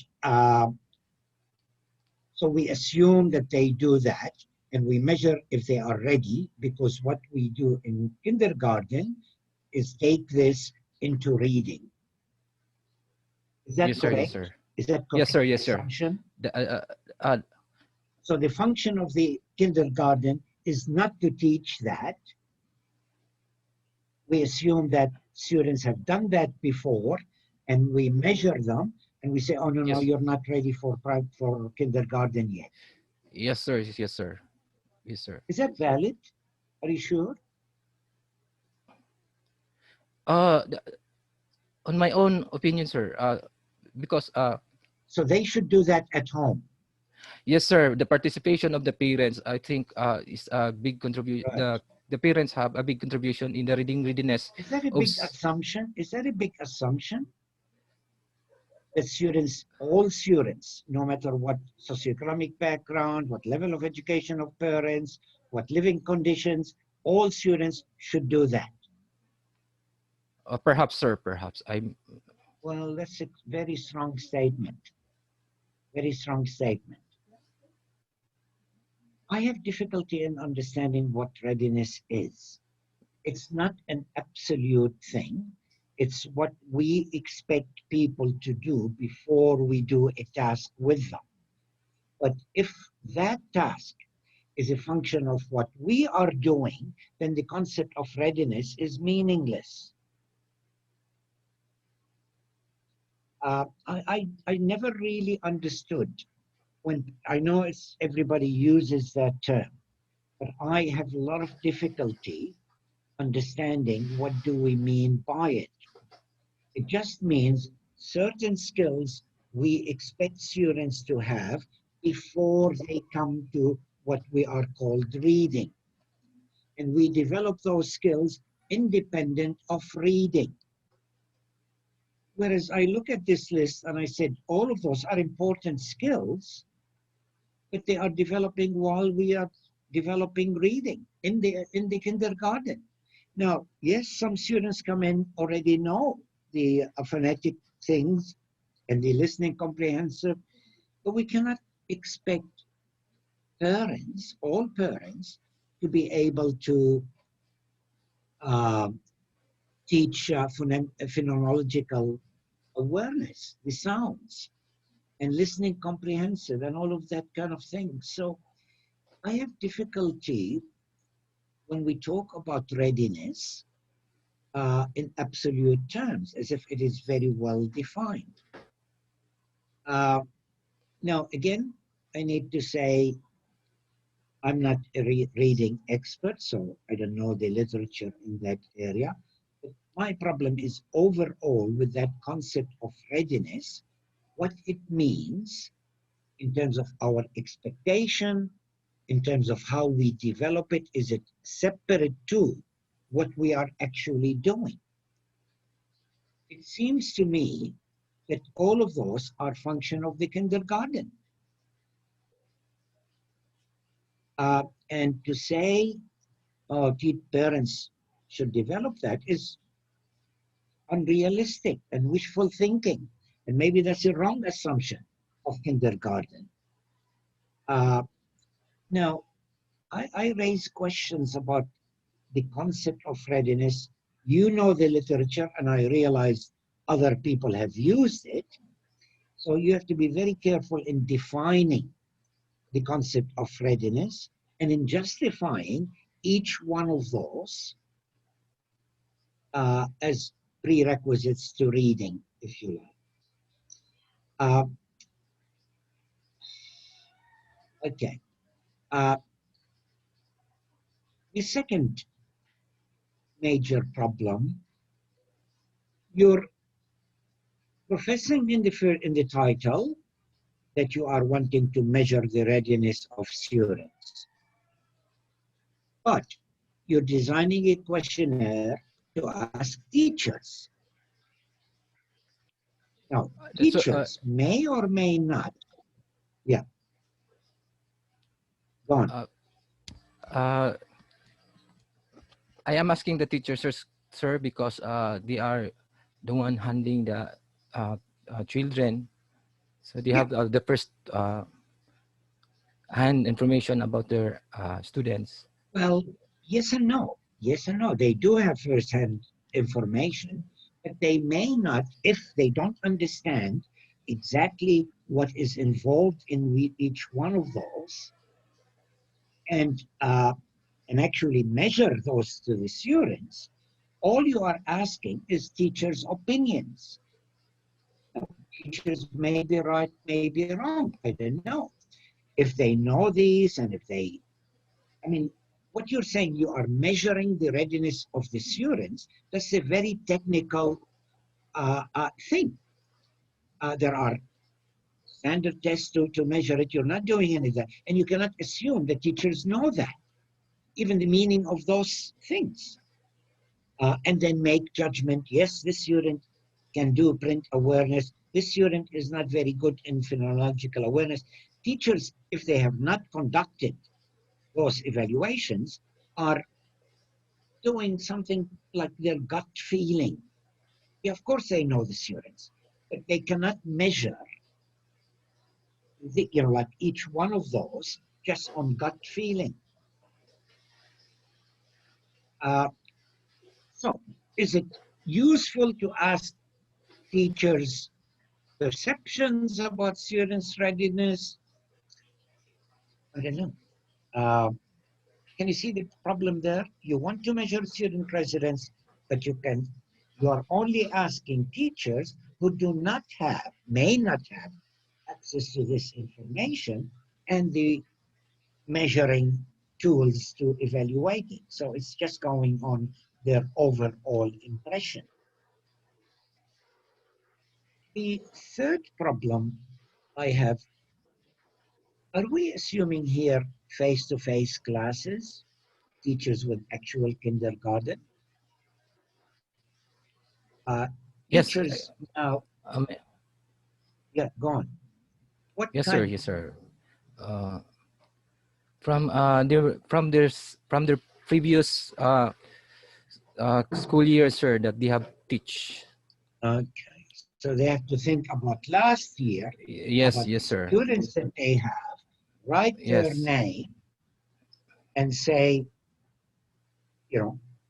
Joe said this, and Salim said that, and Fatima said that, and so on and so on. If students' evaluation during what time of the year? Beginning of the year, or middle of the year, or end of year? Because the student, I will consider the all years, sir. Huh? The beginning of the year, sir.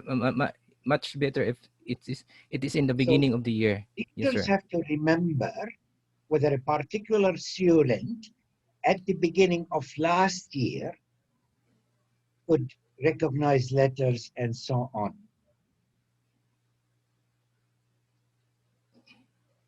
Is that correct? So you're asking a teacher to remember a student from the beginning of last year. Yes. Whether they could do that or not. Yes, sir. That's my point, sir. Yes, sir. Asking them what's the assessment of their students at the beginning of last year. Beginning last year, sir. At the beginning of the year. of last They year. remember that? Yes, sir. They remember that?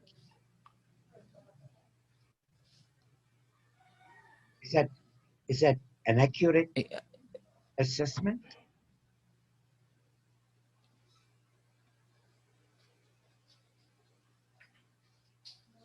I think, sir, or maybe not. Well, if you ask me about some of the students I taught last year, I don't know. If I have not measured and I have no record of what they can and cannot do, I don't know. I don't know. So there are these problems in that data because you're going secondhand about teachers' perceptions rather than actual readiness. You're doing retrospectively 1 year before without having any measurement done, just by impressions. And I don't know. I mean, I look at those. Look at, you are kindergarten teacher? No, sir. Okay. So what is your job? I am a faculty, sir. A faculty at the university? Yes, sir. A faculty Okay. of MSU-IIT, sir. Okay, okay. So do you teach reading? No, no, sir. I'm teaching professional education in the College of Professional. Education. Okay.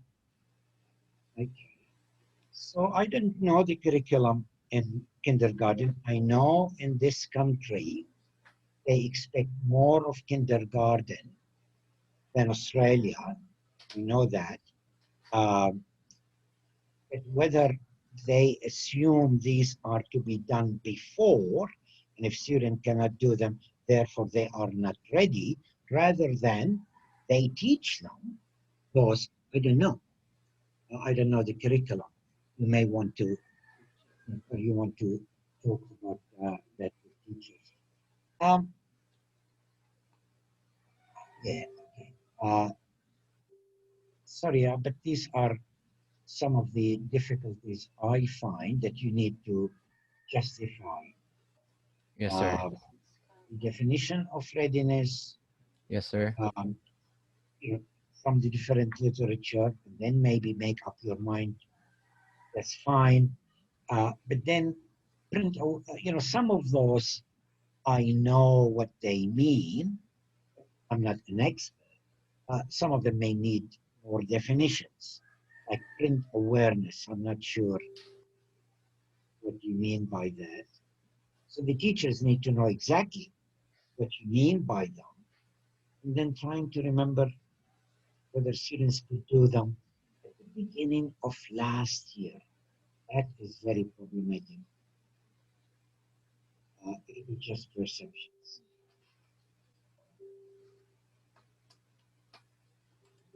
Okay. Is that okay? Yes, sir. Thank you for your comments, sir, and suggestions. Okay. Thank you. Thank you so much. We have one more. Yes, sir. One last presenter for this afternoon, sir. So again, thank you so much, sir, for your presentation. I hope you learned something. Who is presenting? Sir, our next presenter is Miss Sheila Wayas, sir. Sheila? Okay, Sheila. Let me, Sheila Wyeth, okay. I'll make you a co-host. Okay. You should be able to share now.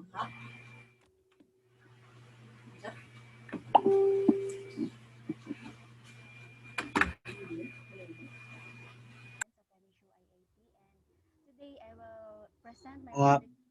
There is no sound. Hello, sir. I cannot hear. Sheila, paki-unmute. Kindly unmute your audio so we can hear you. It's the microphone, not she's unmuted, but the microphone. Nor, mga dungog na. Oh, yes, we can hear you. Sir, can you hear her? Good afternoon, Uh, sir. Can you hear me? no, I cannot hear. Right, say something, Sheila. Hello, sir. Good afternoon. Can you hear me? No, for some reason I cannot hear Hey, classmates, can you at hear all. me?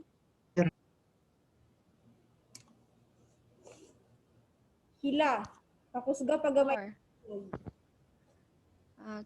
Can you can you increase hear the me, sir? volume on your computer, Sheila? Is this Check the full volume, sir? possibly. Can you take the speakers out, the headphones out, and speak to the computer directly? Remove the speaker from the computer. The cable is still in the computer. No. Sheila, please remove the cable of your. Okay, it's removed already. Can other people hear her? Yes, sir. We can hear her, sir. That's strange. Please speak some lines, Sheila. Speak some lines, please. No, we cannot hear you.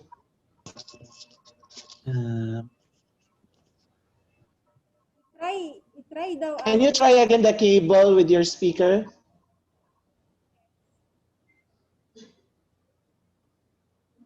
And can you speak some lines? Put the mic closer to your mouth. Hear me? Once again, please say some lines. Good afternoon. Can you hear me? Yes, we can hear you. Yes, we can hear you. You need to speak up. Oh, okay. Okay, sorry for that technical problem. So, can I proceed now to my research proposal? Speak up, speak up. Speak out louder your voice, please. Oh, okay, sir. Can you hear me now? A little bit better. Okay. Yes. Sheila, please speak aloud. Okay? Okay, sir. I know you have a soft voice. Okay, sir. You may now start, Sheila. Louder lang mo voice. Okay. No.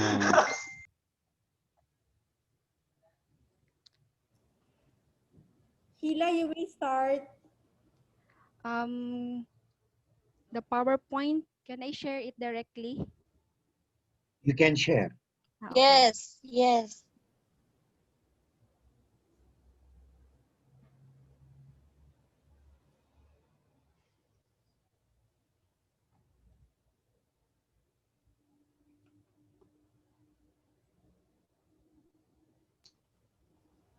Are you sharing now? Okay. Yes. Sir. Okay, Started so screen sharing na, sir.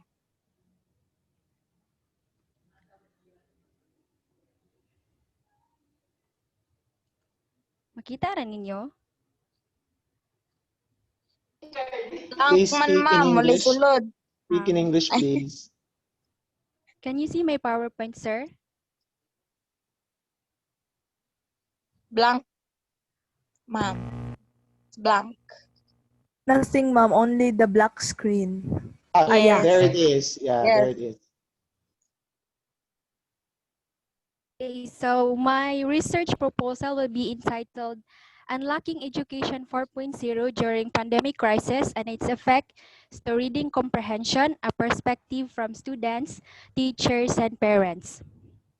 So, our education today was no longer centered on the traditional approach of teaching and learning, but instead took one more step on network approach because of the current trend of the industry that is continuously evolving, and the breakthrough of technologies were one of the challenges of our educational system today, where our learners are no longer exempted in this revolution.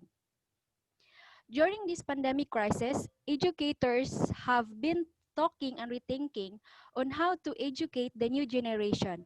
This might just be the disruption that the sector needed to get us all to rethink how we educate and question what we need to teach and what we are preparing our students for. The educators make the new ways of communicating with our students away from our classroom and lecture.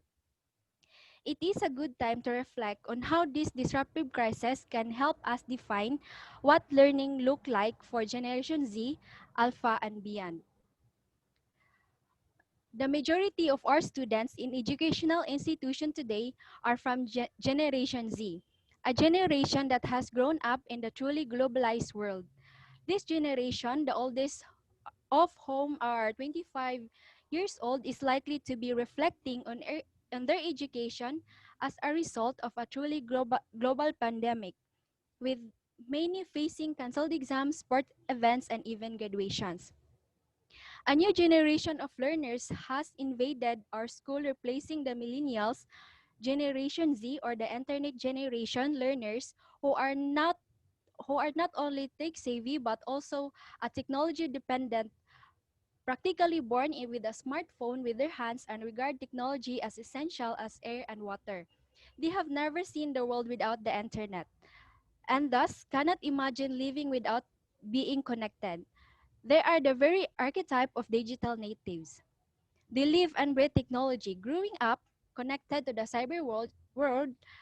Usually, different devices enables them to process and absorb tons of information 24/7. So the above mentioned reality will result to the change of curriculum that is suited to the next generation for the 21st century, the post-millennial generation for the Generation Z, and how they would respond the educational system, and most of the challenge will be put on the teachers on how they will transform their methods of teaching towards education 4.0.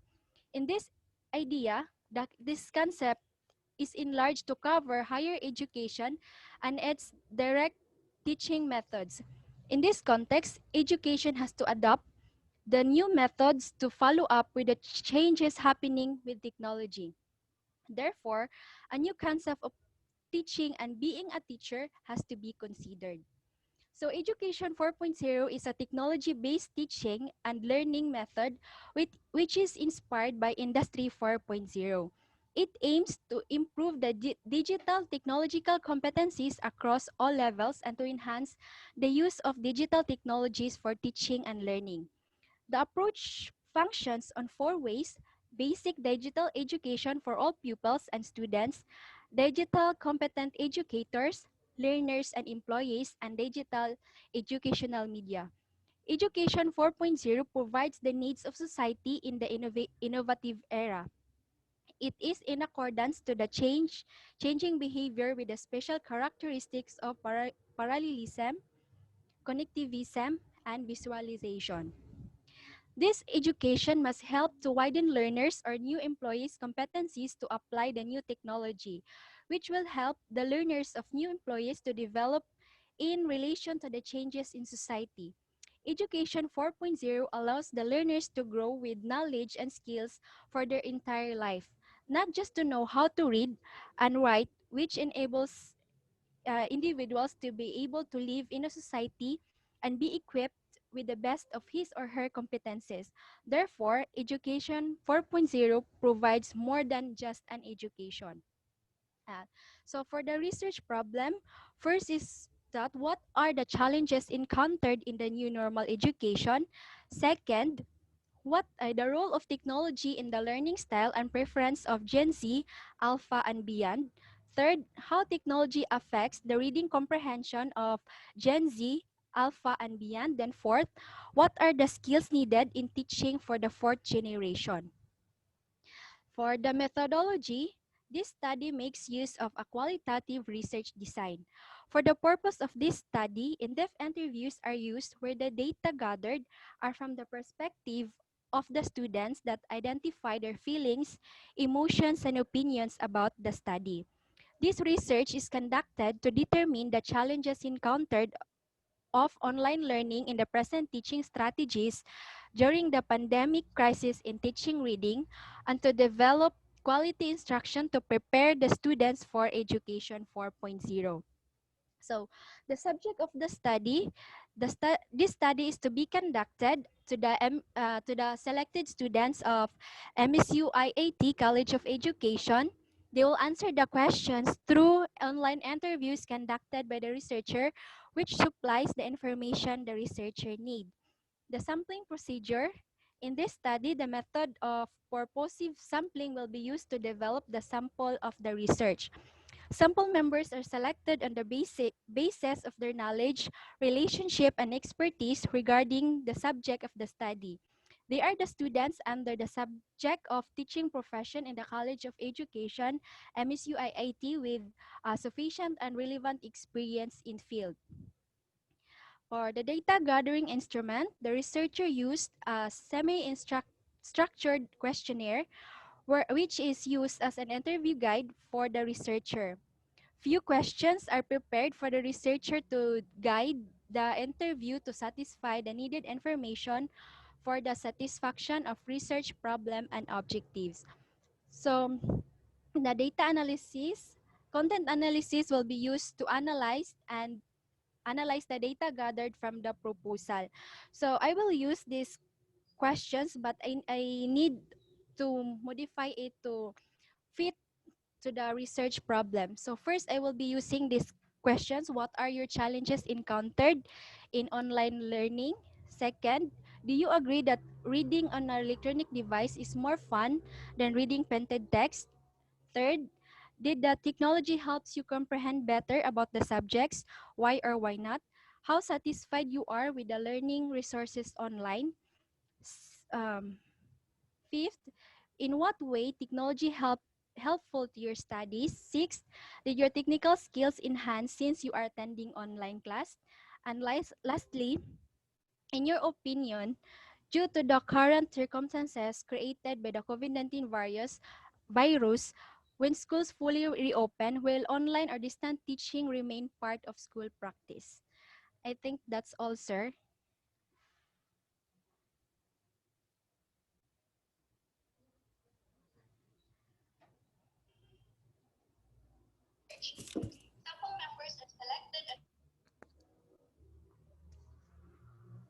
Sorry, I was muted again. Can you keep the presentation on, please? Can you share the screen a little again? And the next to the last page. No, one page before the end. That one. Okay. Okay. I'm the various parts of the proposal are not not coherent, not consistent.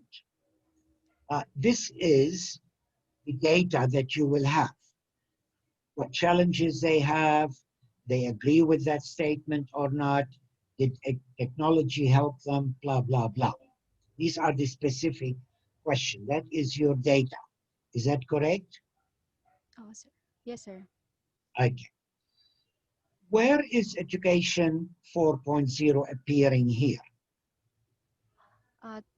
We are using now the process of using Education 4.0, where we use technologies in our learning, teaching and learning. Right, right. Any use of technology is Education 4.0? Is that the definition of Education 4.0? Yes, sir. Education 4.0 is the result of how the industry innovated technologies, and our learners are not exempted in using that. And one way of making the technology useful is bringing that into classroom. So any use of the technology is consistent with Education 4.0. Yes, sir. You sure about that? Is that the main characteristic of Education 4.0? Do the same old thing, just use technology. Is that correct? Yes, sir. I don't think so. I don't think so. The use of technology may be is one of the things in Education 4.0, but if we use the technology exactly to do the old familiar things, that doesn't make it Education 4.0.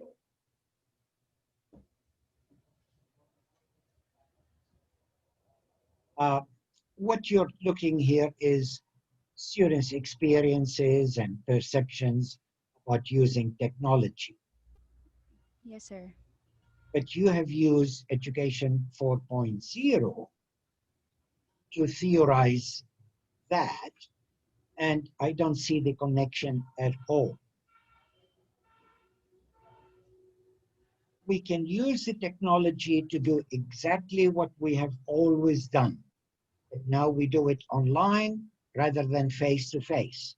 But we can do exactly the same teaching, the same questions, the same aims of the object, of the courses, the same test. We can do exactly the same as we done before, but using technology, using Zoom rather than lectures. Is that correct? Yes, sir. I cannot hear you.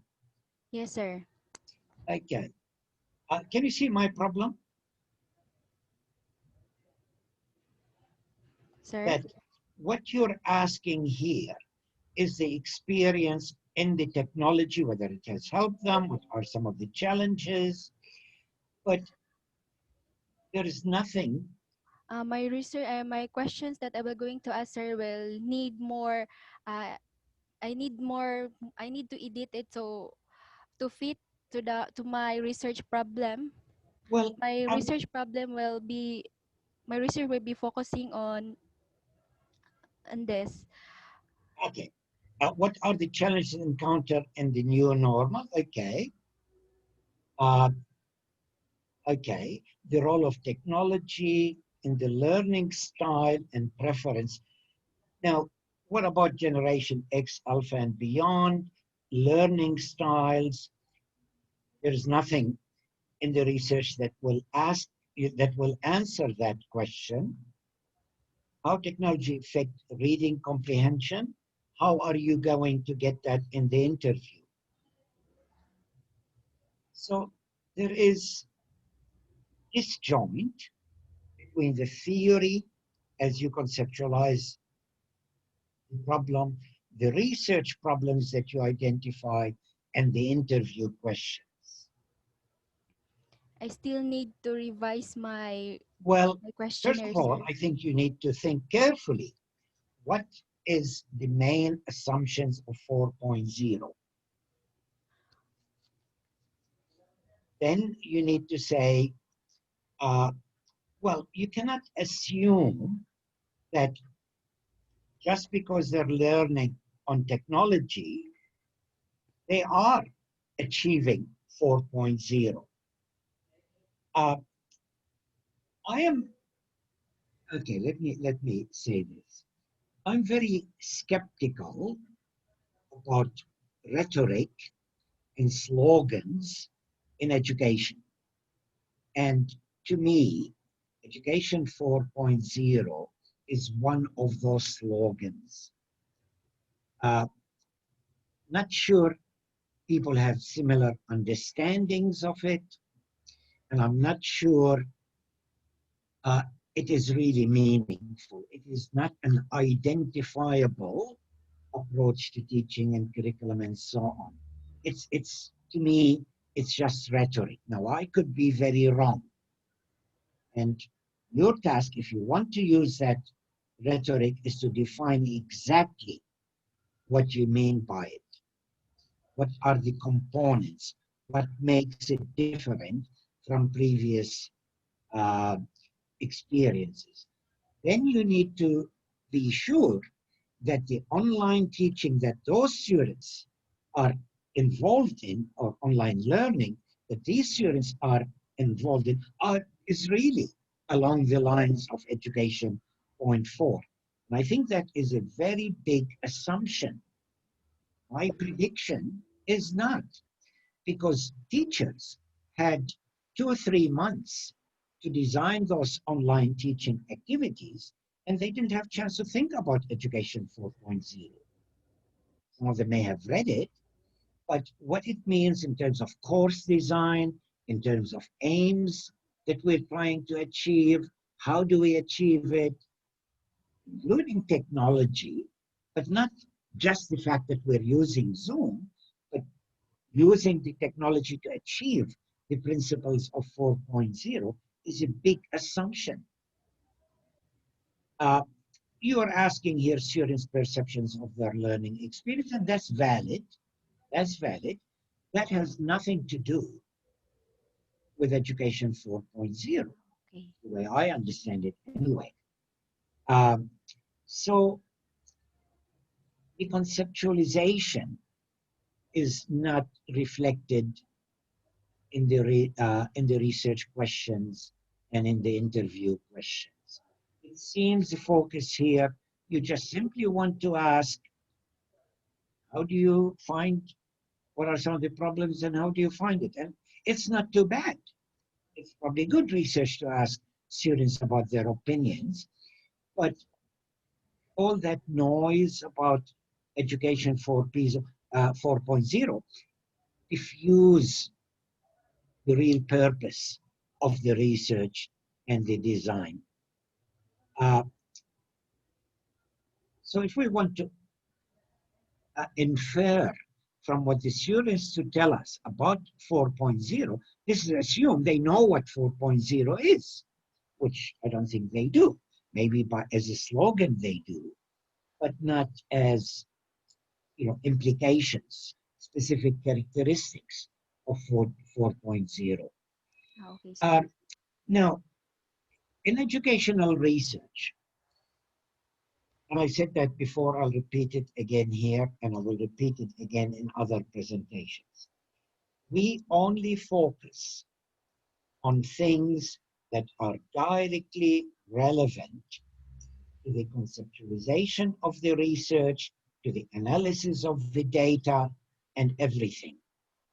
Now, the large section, the first 10 slides or even more of your research could apply to any research in education. Okay? Because all research in education now is in this changing context and all of that kind of thing. So if you take those 10 pages and paste them on other research, maybe they make sense as well. So there is nothing unique about that whole introduction to your research question. Okay, sir. Do you agree with that? Yes, sir. So I still have it a is little not bit. relevant. It is not relevant. It is related, explain the context of what you're doing, but it is not directly relevant to what you're doing, to the research questions and the instruments and so on. So I will revise my research questions to Well, fit my I research think you problem. need to conceptualize exactly what Okay. are the characteristics of 4.0 that you think are important and that you want to refer to. Okay, Then maybe you can evaluate whether the courses that are offered are reflecting 4.0. And I don't think you can ask, well, I don't think students are in a good condition, and I think maybe teachers who design those courses to see what activities they do powered that 4.0. But on the other hand, you can change the conceptualization and keep the research questions that are probably useful to see, how they experience, what problems they had, what successes they had, what they've learned with it.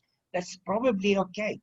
So I think consistency, change one to fit the other, either way. Either keep the research questions, change the conceptualization, or vice versa. Does that make sense? Okay, sir. I got it, sir. This question of relevance versus, yeah, you can stop the presentation. Yeah, you can stop the presentation.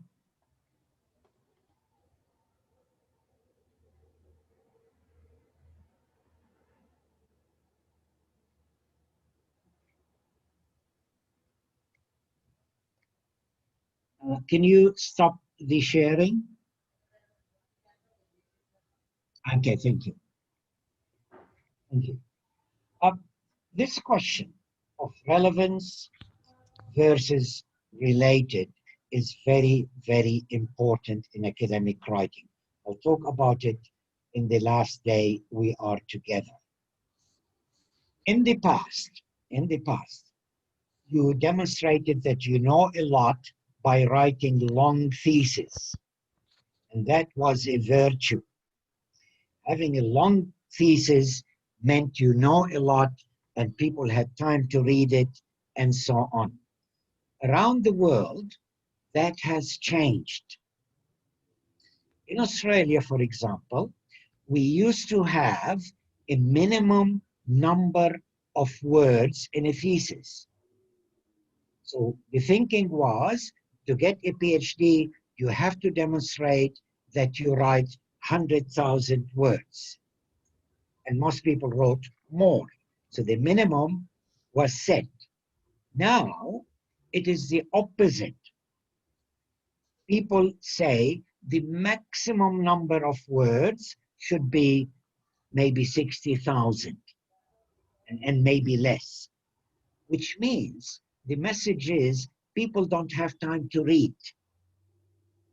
People need to read the essential information for that project. So anything that you can take out that is not directly relevant to the research questions, to the analysis that you're going to make, to the data that you're going to generate, drop it. It's not necessary. There is no virtue in this big discussion. People don't have time to read it, and it confuses the message. So we need to be sure we're including only things that are directly relevant to the research questions and the analysis of the data we are doing. Sometimes we get, interested in a topic and we want to sort of like argue for something that we feel very strongly about it, and that's okay, but not in a thesis. In a thesis, we want to look at very essential things that inform research questions and the analysis of the data. So sorry for keep stressing this, because I review a lot of articles and so on. And if somebody goes on things and I say, why are they telling me that? What's the relevance of that? I don't need to know that to understand what they're doing. I get very annoyed. And examiners get annoyed as well. So keep in mind, directly relevant, not only related.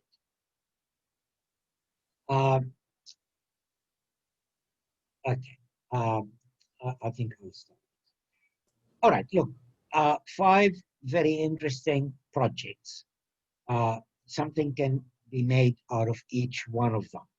And writing a proposal that is consistent, well justified, is not easy. And I hope that my comments would have highlighted some of the problems that I had. They may not be general problems, but at least a problem that you can incorporate in your writing. Maybe changes in the diagram, in the design, maybe changing in the conceptualization of the design to make them more defensible and consistent. Are there any general comments? So that ends the 5 presentations from our 5 presenters. Now, before we end, I would like to remind everyone that if you want to have your proposals or thesis checked by Professor Bill, then you can directly approach him through probably through his email if you want to have your thesis be consulted, or if you want to hear some comments from him to improve your papers.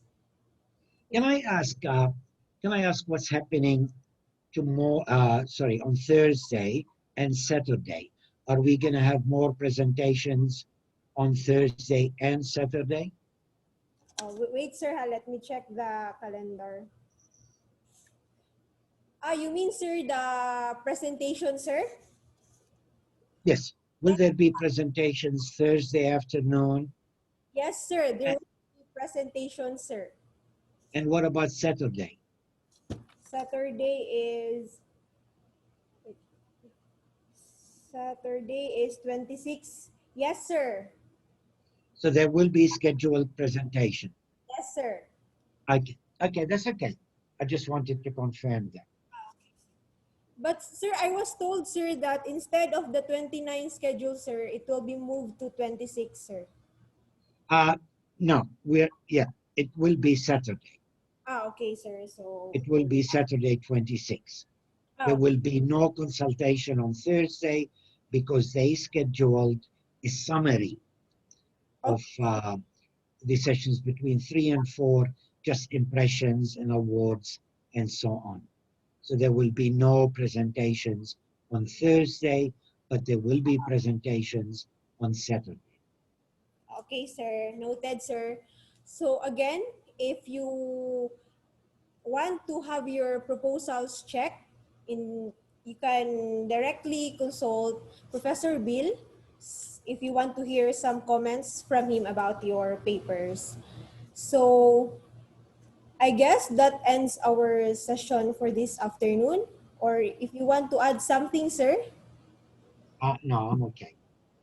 Okay. So anyone from the participants, if you have clarifications or questions, now is the time to speak. Anyone from the participants?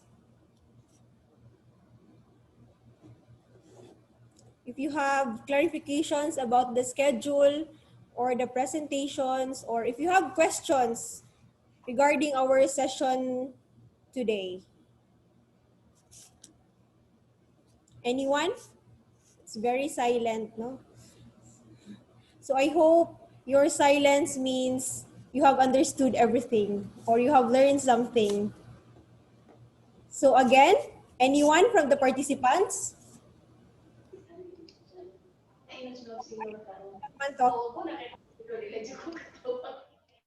Okay, I think I will call. I will help you, ma'am. Can we hear from Ma'am Gladys Joy Umongos? Yes, sir. Yes, do you want to share, ma'am? I'm sure you have a lot to share.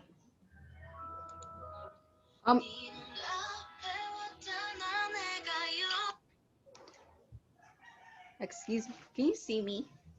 Yes, we can see you. Okay. So regarding with the studies that has been proposed, it's we're really quite.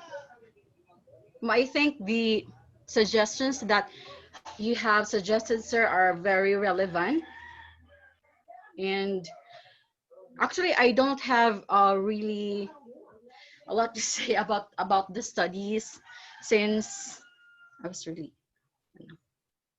that's it. I don't have a lot to say or anything to say or to ask or to add. Thank you. Okay, thank you. How about from Marijoy Galyemet? Thank you, Ma'am Gladys. Now let's hear from Ma'am Joy.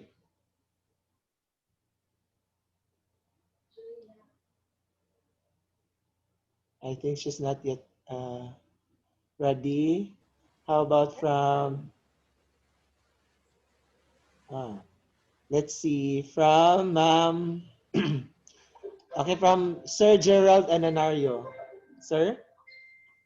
Hi. Good afternoon, everyone. Good afternoon, everyone. Good afternoon. Are you inspired to do qualitative research after the comments presented, or what are your realizations? Actually, I have gained a lot of information regarding the do's and don'ts in research, especially that we have a different perspective coming from Professor Bill. I'm just curious, Professor Bill, of what can be the current trends in Australia right now in terms of the reading approaches that you usually take or practice. So maybe it has to be different since um, contextually we're different. So I'm just curious, sir. That's a very good question. Is everybody here from reading, major in reading? All of them, sir, all of them. Almost all of them. Ah, They're okay. also from guidance and counseling. Okay. Sir Gerald, you're asking me a difficult question. I'm not from the area of reading, of literacy, so I really cannot answer that. One area that I happen to know about is the whole language approach or critical literacy approach, where you start with material that students actually need and useful for reading. It may deal with social engagements and so on, social issues as an approach to teaching reading. For example, I happen to know about this particular area, but not overall. And I don't know how general it is. For example, if I want to teach reading, I will choose important material that students need to know for reading. I don't choose fantasy stories and things that are supposedly interesting to the students before teaching reading, so that they can use them, so that they can read the important stuff. So in these days, that approach will say, get information about COVID-19 and controversies around them, critiquing the government or supporting the government, so that people are studying, reading in interesting and relevant, politically relevant literature. And then students can have debates. So rather than choosing something about fantasies and about travel and geography and something that may be interesting but not very essential to the students. So that approach will choose things that are important for students to know. Like what's happening in society. Yes, so sir. we use that to teach reading and comprehension and so on. Now, that approach has a lot of people supporting it, and it has a lot of people critiquing it. But this is just one trend that I know of in reading. In the other areas, I'm sorry, I don't. Okay, sir. Thank you so much. So in simpler terms, sir, we need to pick those that are relevant and not those that are just related with some ends. So I guess that would be it, sir. It should be relevant. Okay, sir. Well, yeah, we're using relevant in two contexts here, but yeah, that is okay. Okay, sir. Thank you so much, sir. Thank you, Sir Gerald. Can we hear also from Sir Ayan Cesar Balakit? Sir Ayan? Hi, sir. Good afternoon. From what program, sir? I just made my comments, sir, in order for our major to be recognized in the conference, sir. Oh, so what is your comment, sir? I said because Professor Bill was asking a while ago that who are the participants in this conference, and I just made my comment in order for him to recognize that there are also math majors here. Okay. So do you want to share also, sir, coming from your field? When are we going to hear from the mathematics education? When are you presenting? For my case, sir, I am not in the process of thesis writing because I am taking my subjects now. Perhaps the others, sir. Okay.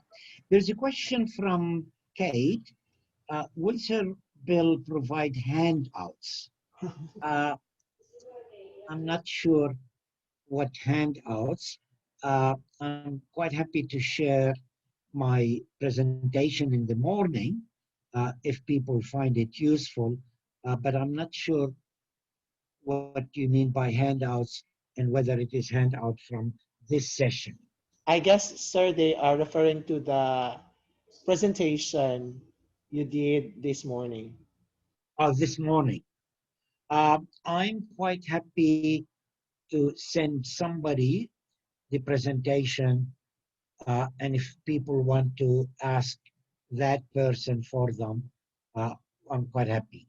So who would that person be? I think we will give this to Ma'am Noral Huda, sir. Yes, sir. I can email you right after this workshop. Okay. And maybe if you email me at the end, like end of next week, then I can send you the 3 talks. Noted, sir. I'm very happy to do that. Yes, sir. So, any more questions? How about from the guidance and counseling program? Anything you can add? Anyone from the guidance and counseling?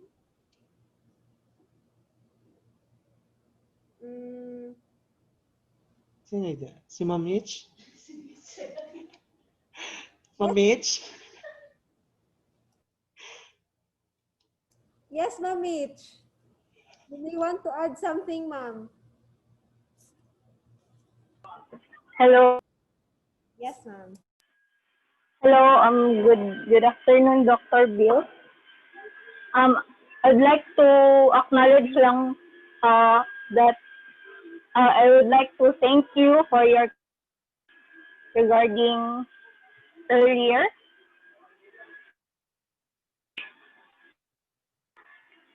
It's my pleasure. And sorry, there are work ongoing here.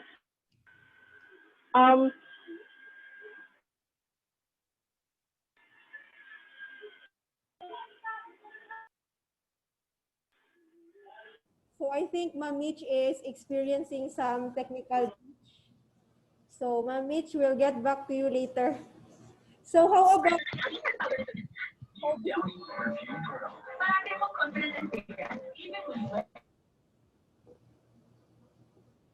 the guidance and counseling?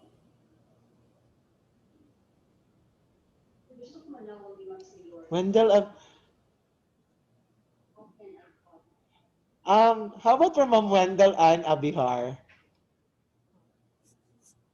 So how about from Ma'am Wendell and Abihar? Ma'am, let's hear from you. Hello, Ma'am Wendell. You're here? Yes, hello, sir. Good afternoon. Good afternoon, And to ma'am. Dr. Atweh, good afternoon. So I'm a MAED major in guidance and counseling first year. So what I during the talk of Dr. Atweh, I was able to realize that before research for me is sort of a boring type, but now it made me realize it's quite challenging. And it made me realize also that you really have to look for a research wherein you can implement and help in the society someday, especially in the field of guidance and counseling. If I'm going to have my research, maybe I'll find ways or find a thesis that can be helpful in future. That's all, sir and Dr. Atweh. Thank you very much.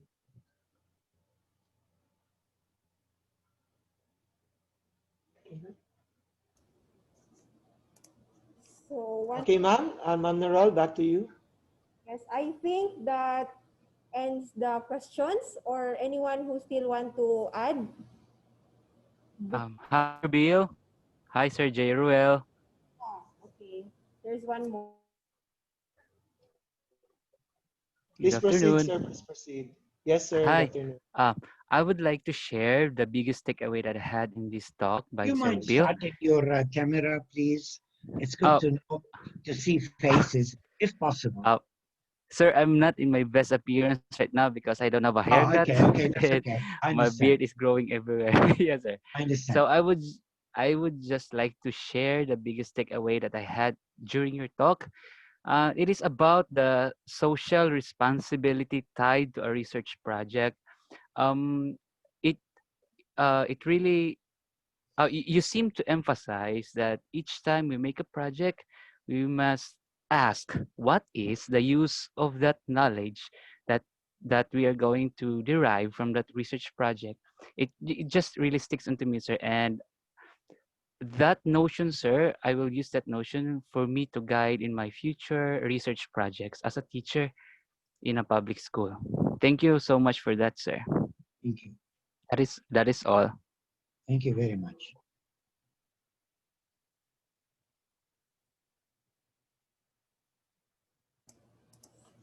So thank you so much, Sir. Ma'am, Ma'am Narol, I think we can also ask Ma'am Dr. Silor, Ma'am Silor, for comments Yes, Ma'am or Silo.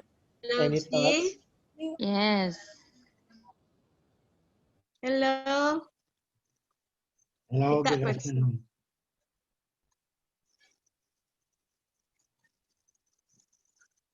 Hello. Dr. Hello, Atweh G. is Dili requesting, makita. ma'am, you can show your camera also, ma'am, if you can, if you would like to.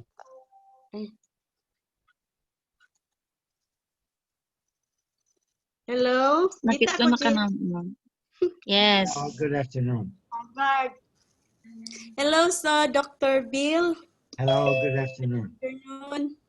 I'm very happy that the graduate students have presented their outputs, and now I have observed that there are a lot of things to be improved through your inputs, and thank you for that, Dr. Bill. And I believe that your suggestions will lead to publishable output of research, right? So now it is very important to not only to write a related literature, but also to determine the relevance of the related literature to the statement of the problems, to the research questions, and to the research instruments. And then from this morning also, I've learned that we are going now to use contemporary theories in our researches. So since I am also doing some researches in about the gender and development, especially in women empowerment, and you mentioned also about the theory of feminism. So that's Which also theories? very, the theory of feminism is Dr. Bill. So can we use also that in our research for doing women empowerment in our gender and development researches? There So are thank you. many relevant feminist theories that I'm not an expert in all of them, but I heard about some of them. There are many others. Some people use postmodernism, questions of agency, identity. They all have been used in that. Okay, thank you so much. So in behalf of the graduate students, since I am the in charge committee of this activity, and I am also very thankful to the participants for the response of the call to attend. Thank you so much, dear students.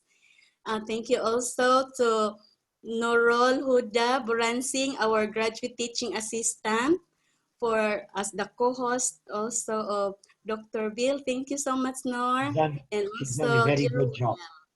oh, good job. Thank you also, Jay, for the support, technical support. And some other students also who are attending. Thank you so much for gracing this. Without you, there could not be activity like this. Oh, well, I'm pleased. I'm pleased. So And we'll participants see are, everybody on Thursday as well morning. as our speaker, of course. So Thank you see so much, Dr. Bill. See you for the next activities on September 24, September 26, and 29. Thank you. Okay, pleasure. Have a good day, everybody. Okay, bye. Good day. Ma'am Silor. Yes? Before Nor? Ma'am, before we end, I would like to clarify if there are other presenters from other programs, ma'am, aside from mind reading. Actually, Nor,